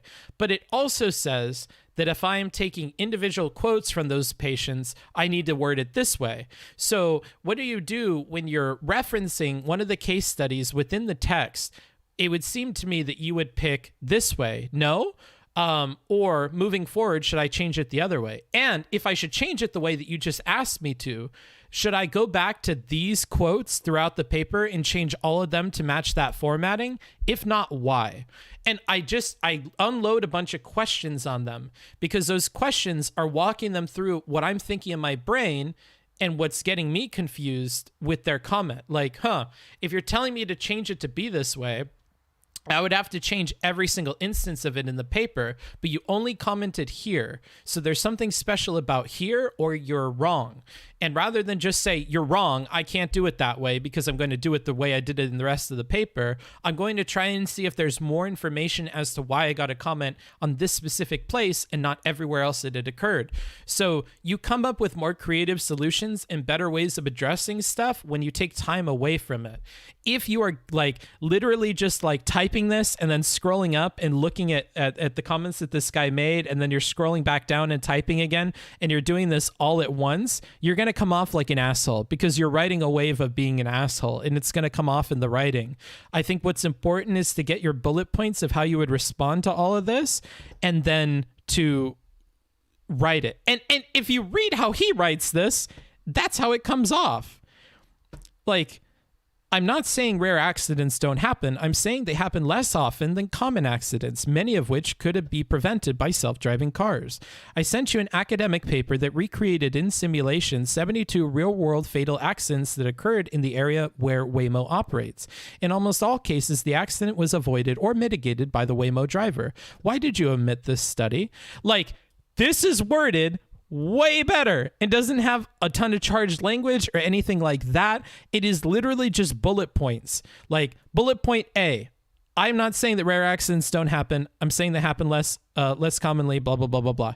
Point B, I sent you this paper because I'm going to ask you a question about this paper. I'm not going to say, I think you're lying because you didn't include this paper that I had sent you. I'm instead going to ask you a question about that, right? Like, his are worded so much better, and he comes off like less of an asshole because the way it's written is different. And a way to achieve this is to put distance between you and your emotions. And you can do that temporally. You can do that by meditating. You can do that by breaking down the writing process like I do, where I write the bullet points of what I want to say and then I write them later. So I think that that's important to consider. And a lot of people don't. They just shoot from the hip because they feel really confident. And unfortunately, they ride that wave of confidence into a trap of coming off like an asshole. And I think that may be part of what we're reading in here. That may also explain why these are so long in comparison. But you know, I feel shitty to make fun of length. This dude is a pro YouTube commenter. Yeah, maybe.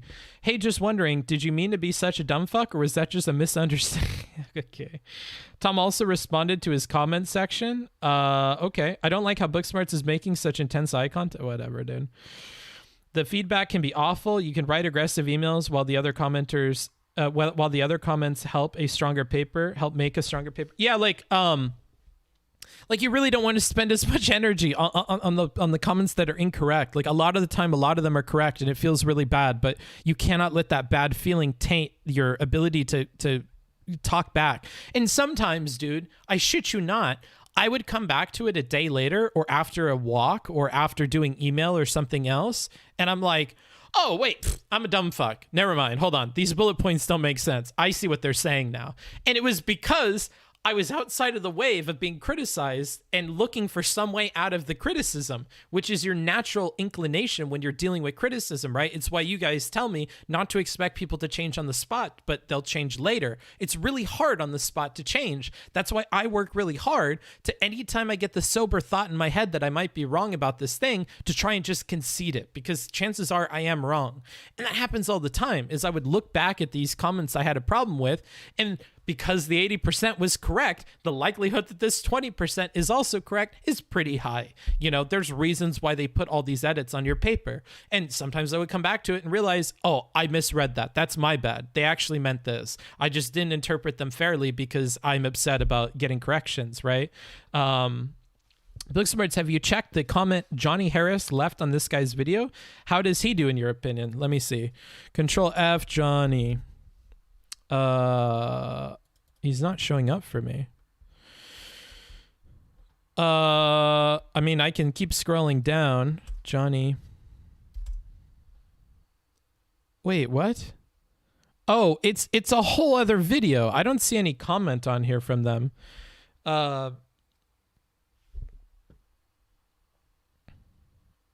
Full integrations are a signal you shouldn't trust the chat. Jesus, real engineering coming in swinging.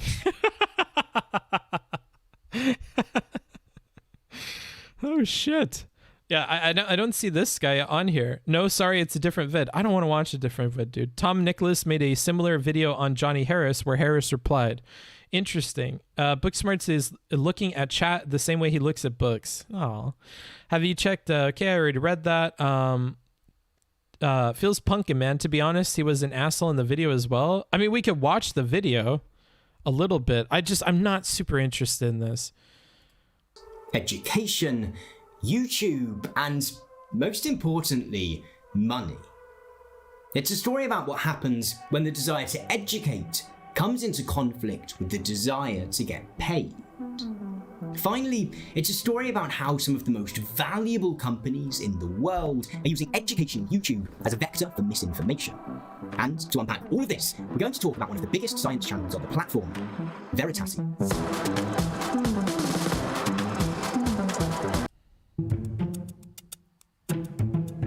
To reiterate, what we're going to be focusing primarily on Veritasium's partnership with Waymo today, Muller and his team are far from the only science, tech, and/or educational YouTubers to periodically give corporate sponsors the opportunity to influence the editorial content of their videos. In fact, the video we're discussing today was itself just one part of a larger PR campaign in which Waymo recruited 5 YouTube channels and tasked them with creating videos which would push back against declining trust in self-driving cars. Some of these channels helpfully included some screen recordings of what one of the creators described as a round table and what others might try to characterize as a press event, but comparing extracts from the event to the resulting videos seems to have involved little more than Waymo staff briefing the sponsored creators on what to include in their videos. The uploads which resulted from this campaign varies depending on the size, resources, and styles of the channels making them. Shannon Morse's video simply involves her talking to camera. I don't care about this. I don't care about this at all. Honestly, I can't be bothered. I'm sorry. Oh, All Gods is already out. Yeah, I don't really want to watch this. I guess apparently Relly had watched it and a bunch of Relly's people are over it. So probably a good sign that this is not fun to watch. Okay. Well, there's that recommendation. This one sucked. This one was cool. I liked it. Oh, a UTS video. Thanks for the 5 gifted, Crazy Saxes. That's crazy of you. I hope one of you caught that. If you caught that, then Crazy Sax. Welcome to the community. 5 soups. Wait, should we watch that other one? Did you guys watch the other one? You said it was Johnny Harris. What was that guy's name? Fucking J-Reg? Not J-Reg. Is it J-Reg? Like the video? No, I don't want to like the video. Wait. Oh, I know who Johnny Harris is. This is the shampoo guy. What the fuck? Sam, I don't use shampoo. I don't use shampoo. Did Relly watch this one or no? Google just read Red Book's mind. It did. Wait. I don't want to watch your video. Wait. You said he responded. Thank you. You said he responded. He's the Vox guy? Yeah, that's not how I remember him. Where is his response video? You guys are fucking blowing smoke up my arse. You're blowing smoke up my arse. I just want to see his response. Oh shit. Well, he did respond here. Top pin. He didn't. Okay, well, let's read his response. I'm interested. Hey there, so I finally watched your video. You raised some strong points. I had only seen the thumbnail when someone sent it to me and figured it was a conspiracy theory about me. Jesus Christ. Well, self-report. I'm deleting my original comment because it's snarky and undermining. Uh-oh. Not warranted for what seems like a well-considered... Wait, you commented before you even read the video? All right, you're a dumb fuck. You're a dumb fuck. Self-report. I really don't care to read your comment anymore. You're a dumb fuck. Okay. What a waste of my time. We're back to noiseless ice cubes. Can I watch something about anime? Can I watch something about anime with you guys? It's 8 minutes. It's 8 minutes. Can I have my 8 minutes of pleasure, please? Sag, we are low on drama. I don't care about drama. We did all of our drama already. Let's watch this. I haven't watched this one yet. My first camping memory began with a lost sleeping bag and nearly ended in a hospital trip. If that wasn't enough to put me off the activity, the next attempt brought a flooded tent after a surprise overnight rain shower. This despite the near daily guarantee of summer storms in Georgia. My dad would wake up with an inch of water at his back and me at his front, trying to use him as a makeshift life raft. As if learning our lesson, we later tried a safer autumn camp instead, only to be met with an early cold front that sent us home at 2 a.m. Broken tent poles, a forgotten tarp, wet firewood. I'm struggling to think of a time where something didn't go wrong. Though given how many other family stories include these, let's say, twists, it's fair to wonder how much of this came with camping versus camping with my dad. Yet, these are the moments that stick out in my head. Memories I cherish, not in spite of the mishaps, but because of them. All that said, you might think a camping anime would be a triggering experience for me more than a therapeutic one. Yet, in its calming portrayal of the highs and lows behind every venture, Yurdu Camp fills me with a swell of nostalgia for those times gone by, pushing me to get out and create all new ones. As its lead girls discover this new hobby together, their trips are filled with the same missteps, from not having the proper gear to dead cell phones and finding out a campsite is closed for the season only upon arrival. Hell, they even go through the same winter disaster I did. Yes, preparedness is a skill I'm still trying to get used to myself. But whether it's the hilarious situations they find themselves in, or indulging in simple joys like sitting by a warm fire on a cool night, Yurdu Camp captures the feelings of a trip, start to finish. Saving money with friends, coming up with a plan of the things you want to do and see, the anxious excitement the night before, waking up before dawn to head out as the whole trip stretches before you, followed by the growing melancholy as you cross the halfway point of the time, and finally, that lonely feeling once it's over and you're back to yourself. There's the random interactions with a kind stranger, or the experience of local cuisine. Wait, it's the worst hobby you can have? Fuck nature? You know what? Fuck you, actually. Wait, do people really hate camping that much? I love camping. Like, honestly, like, when I used to ride the motorcycle a lot more and I lived in the US, I would go on motorcycle camping trips, like, pretty regularly. I love camping. Like, everything about it. Being sweaty and kind of dirty and not getting to, like, get a good shower. The stars. Like, even the parts that suck, kind of. Like, having to get, like, a thing to get the bugs to go away. Or putting on sunscreen because you're going to get burned. Or the imperfect cooking on top of a fire. Like, I love everything about camping. So, I don't know. I think you're in the minority, brother. You're talking to the terminally online. Oh, I forget. Yeah, we have a lot of Rellies chat in here. The series may as well be a tourism advert for each of its areas, not only thanks to its landscapes, but how it captures the charm of these communities. Whether it's the traditions of a small shrine or a tucked-away restaurant serving the best okonomiyaki in town, each of the girl stops gives you a flavor for its culture and people. Yurdu Camp's lasting visuals may be the stunning vistas and sunrises, but these are only the reward for the journey to them. However, as much as it is a warm reminder of those memories I hold closely, it's also dispiriting to sit here in a pandemic world.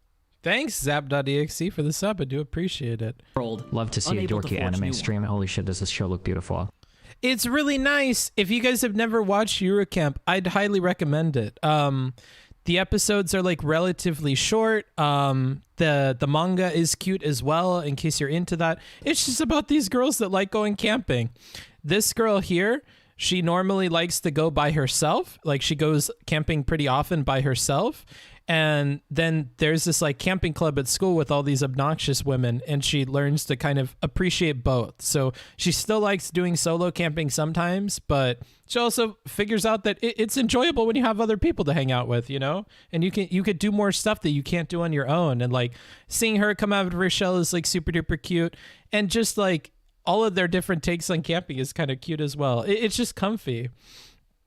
Booksmarts knows the lore of this anime. I've watched this anime, I shit you not, maybe 3 times. I've watched all the episodes through. Every time it would come out every week, I would like watch it multiple times. Also, the opening song to it, my stepdad had so much of a hard time playing on the guitar that like it'll always stick with me. It was the one song I gave him where he couldn't play it by ear. He was like, how the fuck are they doing that? I'll give you just like the very opening part of it, because I don't want to get DMCA'd. Wait, no, it's got to be the ending song then. I don't think it's the opening. Yeah.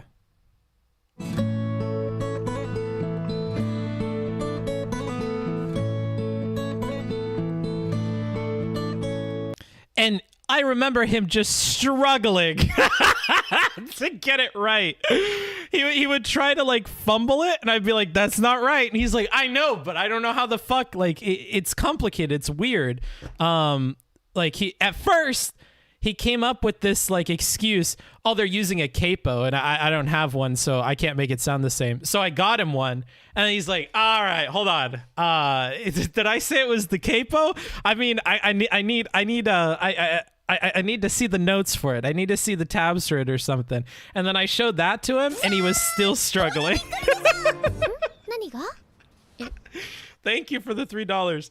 I dead ass this is showed going him. right up my watch later list if I speed up the way I work through it. I will get to the story within the next 15 decades. Looks comfy though. Yeah, enjoy. I gave him the fucking, even the tabs for it, and he still couldn't do it. He was struggling. And then like a week later, when I came back to my mom's house, he pulled out the guitar so excitedly, and he was like, oh, look. Boom, boom, boom, boom, do, do, boom. But he had been practicing because he couldn't do it.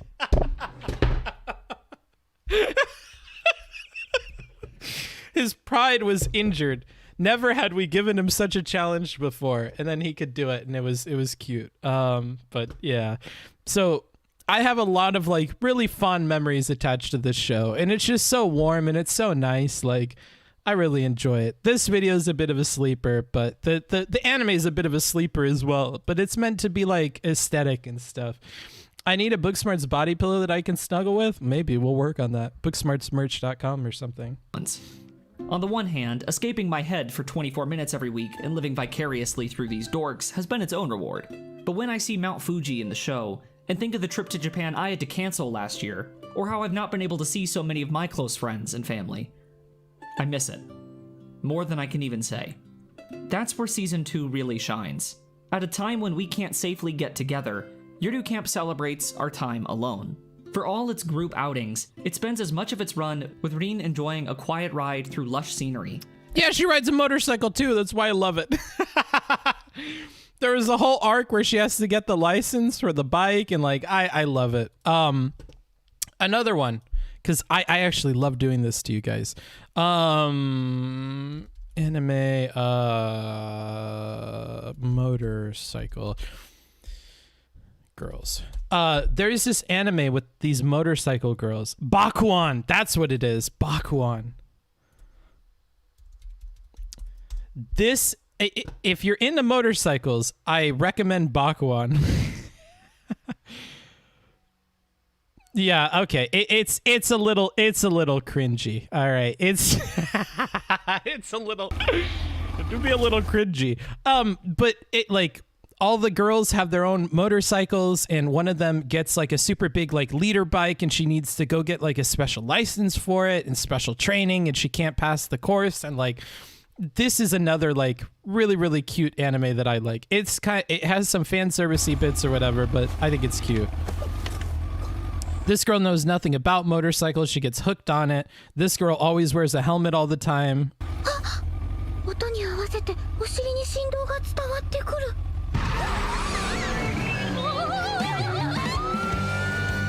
Yeah, it's a little cringe.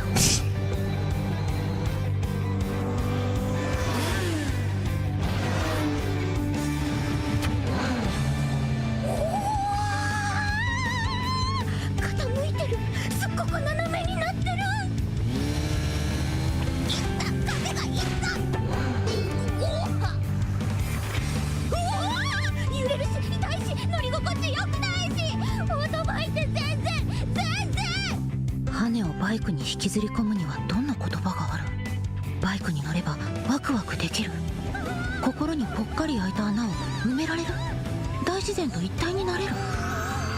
なんでバイクを語る言葉はこんなにも陳腐なんだ。上辺だけの言葉なんか意味がない。人がバイクに乗る理由、人はなぜバイクに乗る。雨が降ったらずぶ濡れだ。冬は寒いし夏は暑い。調子はすぐに悪くなるし下手すりゃこける。けどそれでも私たちがバイクを選ぶ理由、それは。 So I like it. I like it. It's a funny anime, and it's about motorcycles. So what more could you ask for? It's such a very specific show. But this is another one that I rewatched a bunch and I really liked because it talked about motorcycle stuff. Even this scene, like when you guys ask me why do you keep riding motorcycles, how can I answer this question? I just enjoy it. Like, that's not satisfying. Like, it's inconvenient. You can't carry groceries with it. When it rains, you're fucking wet. When it rains, you get fucking pins and needles all over you. If it breaks down, you're fucked. Like, if the road is fucked, you get fucked. Like, it's not super comfortable. Like, there's so many reasons not to that it makes it difficult to explain to somebody why you like doing it. But like, I don't know. It's just, there's something about it, man. It just clicks with you. And if it clicks with you, it clicks with you. And it's freeing and it's fun. And so, yeah, there's that whole tangent. Just show us the scene where they wash the bikes with their tits. You know, don't tell them about the Suzuki brand reveal. You know, we'll let people find those on their own, bro. We'll let people find those on their own. Let's not talk about, let's not talk about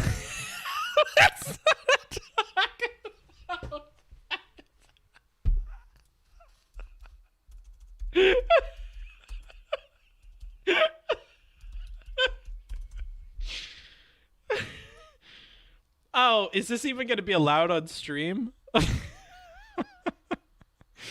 Yeah, the Suzuki girl's a little bit much.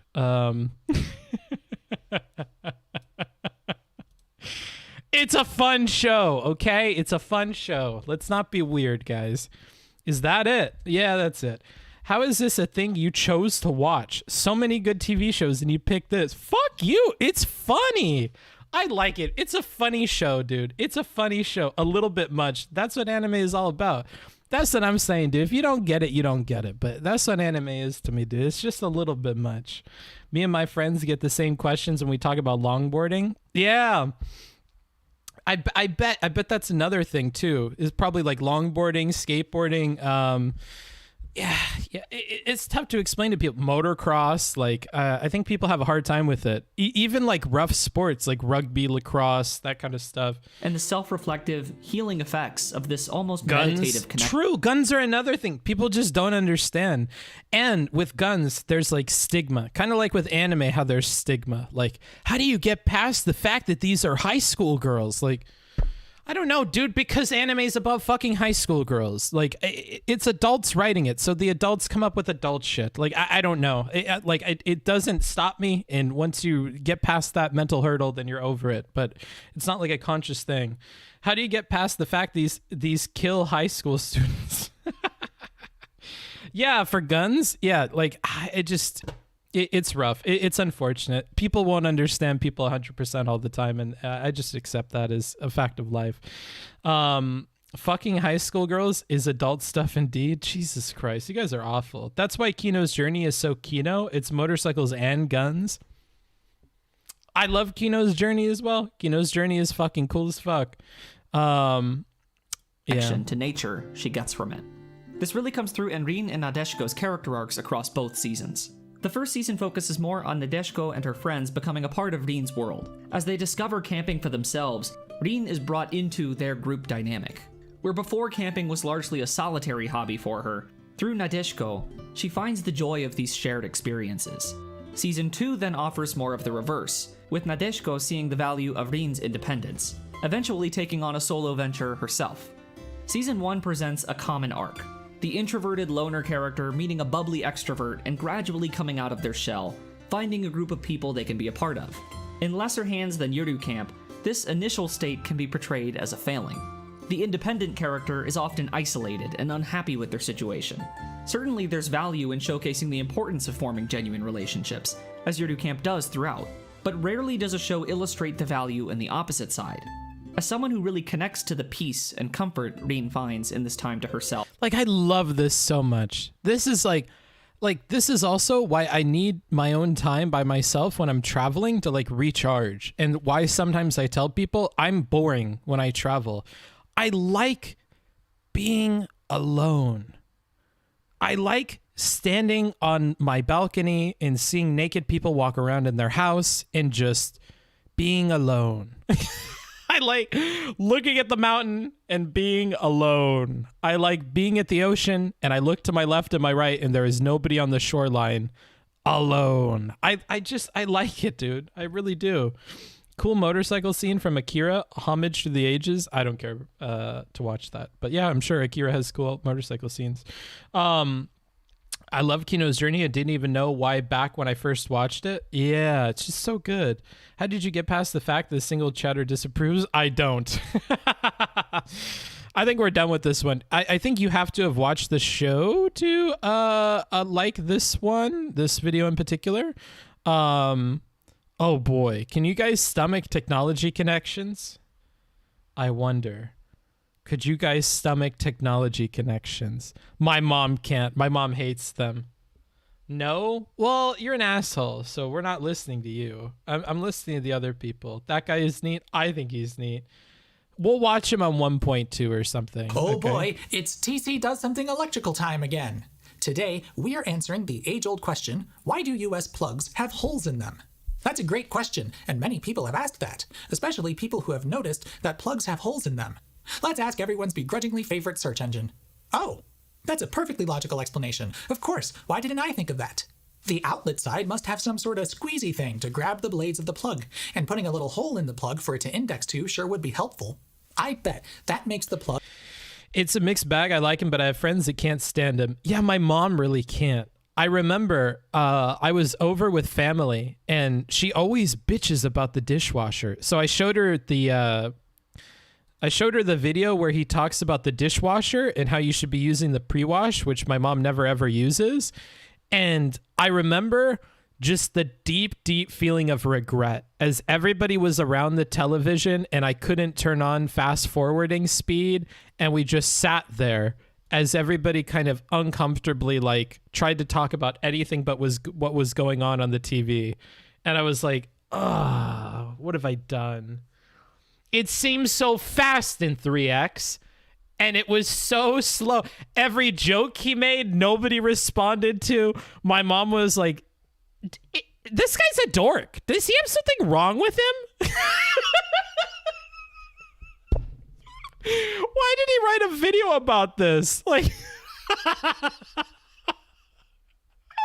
and she wanted to talk about anything but what was going on, dude. Oh, it was so sad. Anywho, yeah, I like him a lot, but I can see how a lot of people don't, especially if they don't speed him up. His recent videos like this one, I can already tell is cut a lot better, but some of his videos are very meandering and slow, and the way he talks is like a turn off for people. He's just ahead of his time. We don't deserve him. Yeah, maybe. Less likely to fall out of the receptacle. Except it doesn't, and that's not what it's for. At least, not intentionally. While the commonly cited explanation makes logical sense, it seems few people are taking the next step, which is of course to test this claim. And no, you don't need to do what I'm about to do and rip an outlet apart to see its insides. That's dangerous and you should not do that. But what you absolutely can do, and probably have done several times in your life, is plug something in and pay attention. Now, as I've said many times at this point, the NEMA plug design that we are stuck with here is objectively terrible and among the worst in the world in terms of safety. What? Just a friendly reminder that this pin is live and yet really easy to touch, but we've been over that. What I want you to notice is what it feels like when you insert the plug. Here we have a stand... Wait! Really?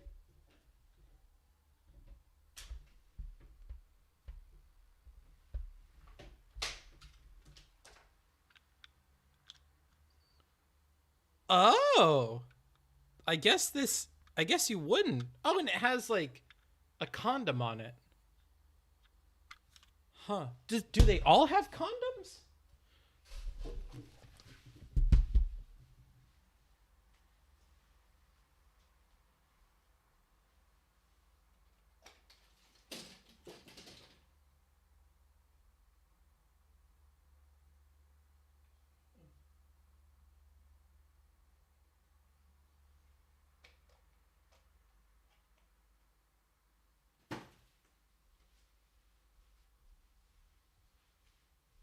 I never paid attention to that. Okay. And they're like inset in.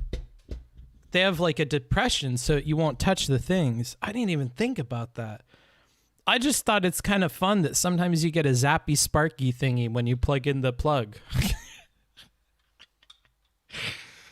I guess that is kind of scary. I didn't ever think about that. And search for condoms. This is content. No, bro. Standard polarized lamp cord.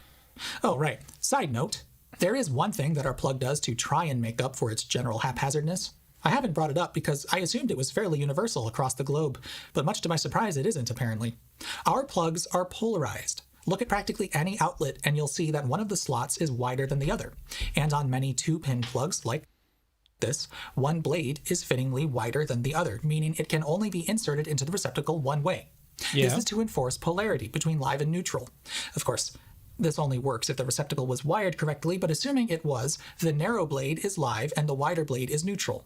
Grounded plugs usually don't bother making the neutral blade wider because the position and presence of the ground pin enforces polarity on its own, similar to how many other countries do it. Aiko, thanks for the raid. We're watching boring stuff. I'm not sure you guys will enjoy this. Although, if you're baked as fuck and you just want to learn about simple stuff about electronics, you could. I just learned that in the EU, the plugs are like inset a little bit. So when you plug something in, you don't get the exposed prongs that have a bunch of electricity in them to kill you. So yeah, we're watching stuff like this. This whole video is about why there are holes in the plugs in the US. You might think that since we're dealing with AC power here, polarity doesn't matter. And yeah, everything will work if it's wired backwards, but that introduces danger in certain situations. Take, for example, an antique toaster with a single pull switch. If polarity isn't enforced in the plug and the switch happens to be on the neutral side when you plug it in, then all of the heating elements and bus bars that are literally right there and in easy reach would be live at 120 volts even when the toaster isn't toasting. Ooh. That's shockingly unpleasant. A simpler but no less important use for a polarized plug is in a common lamp with an Edison socket. These are dangerous all the time because child fingers, and indeed full-size human fingers, can get right in there. But making sure that the outer sleeve is neutral makes it at least marginally safer and ideally prevent... Would a excellent video essay possibly change your mind on Monster Hunter? No, because the game is boring. Yo, what? You're gonna write a whole video essay that's gonna make me enjoy a video game more? I don't think that's gonna happen, dude. I think Monster Hunter is boring as fuck. I'm sorry. Prevents you from getting zapped off a light bulb where a bit of the screw surface is exposed, and that's pretty common. Still need the outlet and lamp to be wired correctly though, so don't go testing that one for yourself. Anyway, not everything needs a polarized plug. Things that are double insulated, for instance, pose very little risk of leakage current happening, and so either blade is free to be whatever it wants to be.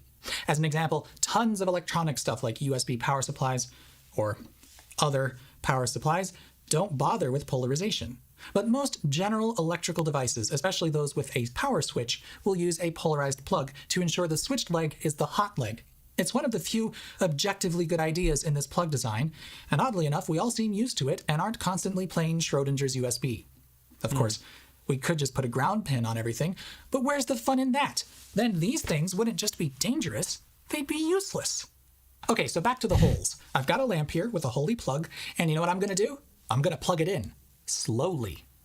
If these holes are used as a point for some sort of mechanical pinchy dude to grab on, surely I should feel the plug sort of give as it's fully inserted, right? That would be when the holes would align with whatever this pinchy thing is. At least you'd hope so. Okay, so here we go. There doesn't seem to be any sort of change in resistance here. It's just a firm but smooth push the whole way. Same with removal. But I've got a bunch of different outlets I can test. I've got more of these than any other because I'm fancy, but here's a tamper-resistant GFCI outlet. Same as before. All right, and another one with a switch built in.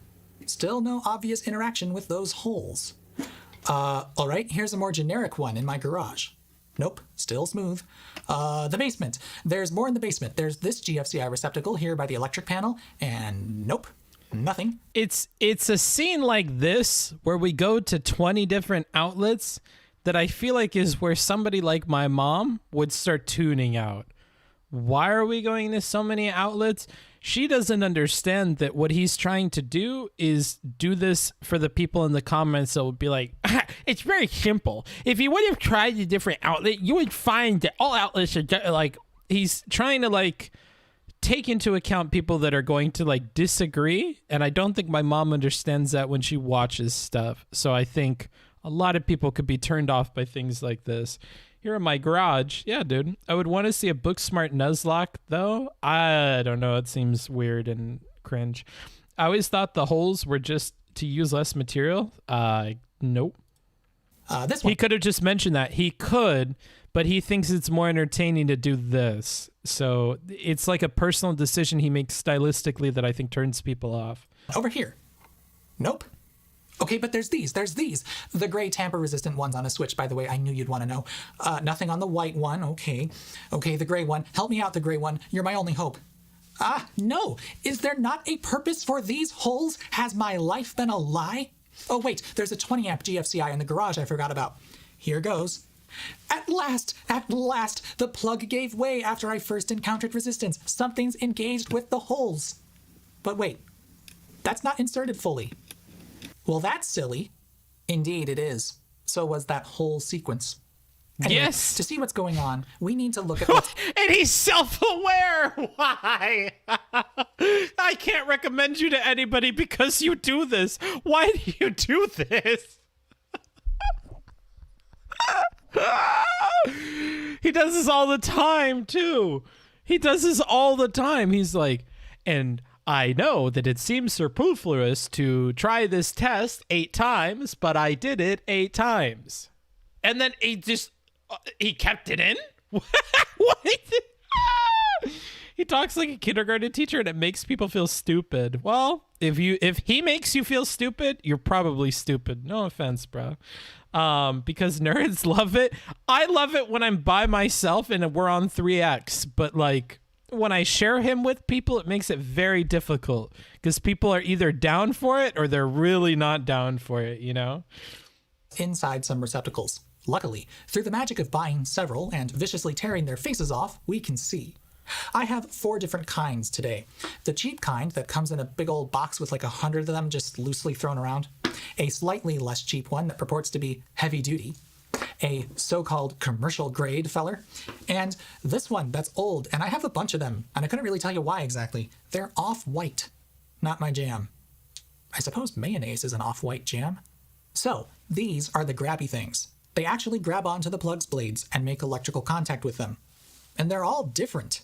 Luckily, we can remove these from the plastic to get a closer look at them. Of these designs, there are 2 that might sort of make use of those holes, but let's start with the 2 that obviously don't. 8-Bit Guy is another good example of this kind of YouTuber, yeah. That's these 2, the mystery one and the cheap one. In the cheap one, we have 2 perfectly flat brass pieces pressing into each other. There isn't any kind of protrusion or bump or anything to even hope to engage with the hole. And indeed, the hole will simply glide right on through. In fact, the flat surfaces are longer than the hole's diameter, so there's no possible way for the hole to have any sort of impact. So what's going on? This is purely on? a friction fit. With the old mystery one, we What's have the same point? deal, although the construction is a little different. Here, the brass is formed into a U shape, and the blade goes in the middle of the U. Now, the blade is wider than that gap, so there is quite a lot of friction produced here, but it is notable that in the other design, the blades actually touch without a plug in place. It's a very different design here, with the spring tension being delivered from this lower joint and not the U-bend. Perhaps it's more durable, but I'm not about to sit here for months and find out. So now the heavy-duty one. This is a little strange. We have a somewhat similar arrangement to the cheap one, with 2 angled tabs meeting to form a pinch point, but the brass pieces aren't straight. One is very slightly curved, and the other also deviates slightly from straight to meet it. With a blade between them, the resulting deformation gives 2 not quite flat contact areas on either side of the blade. Now, this pink spot here seems to sometimes land in the hole. Without a plug in place, you can see that the two sides actually only touch at the top, almost making a tent shape. Sadly, I did not buy 2 of these, a terrible oversight on my part, so I can't see how the plug fits in here, and its face is too mangled to get an accurate idea. But I have to say that of these designs, this one seems to be the absolute worst. The width of a plug's blades isn't enough to deform these into straight parallel lines. They're simply too far apart, so you don't get a flat contact patch with the blade on either side. Instead, you get 2 smallish points. Don't like that. But because of that, depending on how you insert the plug, those points might land where the hole is and sort of grab onto it. But I sincerely don't think that's intentional. In fact, if that happens, you'd get an even worse electrical connection because there'd be less pressure on the blades where the hole is. And so now we are down to the commercial version. This one's got weird looking sideways blade grabbers because this same... Just tell me why. I can't watch this on 3X like I want to, and I'm struggling. Tell me why. What's going on? Design is used in 20 amperes. If I put it at 2X, the VOD people get mad at me. Fuck it, dude. Fuck it, dude. Fuck it, dude. Fuck you, VOD people. Sorry. You're going to have to skip ahead. I'm time-stamping this, so I don't feel bad. And likely the even weirder looking NEMA 615 and 620 are 240 volt receptacles. Yes, friendly reminder, 240 volt circuits exist here, but they're weird. I made a video about them. Anyway, the actual contacts are able to accept either the normal vertical blade or the less normal sideways ones, and that's why they look like this. Taking a closer look, we can see that once again, there's nothing in there that looks as if it's intentionally engaging with the hole in the plug. The inboard contact is completely flat, with nothing so much as a bump. And the side contacts, well, maybe they might drop into the hole a bit, I suppose, but again, doesn't look to be intentional at all. And if we go back to this here outlet, which undoubtedly has the same internal connections at least on the left-hand side, we'll remember that while the plug does seem to get caught as it's inserted, that happens before it's fully inserted, which is just silly. The fact of the matter is, this is just a friction fit.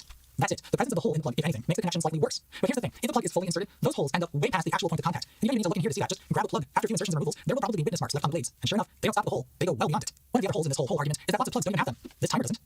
And this is the only thing I could immediately find. But I can think of at least 2 other unholy things I've had: a night light and a lamp. Also, I'm pretty sure I have a power supply cord somewhere without holes. Also, it should be noted, this is from IKEA. It's not just some weird random timer from the dollar store or whatever. Despite not having holes in its plug blades, it fits just fine into all my outlets and whatever. Nice and snug. So what's the deal with the holes then? Why do so many? In fact, nearly all plugs have these holes in the exact same places. I don't know. Well, the toads over at NEMA actually do tell us what the deal is with the holes. The holes are, and I quote, optional, and it is intended for manufacturing purposes only. However, if used, it must be located as per dimensions shown above.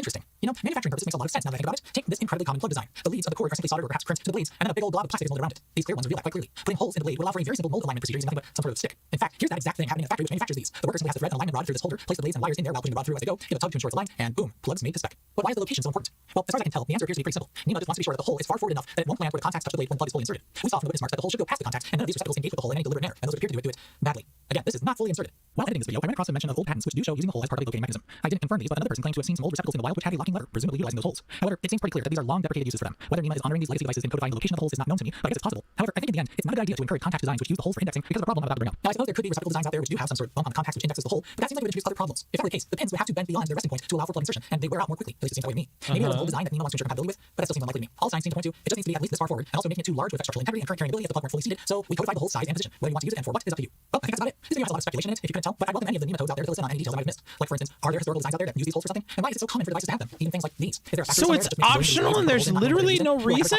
Yes, so I have to wonder if part of their prevalence comes from people feeling that they just need to be there. I'll admit that the rare plugs I find without holes all seem kind of wrong. And so maybe this is just a huge cultural or manufacturing inertia thing we've slipped into somehow. People have seen the holes, and so when specking out whatever thing they want to manufacture, they just put them there. Or maybe there's a factory that just pumps out these blades day in and day out, so it's not even easy to get a solid blade. In the end, though, it doesn't really matter. This is a pretty silly video, huh? Oh, but before I go, I want to push back on the angry common sentiment that the rest of the world has about our plugs. I've seen over and over again this notion that they don't stay put, that plugs will just fall out of the wall. I can assure you that I absolutely think our plugs are He knows! Why would you make the video if you know?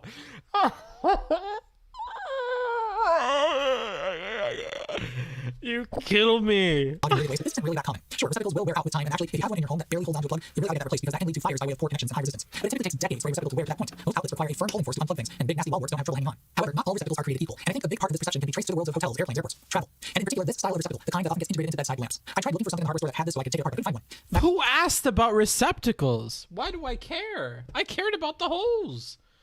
You're killing me. Have you seen this guy's Patreon? He's fucking loaded. I have not. But I suspect that these are made to much lower standards than the equipment that actually gets placed in a wall. I myself have encountered plenty of outlets like these that are barely holding on to something I plugged in, and many are so damaged they don't even work anymore. But it has been quite rare that a real duplex outlet has this issue, at least not to that extreme. Now, even if this weren't a bad design, there's the simple fact that in a travel scenario, something's getting plugged into those outlets far more frequently than is typical. There's a finite lifespan on any connector, and in a setting where people are going to be using them daily or perhaps more frequently than that, they're going to wear out quickly. In a home setting, many outlets get used maybe weekly. Some have something get plugged into them and aren't touched for a decade or more. Anyway, I'm just bringing this up because this criticism is really quite situational. Every time I hear it, I'm like, no, that's not a thing I deal with. But then I remember that actually, yes, in hotels, that's quite common in my experience. And so I think a lot of you are experiencing badly designed, worn out receptacles, and then assuming that's the norm. And I feel that I must, on behalf of my NEMA compatriots, inform you that this is incorrect. But yeah, it's still a pretty bad design all around. The mere fact that this is possible is unforgivable, just tremendously bad. Oh, this is not important. No, he should have told me not to try it. Now I want to try that. No way. No fucking way. Tremendously bad.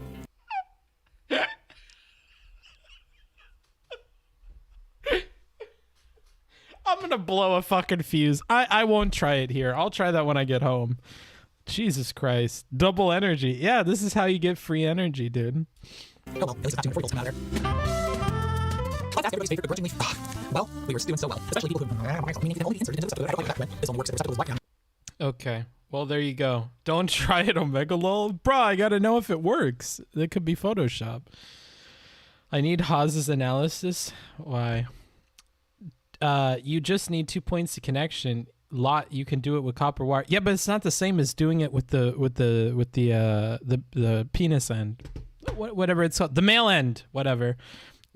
Now you don't have to buy an outlet strip. Just gang him. What are you guys talking about with dialectical? Can you shut the fuck up? You know what? It's not you guys. It's literally just JP Morseman all the time. You're gonna get timed out. You are getting a personal shenanigans thing.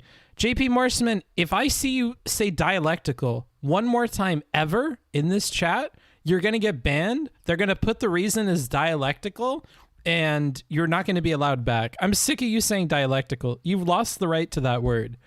That's a privilege, and I'm stripping you of it. Yeah, I'm sick of you saying dialectical because you just say it to piss me off. I think at this point, does that stock command work? Yeah. If anybody catches him, you know what? I'm gonna put out a law like what Texas has with abortions. If you see that JP Morseman guy ever use that fucking word again, anybody can report him to any mod, and we will give you a prize. Okay.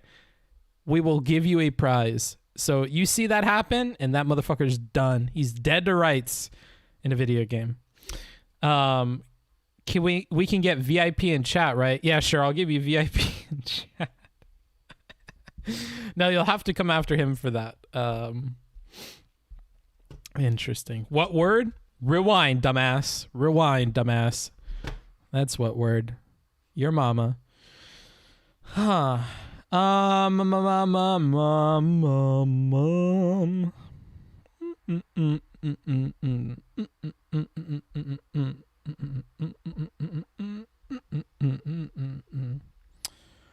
We watched this stuff. We already watched this stuff. There's so many Veritasium videos I haven't watched, but they're so long, dude. JP, don't take that. Show them who the boss is. No. They want you to say it just so that somebody could get VIP. They're all just waiting, dude. It's a Marxist slur. Interesting. Why did I have this in here? Thanks for the tier 1. I appreciate it, crew like that. Why did I have this in here? What is delectable? What? I didn't even hear what you said. There's nothing more exhilarating than pointing out the shortcomings of others, is there? This video is made possible due to those who support me on Patreon. Ooh.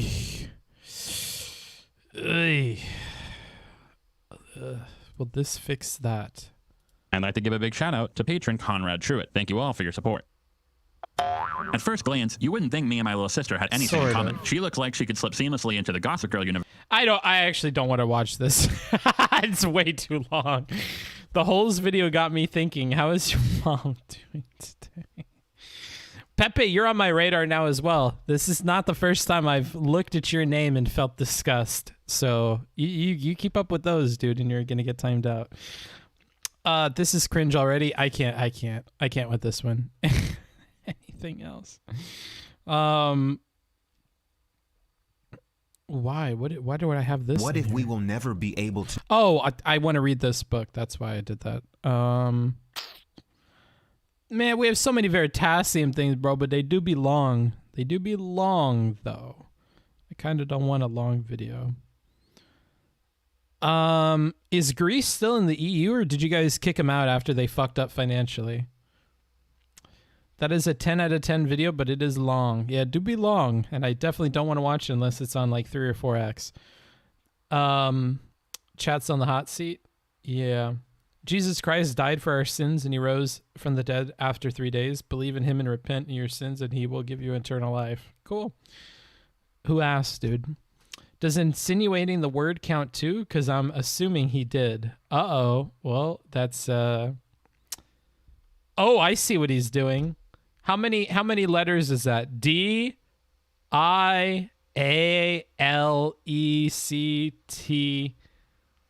Oh. Oh. Time him out for an hour. Time him out for an hour.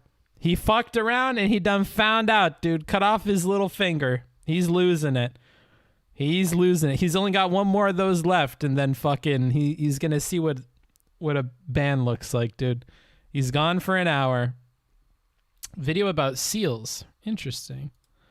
Boom. I'm not dumb. No! Yeah, goodbye. The seals, Peter. Goodbye.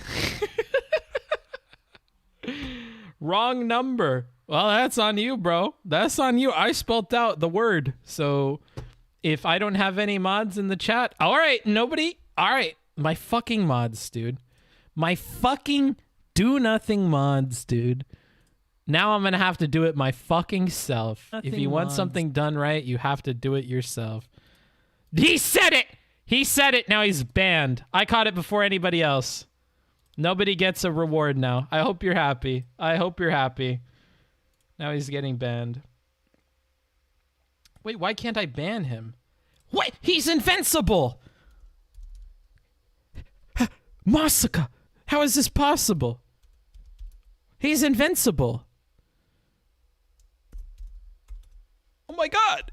He's invincible! He's hacking in! Now he's gone. Okay, cool. ASL? I don't know. I speak English. What kind of question is that? ASL. God doesn't want him banned? Well, I just defied God. We'll see how that works out. The D word is protecting him. Destiny? What is this? How to identify a seal? I don't really care. Look, they're going swimming. They're sea lions, not seals.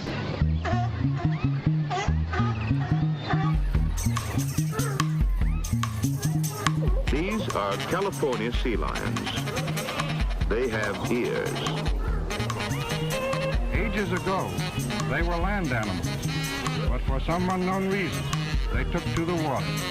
The seal's ancestor, the frogman of World War II, was entirely water-oriented.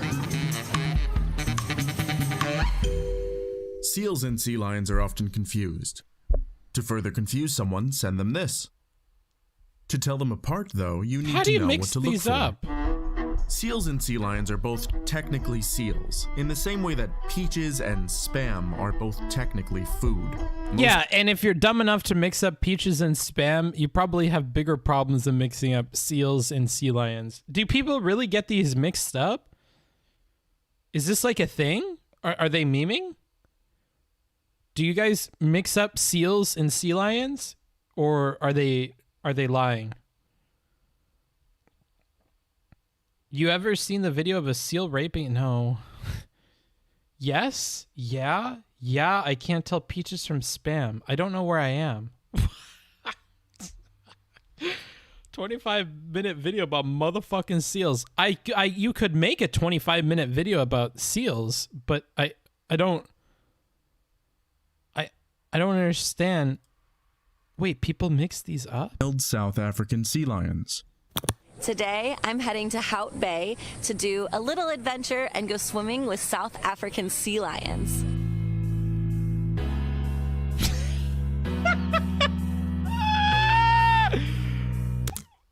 That's not a sea lion. What is going on? Underwater, but look at their heads. Short snouts. The diving company the uploader used on their trip refers to them as Cape fur seals, another name for the brown fur seal. You can also tell because Africa doesn't have sea lions. Even when searching online by the species' scientific name, you'll find misidentified images. Searching Google for... Okay, I don't care about this. Honest. They're sea lion to you. Okay. I don't care about either seals or sea lions, so my brain is like, don't even pay attention to them, and I still don't know the difference. Interesting. Not interesting. I'm just saying that to make you feel good. How long have we been streaming for? It's getting to be about that time. Almost 5 hours? Good God, man. Good God. Pepe, congratulations. I was about to end the stream, and Pepe came in here and managed to get himself a timeout. Wow. Can you believe that? Pepe came in here just to get himself timed out. Would you look at that? Timeout.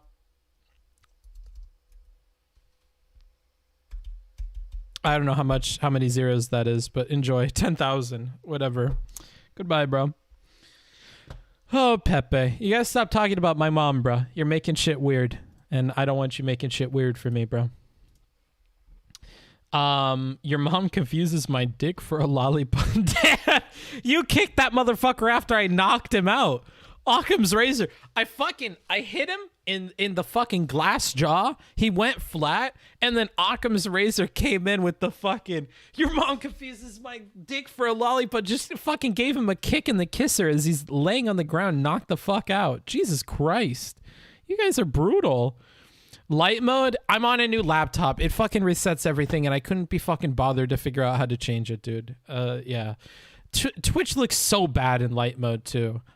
I'm not even going to defend it. Why does the website come like this? This looks so fucking bad. It looks so bad. What the fuck is this? This is like Eye Strain City. Like, I don't know. This is fucking rough. How do I change this? Is it BTTV?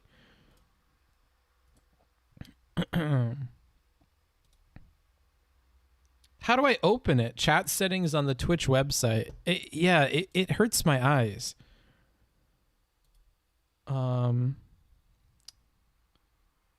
Let's see.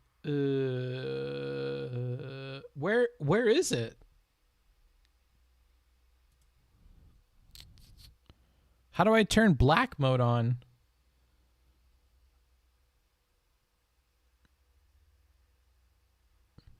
How do I turn black mode on? Click your profile pic in the upper right. Ah, okay. Oh, wonderful. Feels weird, man. Black mode? Why are you guys always racializing everything? It's kind of cringe, not gonna lie. Kind of cringe. Dark mode should be default for every site. I don't think it should be default for every site, but I think you should design a website that doesn't look like trash. It's called dark mode, you racist. Fuck you, bro. It's fucking black mode. I'm black moding it right now, bro. I'm about to go black mode on this motherfucker. I'm about to black mode this fucking website, dude. Were those not ears, not sea lions? Went back on the vid just to check. You're getting lost in the sauce. Who cares? Why we cook food in oil? An hour ago. Ooh, a Ragusia video. Let's just watch this. This video is... Why is everything so black and white to you? Because I'm from America. Sponsored by Audible. Why does nearly every recipe start with dropping a film of oil into a pan? Ever wonder what would happen if you just didn't? The shit sticks, homie. It do be sticking. It do be sticking. And you can't get the fond. Hey, let's find out. Actually, first let's do it the normal way, just for the sake of comparison. A little olive oil in a hot pan, sprouts in, and almost immediately you start to see this nice golden color emerging. Generations of people raised on boiled Brussels sprouts grew to hate them, and that's understandable. You gotta brown them. They're filled with starches and sugars and protein. That is actually a huge thing that I've noticed, is people really hate Brussels sprouts. What I would say, if you're really convinced that you hate Brussels sprouts, is to cook them this way, or even better, cook them similarly but with bacon, and have them with bacon bits, and just make sure they're real browned. and you'll figure out that this is a wonderful little bit of food. And I don't know how the fuck other people cook them. I have never heard of fucking boiling Brussels sprouts before. Apparently that's what people are doing. But my only experience with this has always been having it with bacon, and it's super fucking good. It's super fucking good. Isn't that a lot of oil? Who gives a fuck, dude? Who gives a fuck? There's no such thing as too much oil, bro. No such thing. Yeah, do you guys remember that movie that was about the person that has ALS or something, and they take olive oil? ALS, olive oil movie. Yeah, Lorenzo's oil. Y'all ever... This is so obscure. Have y'all ever watched Lorenzo's Oil? Oil's good for you, bro. Oil's good for you. Is this a me thing? Has anybody else ever seen this? What the fuck is a Brussels sprout? Wait, really? You don't know what a Brussels sprout is? It's a sprout of a Brussels, dude. They look like this. They're like little balls of like leaves. They look like this. They're like these little sprouts. So they have a bunch of leaves in them. It's Belgian food? What's Belgian food? I like boiled cabbage. I like boiled Brussels sprouts. It's easy, I guess. You guys and your fucking cabbage out here, dude. You guys still eat like peasants. Is that racist? Am I allowed to say that actually? That it sounds weirdly crude. But you guys do eat like I'm listening to too much Witcher. The Witcher has got me thinking like, oh, it is the same plant? Oh, it's a tiny cabbage? Oh, okay. Yeah, but have you guys ever heard of this? Y'all ever fuck with Lorenzo's Oil? Or no? I like how we're still talking about Brussels sprouts. I'm stuck on Lorenzo's Oil. This is a hell of a movie. Their kid has this like problem that like no doctor wants to like think about how to solve, and so they try a bunch of stuff, and they know he's like or she's like degrading over time, and then they eventually figure out when they give him olive oil, he gets like a little bit better. So they put a bunch of olive oil in his diet, and then he's like can talk and stuff, and they cook him in oil. You guys are fucking monsters, dude. You guys are monsters. Whatever, dude. Let's go back to the Brussels. Brussels is the capital of Belgium. Oh. If you have to explain the joke, it's not very funny, is it, Rage Pope? By the way, that deep frying everything was an episode of Andy Richter Controls the Universe, obscure comedy show. Man, what a great show. Never heard of it. My homie Lorenzo, who was the cook at Hooters, always talked about that movie. Interesting. Proteins that brown up real nice if you give them enough time and enough heat. Sorry, I thought I was talking to a person with culture. Why would a person with culture think about Brussels and Belgium? I'm going to stop with these comments. I'm going to have the Europeans knocking down my door and fucking killing me. I'm just going to continue. It took 6 minutes to get very brown and tender and quite tasty if I do say so myself. Now let's try to do the exact same thing again, but with no oil. Are they going to stick to the pan without any oil in there? Not really, not if you keep them moving. Here's our first bit of browning, and check out how different that looks. It's a patch of black with really clearly defined borders. Very different from the broad smudge of golden brown we got with oil. There's a so maybe the oil gets hot and then it covers it so it cooks it more evenly? So is the point to get the oil hot so it'll cook it more evenly? A few little brown spots showing up on the cut sides, but much smaller and more localized than the overall browning we got with oil. And one other thing I noticed is that they're cooking very, very slowly. We're at 6 minutes now, which is how long it took to cook the previous batch. These look so sad. All the way through, and these are still hard on the inside, nowhere close to being tender. After 11 minutes, I'm giving up. If I cook these any longer, they're gonna burn. Here they are side by side. Oiled sprouts are on the right, and on the unoiled sprouts, you can see how hard I have to push my fork in there. They cooked for nearly twice as long, and they are still not done. Also, their flavor wasn't nearly as good. So, what's going on here? Well, keeping the food from sticking to the pan is, I think, not the most important reason that we cook with oil. Oil, or any kind of liquid fat, has a much more significant role to play in that pan. Let's do it again with the thermal imaging camera. I got some broccoli this time, same basic deal. That film of oil is serving as what they call a thermal interface. The pan surface is flat and rigid. The food is not. So only teeny little bits of the food are actually making physical contact with the metal. The oil essentially reaches up from the bottom of the pan and grabs hold of those bits that are floating just above the surface. And because oil is a tremendously good conductor of heat, energy from the pan is transmitted into more parts of the food than the pan itself could reach. Trippy. If I pull up this piece of broccoli, you can see that its whole face is really hot, not just the parts in immediate contact with the metal. And look at the nice brown color you get from that.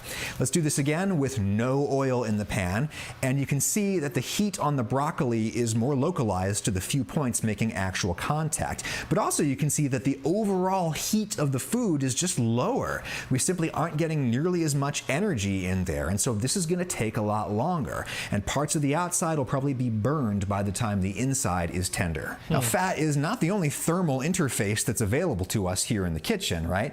We also cook food all the time in water. We boil food in water for the same reason we fry it in fat. It's this heat-conducting medium that can wrap itself all the way around the food. And you could use water like oil in a saute. Just throw down a thin film. I will agree with you. I do like broccoli boiled. I don't think I've, outside of like Asian dishes, I don't think I've ever cooked broccoli in oil like that, now that I think about it, like by itself. I think I've only ever boiled broccoli. So I don't know, maybe broccoli is better in oil, but I definitely don't think it's bad boiled. But Brussels sprouts boiled doesn't sound very appetizing. Film of it, and it will reach up and stir fry. Yeah, like when I stir fry, I guess technically that's cooking it with some oil and some other stuff, but other than that, it's always boiled. Fill the gaps between the food and the pan surface, conducting heat up into whatever you're cooking. It tends to burn. You have to put it in last. Anytime you're cooking, like big tip, think about the order in which you're putting stuff into the pan or the order in which you're cooking stuff, because some stuff cooks quicker than other stuff. So you should be thinking about that when you're putting it in. If you are always getting your broccoli to burn and stir fry, maybe you're putting it in way too early. Just put it in later. Oh, I thought you said boil. Yeah, boil broccoli. Oven roasted Brussels sprouts with oven roasted's good too. With onion and garlic is my favorite method. Yeah, oven roasted Brussels sprouts, that's good. But then you got hard broccoli. No, you have broccoli with a crunch. There's a difference. Hard sounds very negative. You get a crunch. I kind of like the crunch. I don't know. Like, you do that, you put a bunch of butter on it, and it's real fucking good. I don't know. Water might be the better dietary choice. Steam the broccoli, then pan fry it. That's always an option too. Same with potatoes. If you're ever cooking potatoes, I would advise you to like when I make potatoes for breakfast and stuff, and I want like home cubed potatoes or home fries, I will boil them first and then I will fry them because it'll do better. So probably same logic there with the broccoli. For those of us who maybe eat too many calories, but it has some distinct disadvantages compared to oil in this context. Most cooking oils can get into the neighborhood of 400 Fahrenheit, 200 C before they even start breaking down into substances that aren't oil anymore. Water, under normal atmospheric pressure, can only get up to 212 Fahrenheit, 100 C before it starts becoming something other than water, namely steam. It evaporates and leaves the pan. That's bad for a saute because you'll have to keep replenishing the water, but more significantly, it's so weird to see him using water for this. It's like tripping me out. It's bad because browning reactions cannot happen at such a low temperature. Maillard reaction and caramelization both start around 330 Fahrenheit, 165 C. Under normal terrestrial conditions, water simply will never get that hot. Plus, water isn't as viscous as fat, so it's not going to coat the food food as well as oil would. Therefore, in order to use water as a really effective thermal interface, you generally have to submerge food in it. You got to boil it. Or you got to enclose the food in steam. Like, you could put a lid on this pan right now, and that's not a bad way to steam food if you don't have a steamer basket. Yeah. Without a lid, these are also just taking a very long time to cook. I had them in there for 15 minutes, and they're still not quite tender enough. Remember, the ones we cooked in oil took 6 minutes. So now you might be thinking, yeah, well, I guess maybe you do need to coat vegetables in a little bit of oil in order to cook them in a pan. Vegetables have hardly any fat in them naturally. What about something that does, like meat? Why do you have to oil meat? Doesn't meat have enough fat inside itself to cook itself? Well, let's try it. I've got a little piece of sirloin steak here, no extra fat at all on there, just whatever is naturally in the meat. And the first thing I notice, it is stuck like glue to the pan. Meat is mostly water and protein is particularly prone to sticking. Proteins form complexes with metal atoms. Oh, that triggers me. Oh, I hate that so much. Did you see how he yoinked it and it like was rubbery and stuck real fucking hard? Sticking. Proteins form complexes with metal atoms at high temperatures. They Oh no. This is uncomfortable. Literally bond. Once the surface of the meat is really brown and rigid, you can usually pull it off without tearing up the meat too much.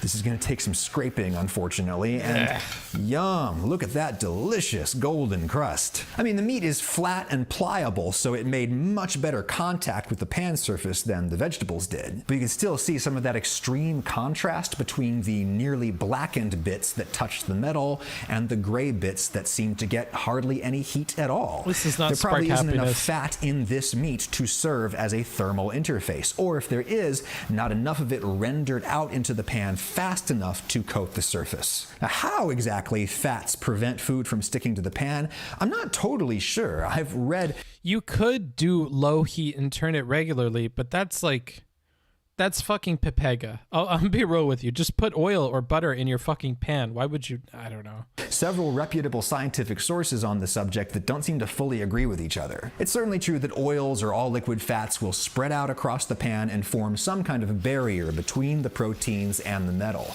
And because it's such an effective thermal interface, fat cooks the surface of the meat a lot faster and more thoroughly, and a really brown crust releases from the pan much more easily. I also noticed that the whole steak is cooking much faster with oil in the pan, and it tastes way better. There's certainly some other chemical magic that happens between fats and other substances at high temperatures that create delicious flavors. Indeed, we can observe a huge difference even if we take sticking totally out of the equation. Sirloin in a At least you have better food takes than Destiny. That's because Destiny is like an uncultured dumb fuck. Oh man, I can't talk about Steven. Hold on, you guys are gonna make me have a fucking clippable moment. He doesn't. I don't know. He doesn't cook. He does. Yeah, he has bad food takes. It's true. He has bad food takes. Non-stick pan with no oil. There's no sticking, but like, I don't think I have good food takes. I just think I don't have awful food takes. He has awful food takes. When you set him as the bar, it's so low, most people are going to cross over it. Nonetheless, it's cooking really slowly, and that crust is even worse. At least with the stainless steel pan, the meat stuck to the metal, and that held it in contact with the heat. Yes, I've seen his chicken cooking stream where he tries to give advice that's like literally not working as he's doing it. It's funny. Because his parents didn't do what he did, force their child to eat things they don't want to. Now it's just too late. It can't be fixed. I don't know. Did you see the cooking stream? Yes, it was painful. I'll be honest with you. You guys have asked me to do cooking streams in the past. One of the reasons I don't want to is I worry it's going to look like a Destiny cooking stream. I really do. I don't want the memes for the rest of time and every time that I ever bring up cooking for you guys to think of the one cooking stream I did where I looked like a fucking idiot. So I'm really concerned about that. And that's why I don't want to do cooking streams. I don't want to look as bad as he looked, as confident as he looked, because he was confident the whole time and just kept fucking up. And it was like watching a train wreck in slow motion as the conductor is like pulling levers. He's like, yeah, I do this shit all day. Don't worry about those chimes and those alarms. That's fine. Yeah, it's a bit bumpy out there today. They fucking laid the track wrong. Like, bro, we're crashing. We're not on the rails, bro. What's going on? Like, we see the train crashing. You can't bullshit us. On Teflon, there's nothing to stop big balloons of steam from pushing the meat up, and away from the hot pan, and that's where you... When he cut the chicken, it was raw. Yeah, I'm colorblind and I saw it was raw. It's so fucking bad. It's so fucking bad, dude. Get those repulsive patches of gray. Even in a non-stick pan, we still need oil to serve as a thermal interface and for its other flavor benefits. Now I bet some of you are thinking, unfair test. Beef sirloin is a really lean cut of meat. What if you were to cook a fattier cut without any supplemental oil? Indeed, something like Wagyu beef. I love how you guys are trying to get me to do it by like, oh, come on, Booksmarts, it's a learning experience. You know, part of learning is failing. Come on, Booksmarts, don't let the feelings get in your way. Come on. And then you guys will be the same motherfuckers relentlessly bullying me once it goes wrong. You will be the people fucking, Pepe laugh, he doesn't know, it's still fucking raw. What a dumb fuck. Learn how to cook, dumb fuck. Like, yeah, you guys are going to be those same people. Learning experience my ass. It's a bullying experience. That's what you guys want, dude. Beef needs no extra fat at all, in my experience. How about this skin-on chicken thigh? I'm putting this into a dry and cold pan, and then I'm gradually bringing in the heat. This is the classic French way of cooking duck breast in a pan. Fat starts to render at relatively low temperatures, so you give it a little head start to melt out some fat before the heat really gets going and cooking the meat. By then, I love your angry chatter voice. Thanks. And you've got plenty of fat in the pan. Dude, yesterday, holy shit. There was this one part where I went full fucking Gilbert Godfrey. Holy shit. Let me find it real quick before I forget. Yesterday, holy shit. I was watching back that VOD. I was so embarrassed. What a nightmare of a VOD.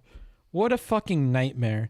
So, as context, these people came in, somebody was follow botting me, and somebody else was fucking, these people on Xbox were like sending nonstop party invites, and I was trying to stop it for the longest time, and I couldn't. Nobody was helping me, and I fucking lost it, dude. I fucking lost it. I was losing my fucking mind. It was so awful, and I was drinking. Okay, stop. I like, enough.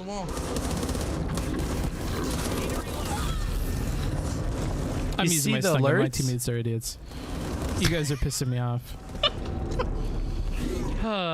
You can mute the Xbox stuff. Can I? Can you tell me how? Can you not just say, hey, did you know that there's a possibility to turn off a setting which would make the noises go away? Sucks, yeah. Oh, that's really cool. How do I do that? I don't know. I just wanted to tell you that it was possible. Okay, cool. That's not very helpful. Nice. All you have to do is to mute the Xbox alerts so you don't hear the Xbox alerts anymore. Oh, wow. You're a fucking genius. They let you into fucking Harvard with that IQ, bro? Yeah. What a good fucking... That's a good spicy Patreon exclusive, honestly. If this doesn't... there's so much of this, dude. I was freaking the fuck out. You gotta say book. I swear to God. He's good. It was rough. There was a lot of roughness in this. Ever. Based. I couldn't find the fucking settings for this shit. I was... Are you there? I've invited you. There was a lot of drinking involved. Are you drunk? I'm working on it. Yeah. This was... that was a stream, all right. That was definitely a stream. So yeah, let's go ahead and finish this. There was a lot of drinking. There was rolling on the bed. There was cursing. The Mission Impossible cameo. Yeah, there was a lot going on that day. You can't Patreon wall this kind of stuff. This is what keeps people coming. No, I think I did some stuff that might have been TOS that day. I honestly don't remember. It is funny to watch live, but I think it's something I want to keep between me and the people that watched it live. I think it encourages people to catch the stream live. Maybe Tack can turn it into a video. I doubt it, though. Book blacked out. I didn't black out. Take it easy, dude. The optics guy abusing the optics juice. Yeah, dude. Optics juice. And the meat can fry itself. Works great with duck breast because duck breast has a huge layer of fat under the skin. I thought it worked okay on this thigh, not as good, probably because there just isn't as much fat. That skin has a bit of that weird mixture of overdone and underdone you get without sufficient thermal interface, probably from the lack of fat at the very beginning of cooking. Not my favorite. But of course, all of this is subjective. I mean, the results are objective, but whether or not you like them is totally subjective. Consider certain Indian-style breads that are cooked in a dry pan. Sorry, this is not naan dough, it's pizza dough, just what I had available, but this is a way that naan is often cooked. Dry pan, no fat. Again, highly localized browning or even blackening. I'll do it again, this time with oil in the pan. And wait, don't you use the tandoori or the oven to cook naan? I didn't know you just cook it straight on a pan. I had no idea. Is that really a thing? Any Indians in the chat? No, if that's the case? I've not heard of this. While I try to find food that I can order, I'm so hungry. Butter naan, you can use cast iron? I suppose you could use cast iron, but he's just like using it on like a stainless steel pan. I'm gonna go cook myself some eggs now, but you have fun with that. I am ordering McDonald's. I'm gonna be a fat fuck. I don't think KFC's open. No, it's too late for KFC.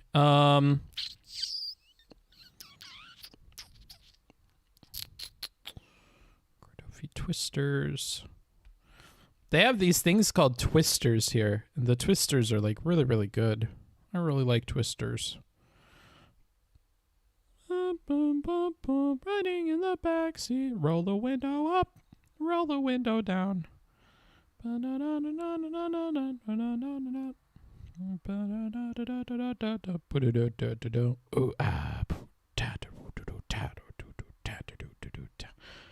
Adore joy to eat bori bada no see. Are you ready? I don't know the words to the song, but it's all in Japanese. It's really, really hard. Sorry, I'm picking my things here. Okay, I think that order is all done. Boop boop boop boop boop boop boop. Yep, that looks good to me. Okay. Confirm. Okay, set.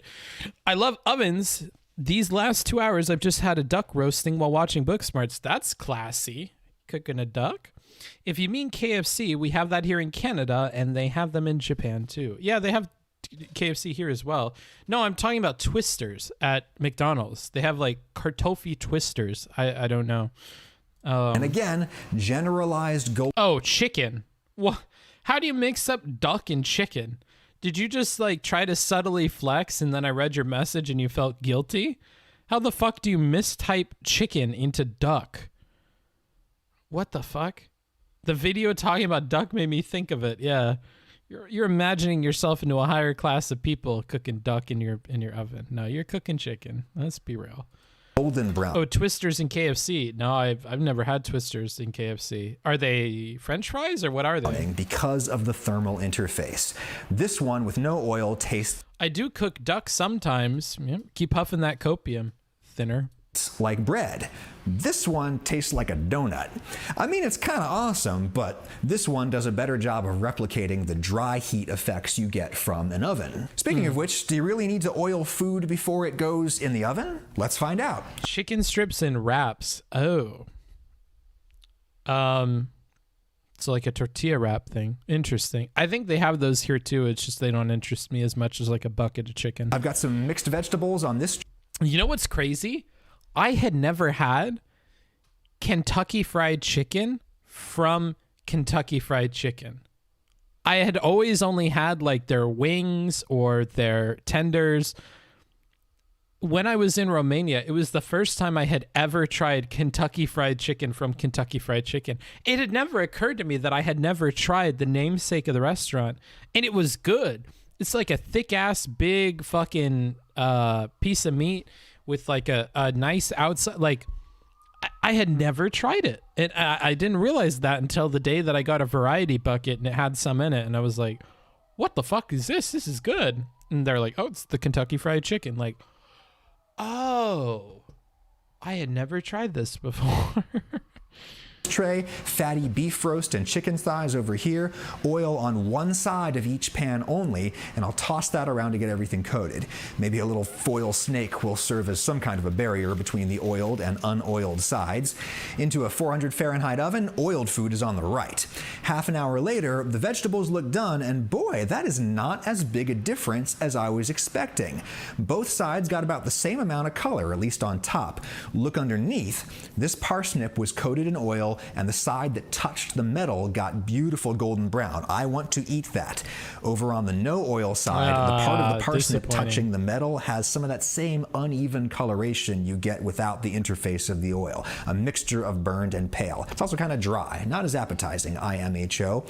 Back over on the meat tray, wow, the oiled beef looks exactly the same. Their chicken comes from Tyson Chicken. There are different reasons to cook with oil. Sorry, I just got here. I don't know if you said that.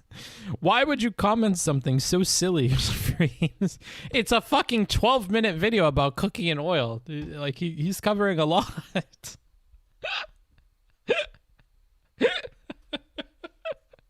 Same as the unoiled beef. There is an appreciable difference on the chicken, though. The oiled skin. KFC is a hit or a miss where I'm at. I've never had bad KFC that was not bad because of a delivery driver. The only time I've ever had bad KFC was because a delivery driver took 10.5 years to get to me. Like, if I get KFC and it's fresh, it's always good. I've never had a bad experience with KFC. Maybe it's an American thing that KFC suck. I've had KFC in Japan. I think I've had KFC in Korea. I've had KFC in numerous European countries. I've had KFC back home. I've never had a KFC experience where I was like, oh, that was bad chicken. Like, I don't know how they fuck it up. It's the only thing that they do. So, I don't know. God, I hate when people literally say the letters IMHO. Who cares? What a weird pet peeve. Looks a little nicer than the unoiled skin. I would guess that's because the skin served... Popeyes is greater than KFC. I don't really care. In my opinion, Popeyes always has long lines, so I say fuck Popeyes, dude. I'm going with KFC because Popeyes has long fucking lines. Every time I've been to a Popeyes, I think with the exception of maybe one or two, I've had a bad experience. Am I allowed to say this? The clientele that have been at every Popeyes that I've gone to have like frightened me. Like they were yelling at the workers. They were being like super loud and obnoxious. They don't like wait in line. Like, I don't know. Every time I've been to a Popeyes, I've had a bad experience. I go to KFC, everybody waits in line. Everybody's chill. Something is different about Popeyes. I don't know what it is, bro. And I know that you guys are going to put those pieces together in a racist way. That's not how I mean it at all. Like, one of the bad Popeyes experiences I had was in Washington, and it wasn't like a black people thing like you guys are probably fucking thinking in your head. It was like weird hillbilly white people that were like cutting the line and shit. Like it's not just say black people, but that's not how I mean it. I mean that like every time I've been to a Popeyes, I've had a bad experience while like waiting to get my food. I had another Popeyes experience where somebody just jacked my fucking food. Like, and they wouldn't give me my food. They were like, oh, yeah, so you already picked it up. I already picked it up. Bitch, I've been waiting here. I've been standing here waiting. What do you mean?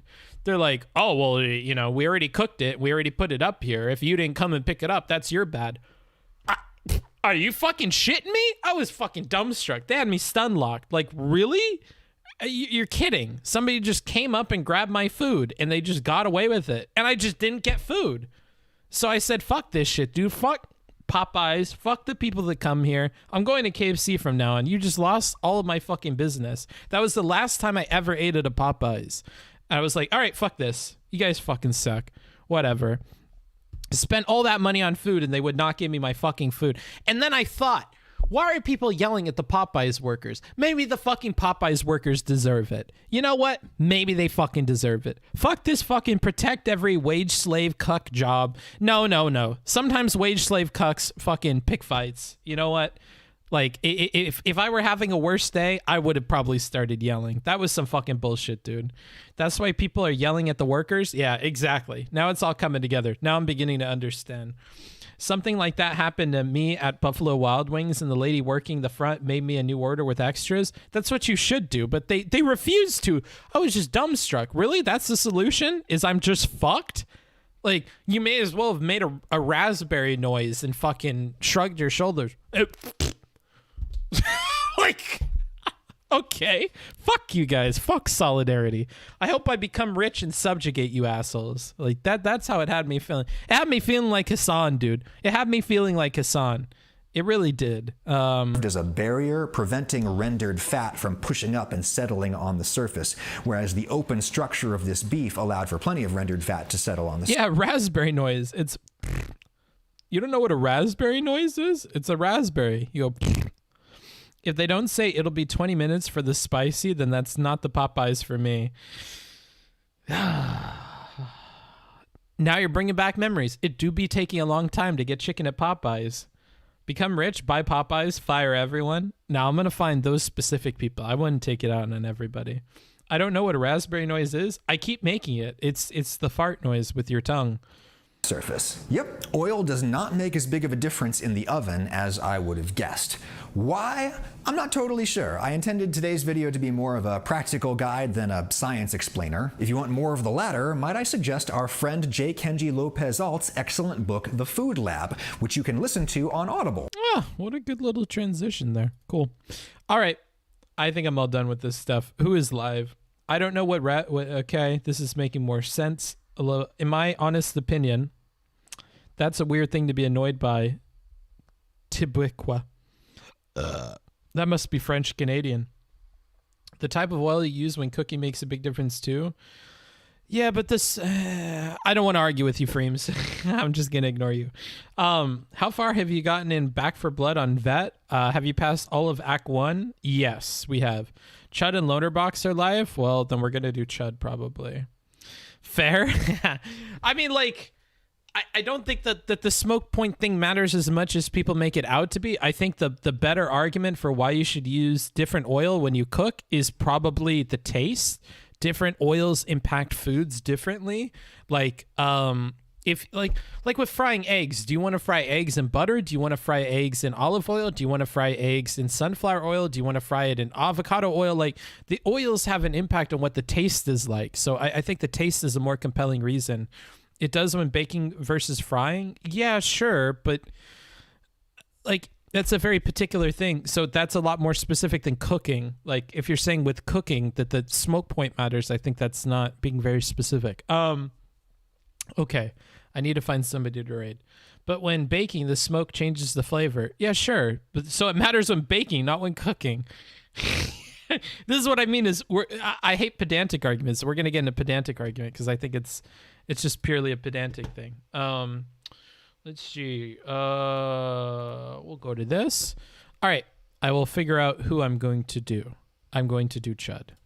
/raid Chud Logic. Enjoy Chud. Thank you guys for hanging out. Catch me Mondays and Thursdays at 7 a.m. and Saturdays at 10 p.m. All those times are Pacific Standard Time. I will catch you guys later. Thank you for hanging out. Everybody can pile in. Chud is a cool guy. He talks about politics. He's a bit of a British fella. He's got an impediment. He has an accent of sorts, but it's fun to listen to him. He's cool. He's got insights, and I think that he's a chill dude. I enjoy speaking with him both online and offline. I hope you guys do too. I will talk to you later. Goodbye. And to my YouTube people, I love you. I'll miss you. I'll talk to you in 2 days. In the meantime, I'll be working on work stuff and tweeting and maybe getting out some YouTube videos. So look forward to that. I will talk to you guys later. Catch the other ones. Back for Blood video. Pretty fucking funny. The last one on the dope person, I think, is a good message. If you made fun of the dope person on Twitter, maybe watch it.